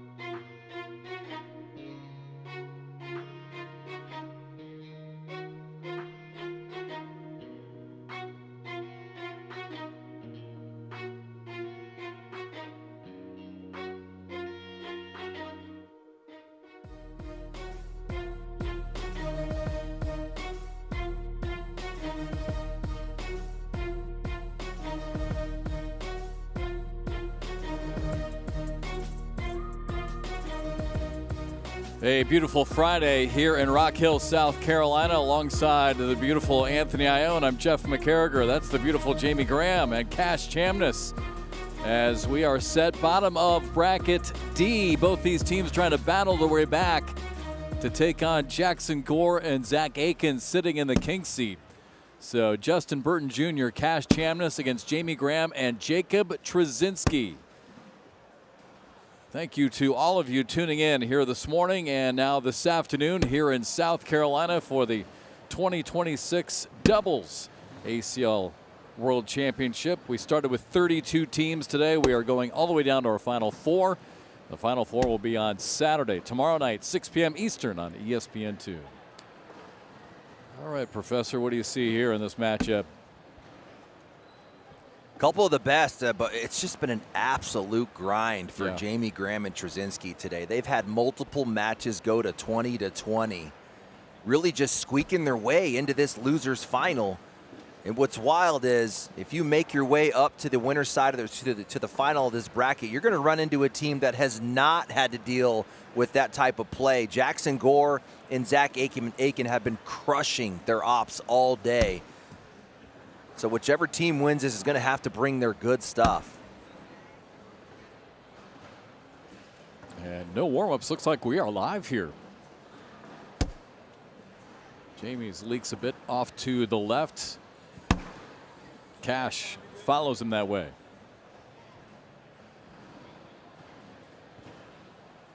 Jackson Gore, Zach Aiken again on top in this bracket. And you and I were super impressed with the way they played. Right away this morning, came out hot. Yeah, really both of these teams, when you look at it, they have had so many close games, and you see that when you look at the DPR. Oh, good hit. Jamie Graham. Round one sticks it. And Cash is going to give up 4. Yeah, all the players' DPR is really close to 0. Which means their opponents they're basically neck and neck with their opponents all day. And what you get are 20-20 bag games. But I guess if you look at the bracket, this would be pretty much chalk for us. I mean, we expected these two to be in the final three, but it's Zach Aiken and Jackson Gore that have really been the dominating team in the top of this bracket.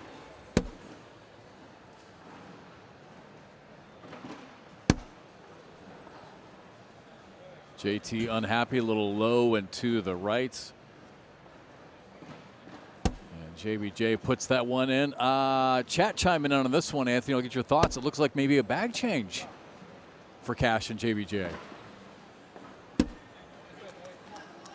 Yeah, I'm trying to recall. Yeah, Corey, you were, the pink ones, right? Yeah. And we were talking about how unpredictable those bags seem to be for them and really not getting much help. Yeah. And obviously they realize that because different bags here in this matchup. Yeah, good call. And it was you that noticed that right out of the gate. You're like, man, Cash's bags just don't seem to be moving. Good call. That might be why they go to a slightly faster bag.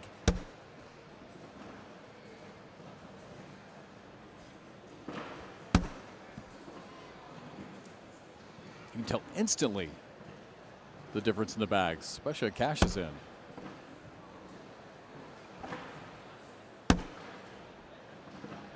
That one did check up a bit and stop short. Jamie stepping out a bit now in his third bag. So good.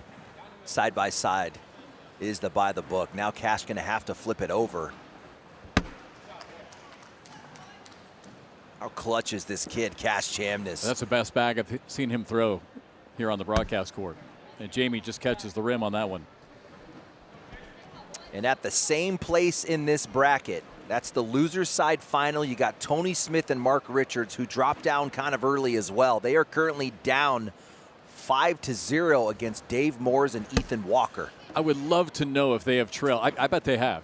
I bet they've trailed in every match they've played so far today, right? Yeah, that would be a good call, and I can give you that stat here. But yeah, they have been struggling. Yep, it's been a grind.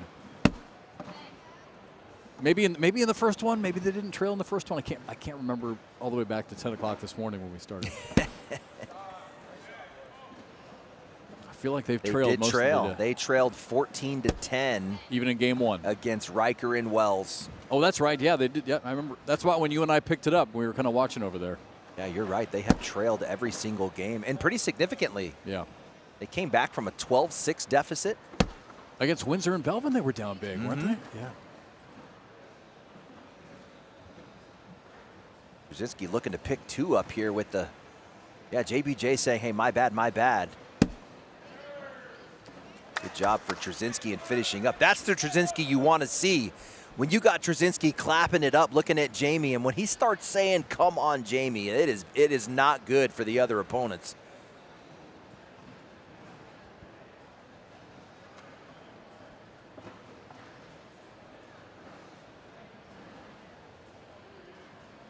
And if we move over to bracket B, again, at the same part of the bracket, we're into the losers final. You got Sammy Soto and Colby Shearer against Ethan Farias and Gabe Clausen. 15-8 game in favor of the juniors, Farias and Clausen. Short block there by Jamie. Cash stepping out. Leaves it on the right side. Slick side is a choice. Jamie going to get some speed. Pushes him all the way up into play. So good. Yeah, JT loved it. I was talking to Jamie before the tournament. He wasn't sure. He said, I might go slick side Jamie in this one. Well, his last bag will try to sneak it in and let Cash have to do some work. So Cash now has to try and bring in these two, getting some help from JBJ. JBJ gives him the nod. He said, yeah, go get it. Oh, and can't get either one to go. Cash is going to give up 4. That'll make it 10-2.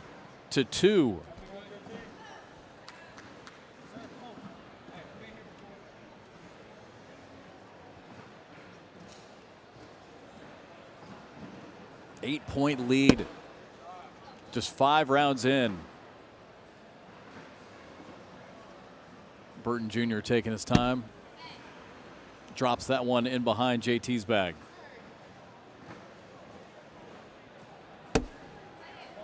Oh, gets kicked off to the left.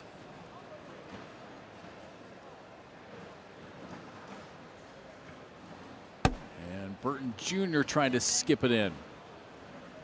Should get a roll out of Trzynski here. Wait, slick side in the hand. I was nervous about, oh no, excuse me. Yeah, that is a roll condition. A lot of hole there for JBJ on the left. He's got a nice little ramp coming up from that angle with inside arm. Oh my, missed his mark way right. Nobody can seem to figure out the roll. JT says, roll again. Jamie likes that slick side clip up the left. I like Jamie with the coaching, though, with his hand, literally giving him a visual. Yeah, he's able to get one in. Can JBJ pick up that front bag for 2 points? No. Can't believe it as it goes off the back. That is worst case for JBJ. Missed his mark left. And Jeff, let's keep in mind, this is going to be a rematch. These boys ran into each other in the second round. It was JT and Graham up 16-10. And then JBJ and Cash came back to win that one. That was what knocked Graham and Trzynski down to the loser's bracket.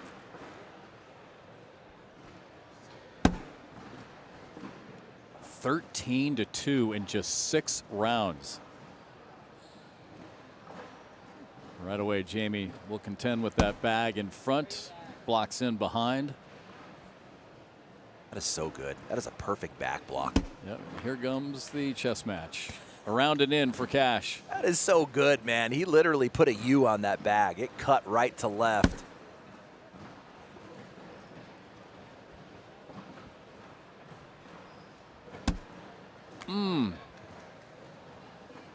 Not quite enough, sits on top. JT said, you come look at it. They're going to use a timeout.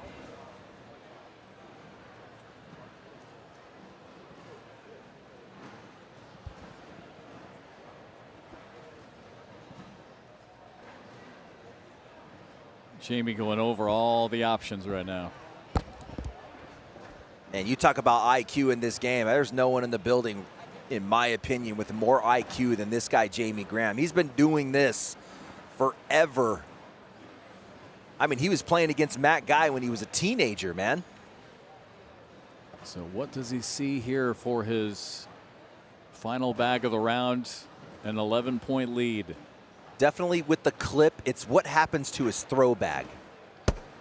Oh, and it goes in.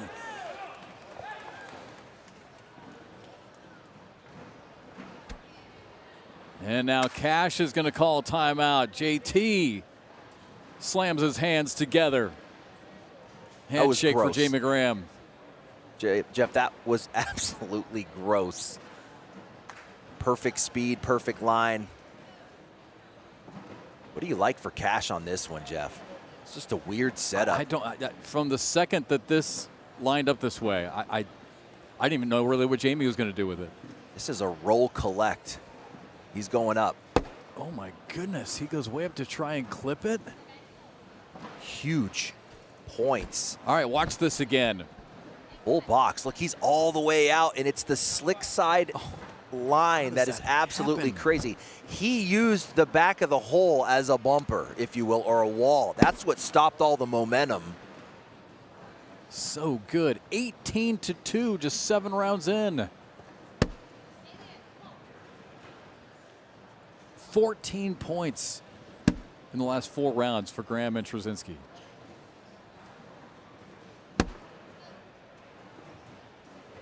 Well, you mentioned it, Anthony, when JT hit that big shot early and yelled out, "Let's go, Jamie." You said that's never good news for your opponent. Look at this, 18-2. You were spot on with that. Oh, JT, another big shot to collect them all, and JBJ is in to keep it 18-2. Let's look at that one again. That is a tough pickup off the right side. JT is firing on all cylinders, and he's going to give the bags back to Jamie Graham, who has missed 1 bag this entire game. Yeah, look at that DPR in the bottom corner. Absolutely bleeding points for Cash Chamness. You rarely see DPRs in the 3. I mean, rarely. Well, and think about this. You got Wiedenfeld and Roybal won 2 doubles majors. They're gone. You got Cash and JBJ. Remember, Cash won his first ever major, winning a doubles earlier. And now they're on the ropes. There have been some big names. Mark and Tony have been battling all day long to try and stay alive. What a day it's been.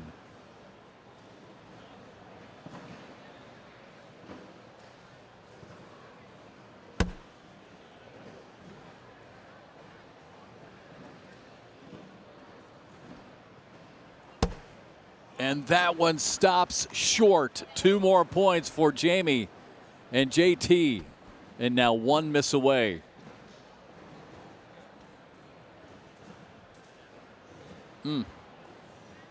This one's been surprising. Yeah, to say the least, especially what we saw in that first game, 20-20. Yep. Cash Jamnis just really struggling in this match and running out of time. I mean, you're sitting on 20. I've seen Cash come out cold and then figure it out and pull out big wins, but 20-2 is a massive hole. Now, we've seen it in this building before, Jeff. You were on the call. We have seen 20-2 on the scoreboard before. One time we saw it disappear. And what is obviously known as the greatest comeback in the history of this sport here in the ACL. By the way, the winner of this one will advance to take on Jack Gore and Zach Aiken if you're just tuning in. Jack and Zach marched into the king seat quickly. 3 early wins. Oh, JT, sweet looking shot. And now this one has to be in. And it is. Take a look at that airmail, man. He put that thing in the rafters. JT's body language is exactly what you want to see out of JT. Yes, you can read the lips.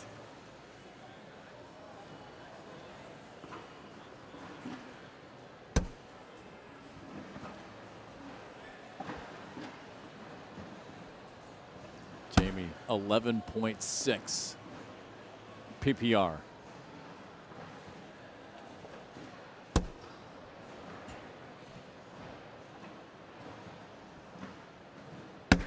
Cash cannot afford another miss on this end. Kid trying to hang in there against the 3-time singles world champion. Gets a little bit of help this time.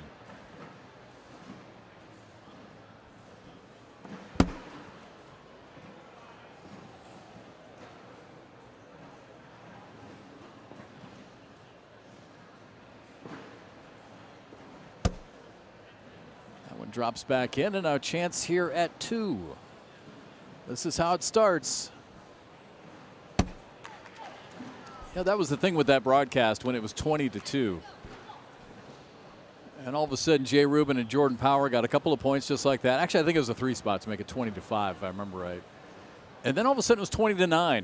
And I made the comment to Trey, I'm like, maybe? And Trey looked at me like, just stop it, you fool. No chance. And then all of a sudden, it's 20-13 or 20-11. And now, once it got to double digits, then it got real. Then the building got electric. The pressure was really on. Then it was 20-13. And all of a sudden, it was just, I mean, the emotions and all the energy in the building just flipped. Yeah, one of the best matches of all time. Yep. And to have guys like Rubin and Power in that mix, they're just going to give you more energy, man. It was crowd pleasing for sure. Yeah, and that's when Jordan started talking. You know, Mark, even though back then they were allowed to wear headphones, you knew Mark could hear him. You knew he knew what was going on. Mark is very aware, and obviously one of the best players in the game. But you could just tell that he and Phillip were in a lot of trouble.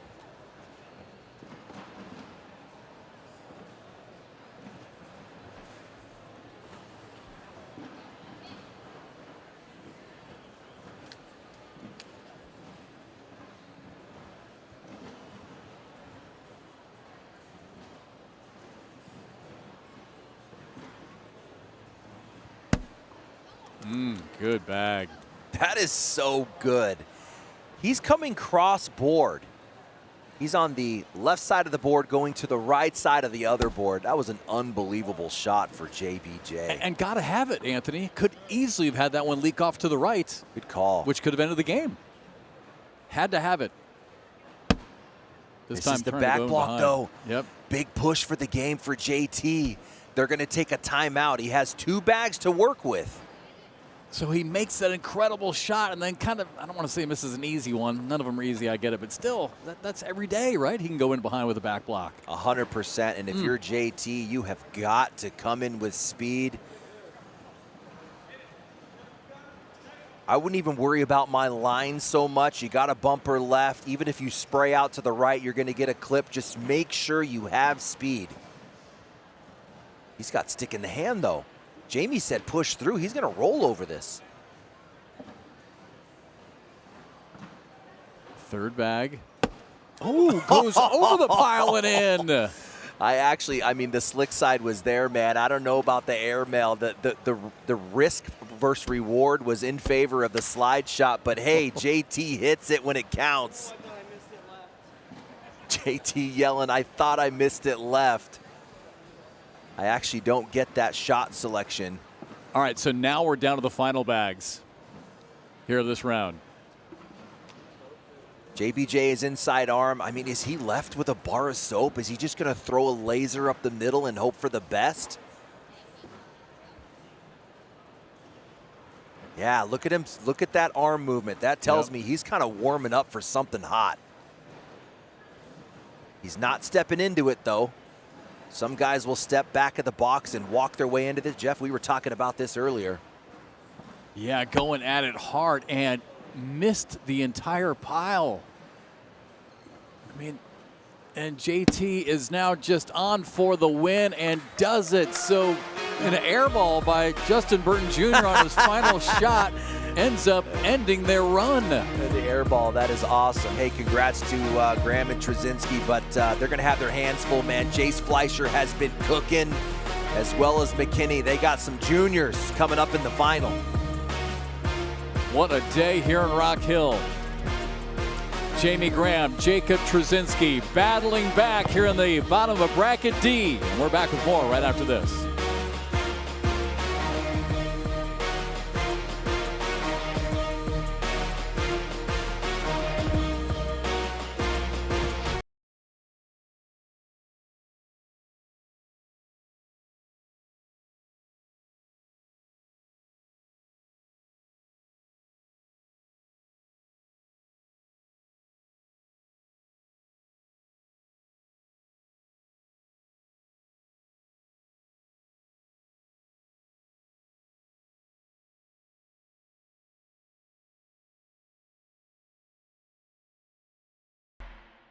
We've got a tender navy bean nestled in a brown sugar sauce with a smoky hint of bacon. We're gonna need like a zillion of those. 1 zillion it is. South Carolina, just right for competition. And in Rock Hill, it's who we are. It lives in us. It's what drives us to reach our goals. It's what brings us together to learn from our mistakes and to rise above. It gives us strength and determination to be better. We are Rock Hill, South Carolina, and competition lives here.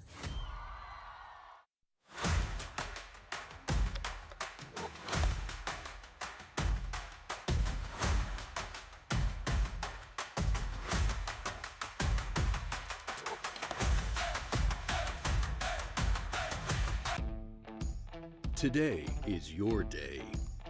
A day to rise, to make your mark, to move forward. What you build doesn't stop when the job's finished. It becomes part of your story, your land, your livelihood, your legacy.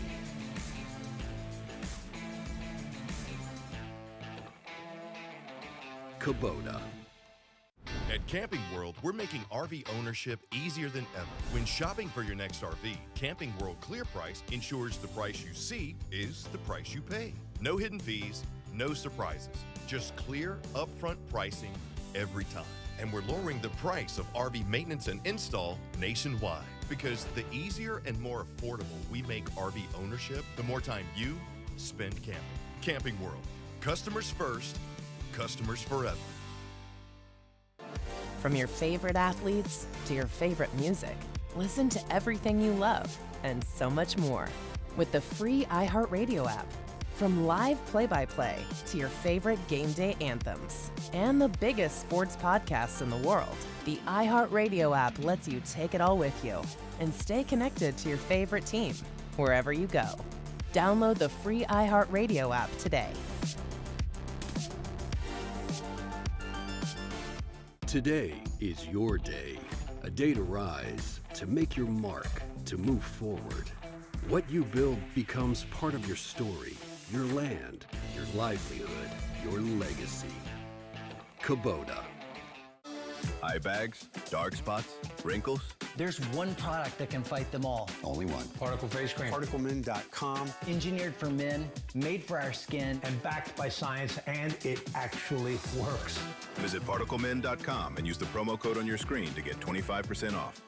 1 minute in the morning. And 1 minute at night. Super easy. Visit ParticleMin.com and use the promo code on your screen to get 25% off, free shipping, and a 30-day money-back guarantee. ParticleMin.com.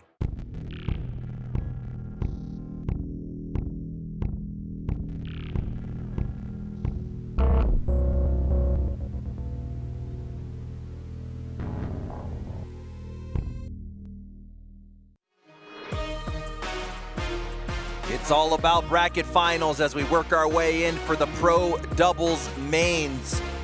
We are getting down to the final players here, starting to shape out what Final Four is going to look like for the 2026 World Championships. And coming up next, we're going to have Jackson Gore and Zach Aiken, who have been rolling all day. They have only given up 12 points on the day, and it's a different story for Jamie Graham and Jacob Trzynski. It's either a nail-biter or a blowout. They're either winning by 18 or taking it to 20, but I tell you what, that last match, JT, that is the body language we want to see. He was feeling real confident. And when you have a confident JT, you know what you're going to get from Jamie Graham on the other side of the boards. I think it's time for Jackson Gore and Zach Aiken to finally be tested here in doubles.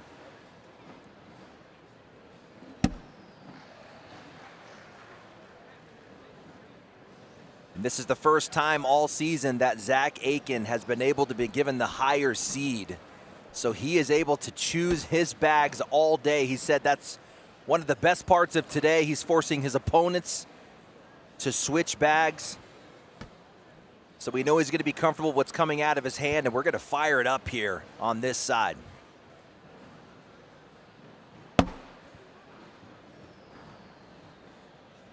And as we look to the other brackets, Bracket C, we got Logan Chamberlain and Gavin Connell. They have been sitting in the king seat for a while, and it looks like they're going to get Grindersleeve Wilson, who are up 20-9. 1 point to close that one out. And if we move on to Bracket B, that final is set. It is the juniors, Jack McKinney and Jace Fleischer, against another junior. You got a junior final with Ethan Farias and Gabe Clausen. McKinney Fleischer up 9-4. Bracket A, it was Gage Landis and Colin Hodette rolling to that king seat, and they will get the winner of Tony Smith, Mark Richards against Dave Moores, Ethan Walker. Smith and Richards currently up 15-9. Wow. A nice lead for them for a change. The first time all day. Right? Smith and Richards have been on the struggle bus, really coming from behind in every game and knocked down in the second match. Had to do work on that loser side of the bracket. Anthony, you can speak to this great question in the chat. I know I've talked to you about this many times. So Aiken and Gore switching ends. Is that a matchup thing? Is that, how do you decide which end, which arm, which matchup, who you want to play? What's the big factor in that? Yeah, I mean, 95% of the time, once our pros have picked inside-outside arm, they stay that way all day. Right. And I think Jamie Graham and JT are totally fine with the layout here, because this is the exact setup they had in the previous match. where they cooked up against JBJ and Cash. That would be JT on this side with outside arm and Jamie Graham on the other inside arm. So is this Jack saying I'd rather throw inside arm then? Yeah, it would have to be. Okay. I don't know why you would change things up. I'm actually trying to remember how they were positioned previously. Jack was, I mean, in the chat they said they switched ends, but yeah, what they did, they just switched the sides of the board. I mean, last time we saw him, Jack was down here. Down here close, right? Outside arm. Wow.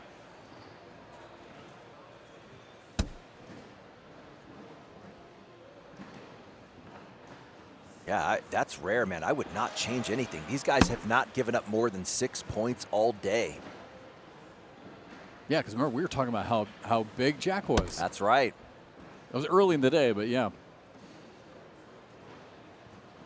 Nice deep level one for Jamie. And a chance to score. And these two guys real familiar. That's Zach on the left side. They're both out of this Carolina area. So they're going to run into each other in some of those locals or regionals. Oh, a chance to get 4, Jeff. Hops the hole. That is rare for Zach Aiken. Trouble here potentially, and Jamie just flips it in for 4. Now they just steamrolled their way through Justin Burton Jr. and Cash Chamness moments ago, 21-4. And now off to a 4-0 lead here in this one. And looking at the stats on the tournament, JT and Jamie Graham own the number 2 and number 3 highest PPRs on the day in this bracket. And you put them together, that's going to be a tough team to beat. Sitting center would be by the book if he can kind of split the field goal there, sit short of the hole. Rolled right between.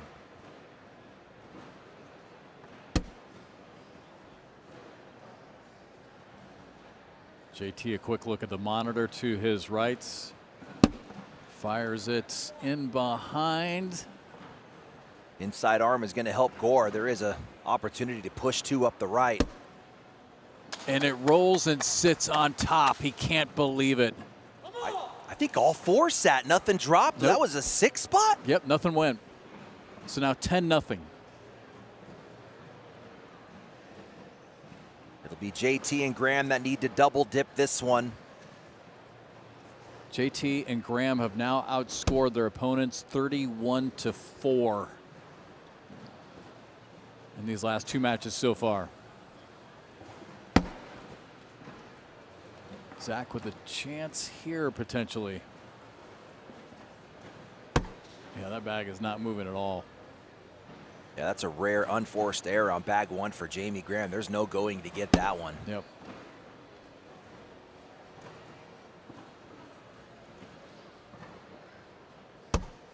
We got bracket A set. Oh my goodness. Tony Smith and Mark Richards somehow make their way all the way back to the bracket final. They did it. Unreal. And it is going to be a rematch against Landis and Hodette, who knocked him down in round 2.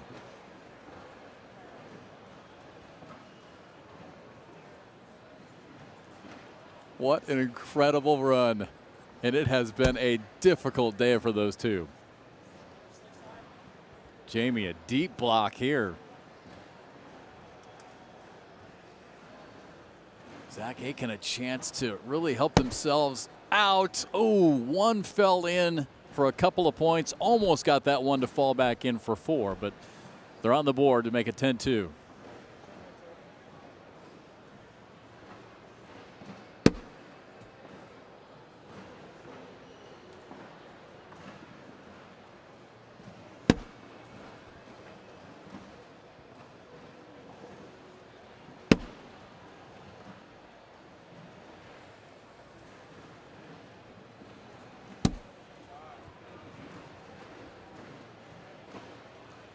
Third bag for Jackson gets deflected.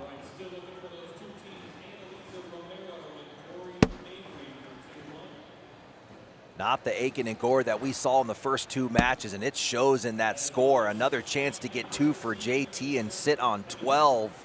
Well, what did we say? The best thing in the building for everybody was for them to finally cool off a bit, right? JT's body language is on point. This is the JT that wins tournaments. And we talk about all the time, I say, if we take everyone's ceiling performance, the best that they got, I would take JT as one of the top players in this game. His ceiling is so high. I mean, this is a guy that could throw an 11-5 through a tournament. But it really depends on his mindset. When his mindset is good, his game is good. And it just goes south when it's the other way around, Jeff.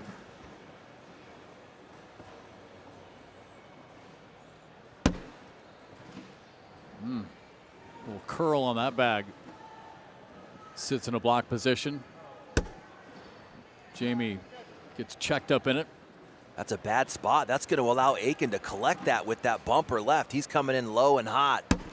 The problem was the stick side of that bag just seems to be not moving. I mean, like you saw him clip it there, but it really didn't move a whole lot. I think he's going to have to really hammer it pretty good to bring it back in.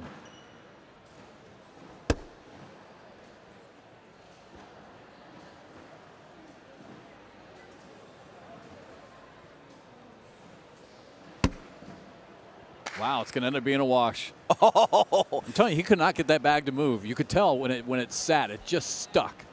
Jamie Graham gets let off the hook on that one. And if we think about it, this board, just this side, is the closest to the door. I'm telling you, all that heat, I don't know, what is it, 90 degrees outside? I don't know, it is hot. And when that heat comes in, it's going to put this moisture on the board. Confirmed, almost 90 outside. Yeah, so Jamie Graham and Zach could be dealing with completely different speeds going this way than Jamie or JT and Gore are going this way.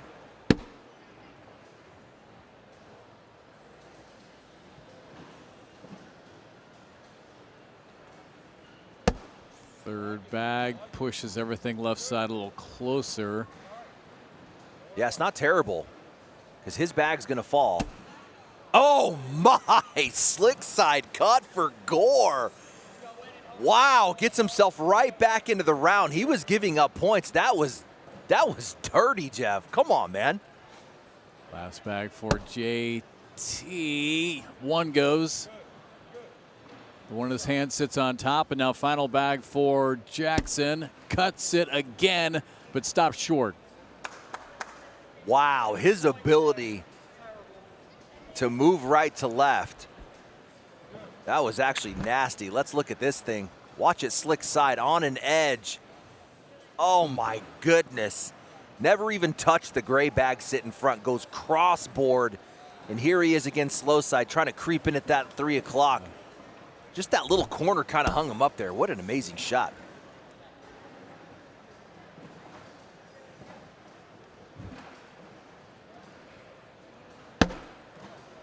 We got an update on that bracket B final. It was Ethan Farias and Gabe Clausen coming out of the losers.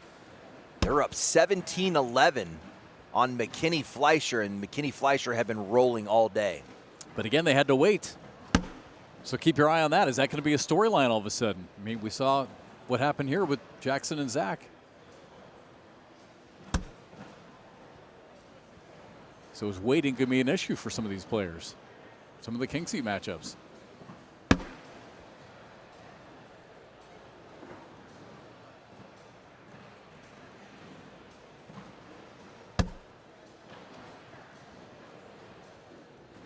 Another unforced error from Jamie Graham. That's how he started the match.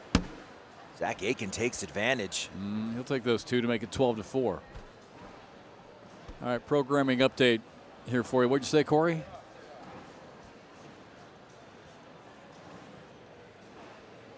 All right, this will be our last broadcast here on this court. So once we're done here, court 2 will be live with the remainder of the action, which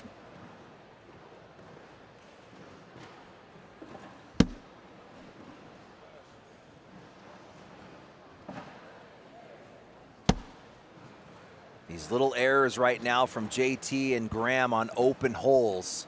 Those 2 points add up.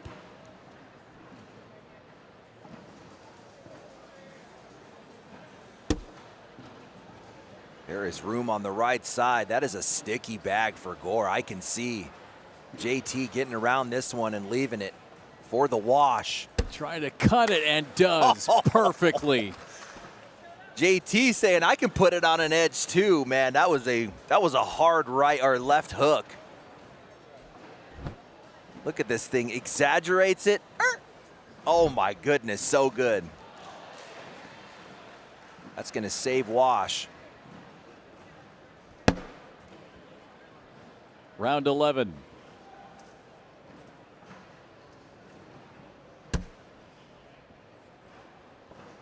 Something feels just a little bit off for Jamie Graham right now. Yeah, you're right. Over the last 3 or 4 rounds, all of a sudden, just missing single bags.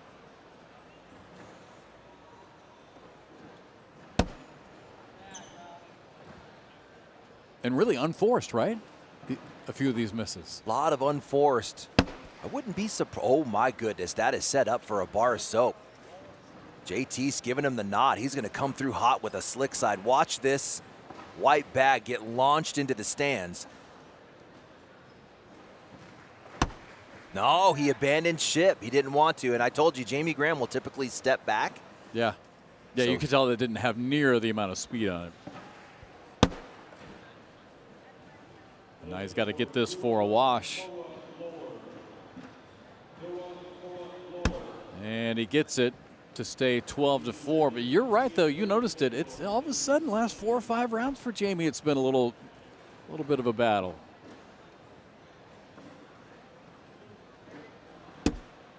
Ooh, Jack hits the dead spot, and it comes to a stop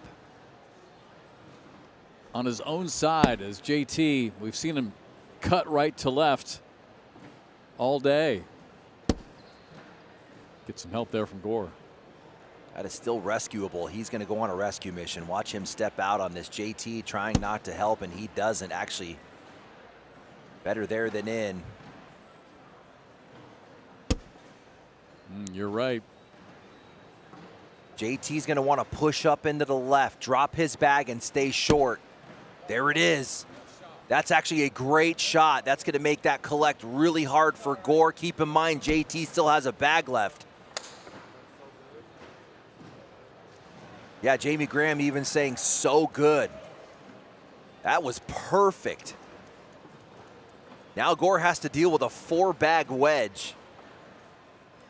The question for Gore is what happens with his throw bag? Yes.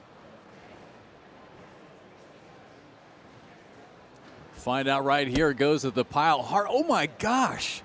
Oh no. He put both of JT's bags in. Left his on the left, and now JT will try to cut it in, and he does perfectly. JT has got this right to left cut figured out. He's worked it multiple times in this match, and it just earned him a 7 spot. Wow. I mean, Here this is a great shot. We've seen it, but it was the one before by Jack. Completely missed it. It is Aiken and Gore sitting in the king seat, so we're going to reset this score at 0s if Graham and Trzynski finish this up. And we're going to run it back. And looking over to bracket B, we have another game going to the second scoop. Farias and Clausen take the first one against McKinney and Fleischer. That one's getting fired up on court 2.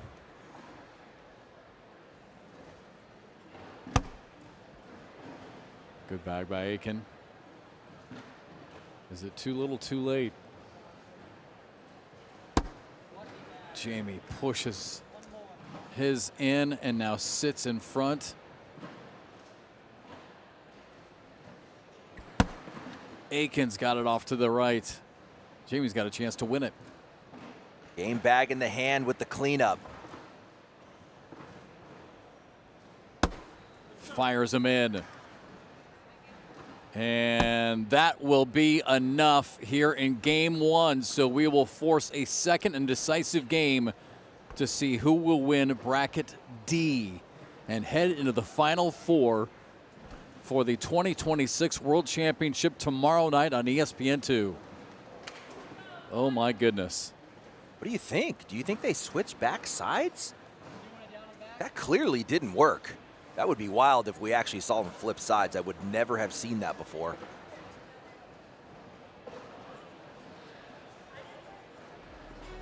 All right, looks like they are going to take a quick break here before the second and decisive game.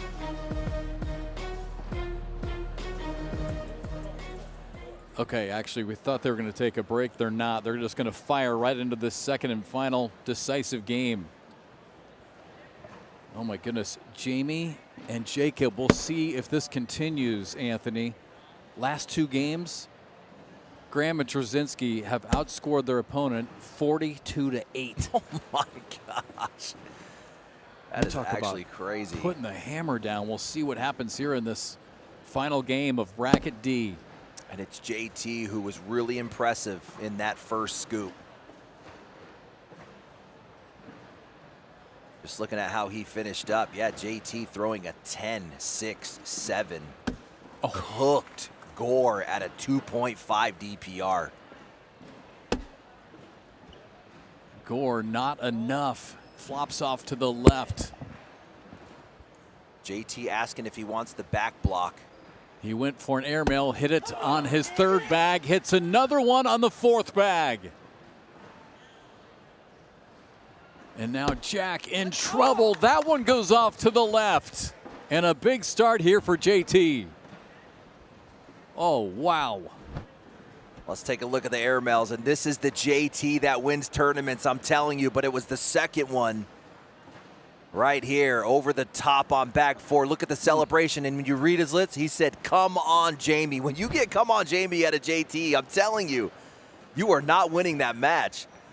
All right, so now keep your eyes on this end of the board. About the only weakness was briefly in that 4 or 5 round, little area of the last game that we saw where Jamie struggled a bit, but he's going to get some help from Zach Aiken.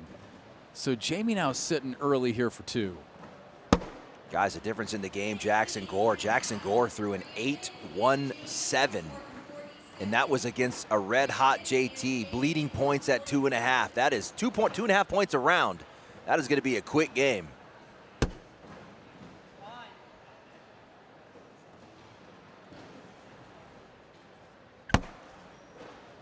Good bag by Aiken. Jamie's final bag in hand. Ooh, look out. I was going to say his foot was way out there. I think he's just getting a better line on this roll. Yeah, you're right.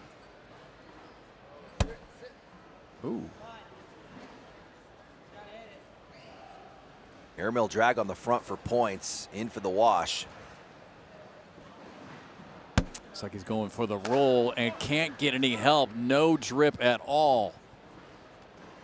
We've seen a lot of these rolls just not lay in the right spot for Gore and Aiken. I mean, they've bled at least 8 points off of just those weird rolls. 6-0.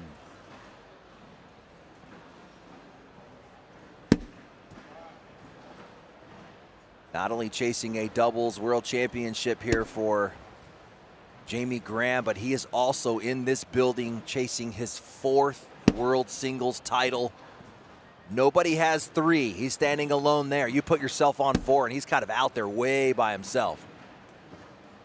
Well, in the chat, appreciate y'all chiming in. I saw, we didn't get a chance to get to it, but the guys from Big Ass made a comment that Jamie is just different in this building. And I talked to Jamie just last week about, his preparation, how he was doing, how he was feeling. And yeah, he said there's just a different vibe for him when he walks this building. He just feels so comfortable. But of course, you mentioned earlier, a lot of these guys play here a lot. They play in the HQ quite a bit. Yeah, that's true. It's kind of home field advantage for Jamie Graham. He's a little bit further north, but I imagine he makes his way down here sometimes. A quick update on Bracket A. That final is kicked off. You got Gage Landis and Colin Hodette up 6-2 on Tony Smith. Landis and Hodette in the king seat of that one. And the only other one we haven't talked about yet recently, Bracket C, we got an all-Texas matchup. Logan Chamberlain, Gavin Cano. They own the king seat, down 7-2 against Grindersleeve Wilson.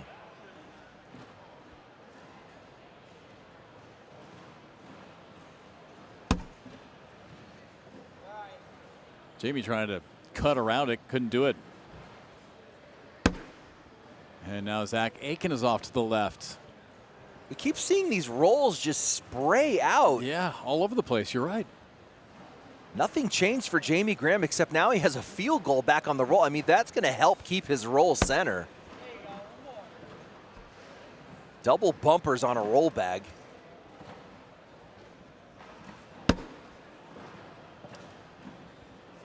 That is not good for Aiken. That jammed everything up. Jamie Graham, don't shoot this, just back block. I think he said to JT, you want me to sit it? I think I heard him say sit. That's exactly what he does. Is it too wedged, or can Aiken blow this pile up and break something loose? Yeah, he's able to land on the pile. Forces the wash to keep it 6-0. JT and Jamie now have outscored their opponents 48-8 in the last 2.5 games.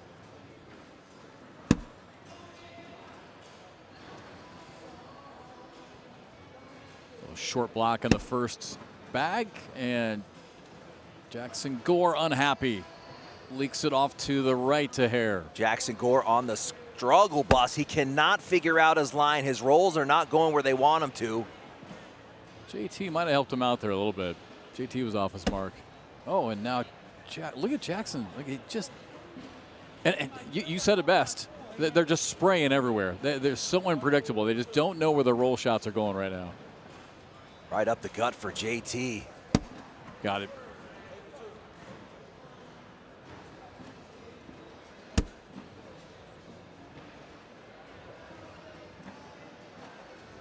Pretty much an open hole here for Trzynski. Hits it. He wanted it. He wanted to at least pull that gray into a block position. He's going to give a wide open hole for Gore just to manage the damage to 2. Yeah, he went for that corner, didn't he? He did go for that. He said, I wanted it. Scoreless through 6 rounds. Second and decisive game to get into the Final Four and into the broadcast tomorrow night on ESPN2, 6 p.m. Eastern.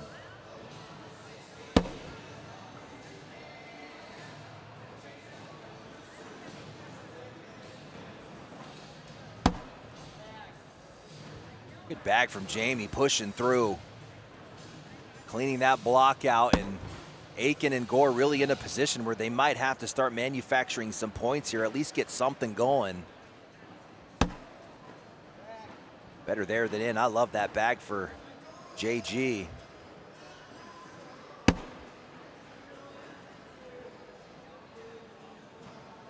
Slick side to guarantee speed, looking to clean up, forcing into wash for Aiken. He's going to get it. Slick side, easy.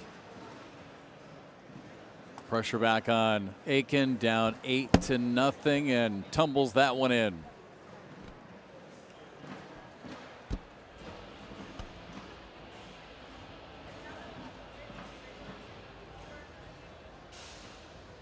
Again, trying to keep you updated on everything. Let's quickly go back to bracket A as JT fires his first one in. It's Gage Landis and Colin Hodette on top of Tony Smith and Mark Richards, 8-4. But keep in mind, Tony and Mark have been literally playing from behind in every single one of their matches here today. So that one early, 8-4, Landis and Hodette. Look at bracket B here in just a second. JT trying to use his body language to move that one over to the left. Needed one more rotation on that to sit in the hole. Now he's in trouble a little bit. That was actually a tough pickup for Gore. Do you chase it? That's what JT's looking at for Jamie Graham. Don't chase it too much. You're not trying to give up 4 here, just give up 2. Oh my gosh, and he gets both of them. Oh man, great shot. JT is hitting all the tough shots right now, man. And if it's a right to left, I feel like he is just dialed. But here's that step out. We saw him cut in from the right to squeeze 2 points. This time, same thing, but the collect. His cut bag is dialed. Quick look on bracket B. It was the Michigan kids who had the king seat, lost the first one, but Jack McKinney, Jace Fleischer leading Ethan Farias and Gabe Clausen 10-4 in that second and decisive game. And finally, quick look at bracket C. The All-Texas final. Grindersleeve and Wilson on top of Chamberlain and Cano, 9-4. Chamberlain and Cano with the king seed in that one, but trailing by 5. Unforced error from Aiken. This is Jamie Graham with a layup on a 4-bagger. That would be 2 more points, man. 10-0 out of the gate.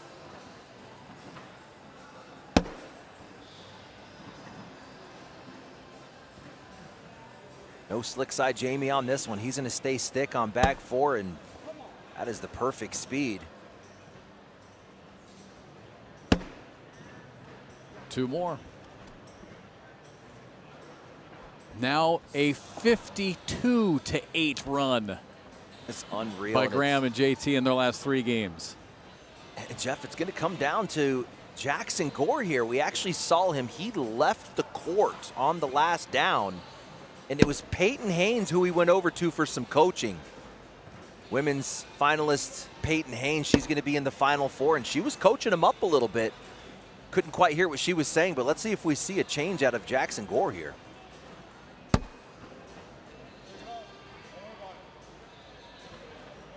I like that from JT. He's letting it go right away. He knew he missed that shot.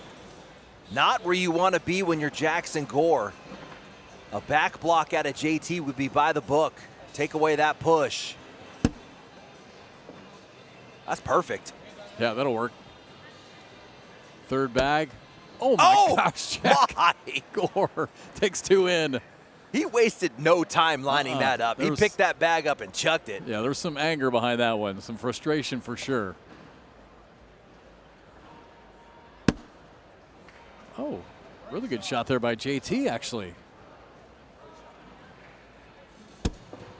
All right, so clutch shot there for Jackson Gore.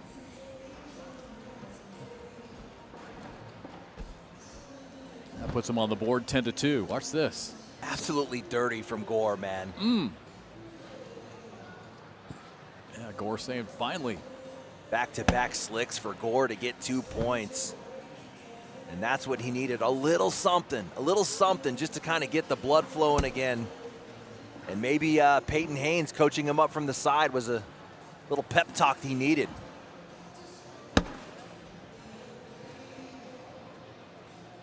Jamie Graham should lift this one over the right. Look for a roll.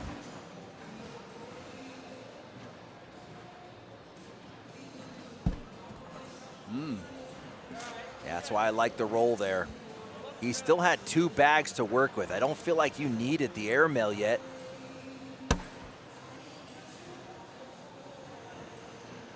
All right, Aiken in position here for points again.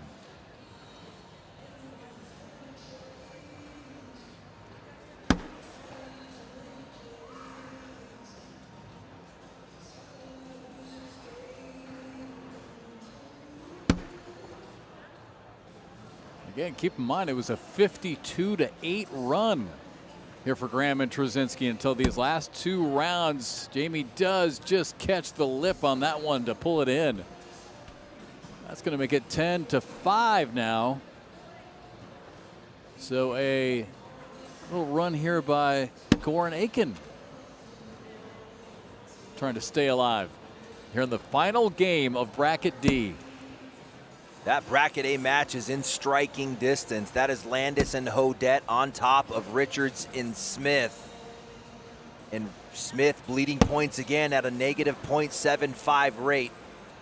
Mark Richards winning his side of the board, 16-11 in that match. Look at this, Trzynski's bag barely hanging on that top left corner, and now that one a little off to the left. So Gore, big opportunity here. I think you go slick on this. You want to guarantee kind of a enough hole friendliness, working the left side of the hole, just don't have too much zip coming through. He's going to go stick and set and lift it, and it didn't work out. I'd like the slick side of the bag from JT on that one. And Professor, don't look now, but we've got a game all of a sudden here. A 7-0 run by Gore and Aiken.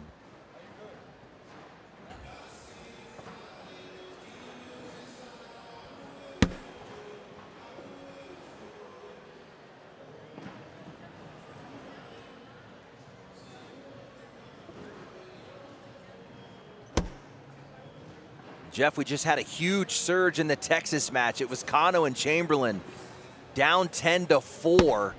They're now up 13-10, so they just went on a 9-0 run. Oh my goodness.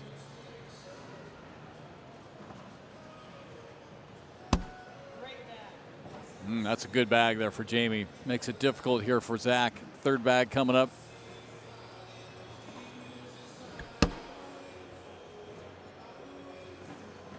Now's when you shoot that bag if you're Jamie Graham.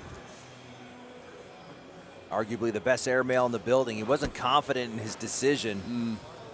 You're right about that. Takes the timeout.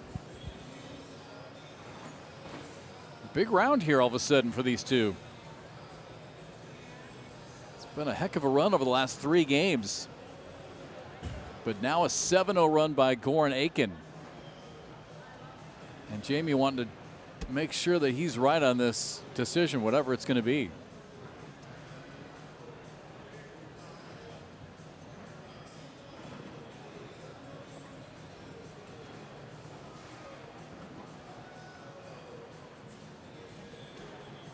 Backside hits it clean. Makes it look so easy.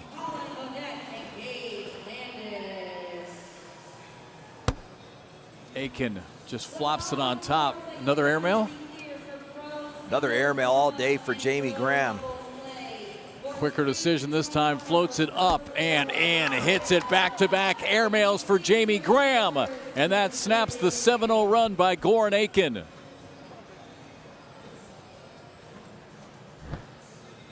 Let's take a look at that airmail sequence again. And this was after the timeout. He wanted to make sure JT was cool with the decision making.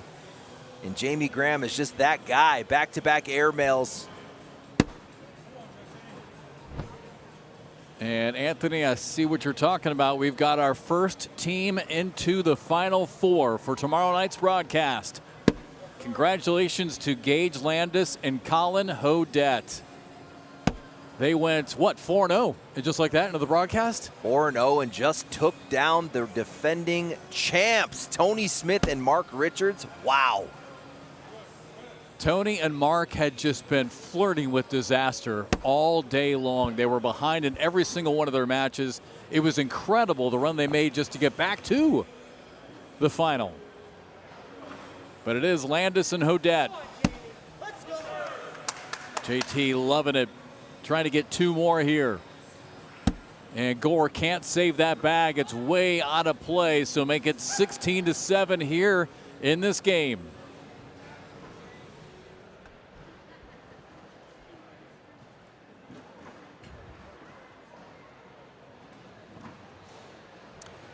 That's going to give that lead bag to Jamie Graham.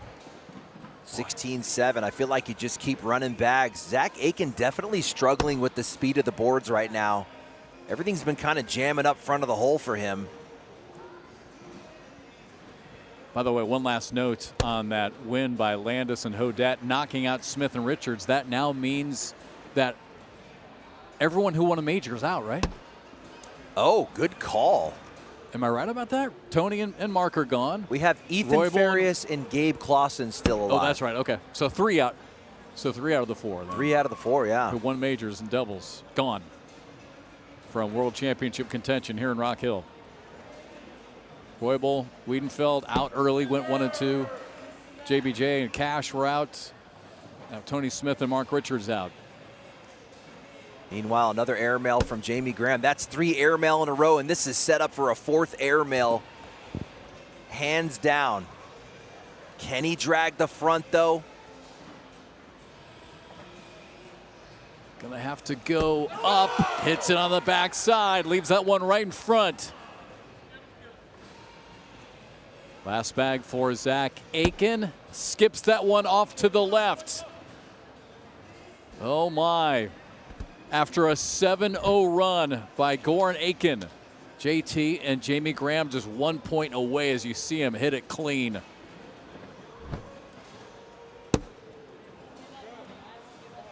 Way short on his mark. That could jack up around here. It's Jackson Gore with room on the right side. JT's gonna have to deal with that low block. This is where it gets dangerous. He's gonna push it right out of the gate. You gotta stay center. Oh my goodness, he gets a little love on that.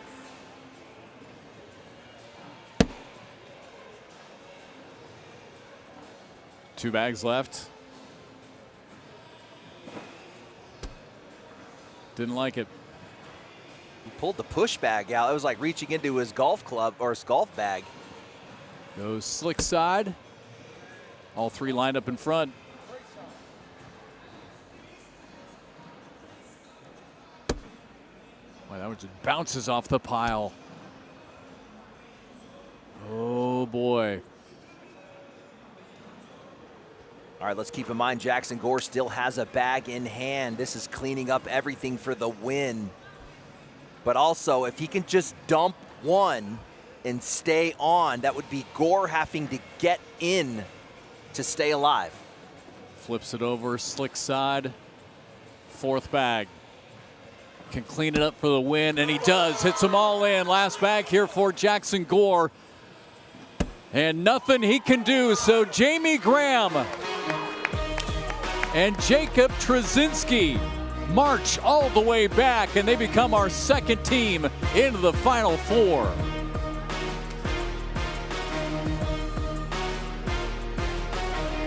What a run by these two.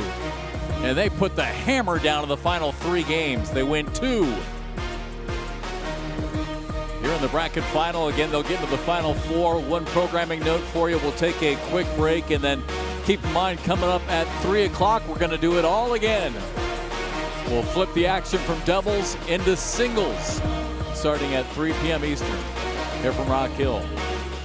That'll wrap things up for Anthony Ione and for Corey Russell. I'm Jeff McCarriger. Thanks for watching, and we'll see you again later here from Rock Hill.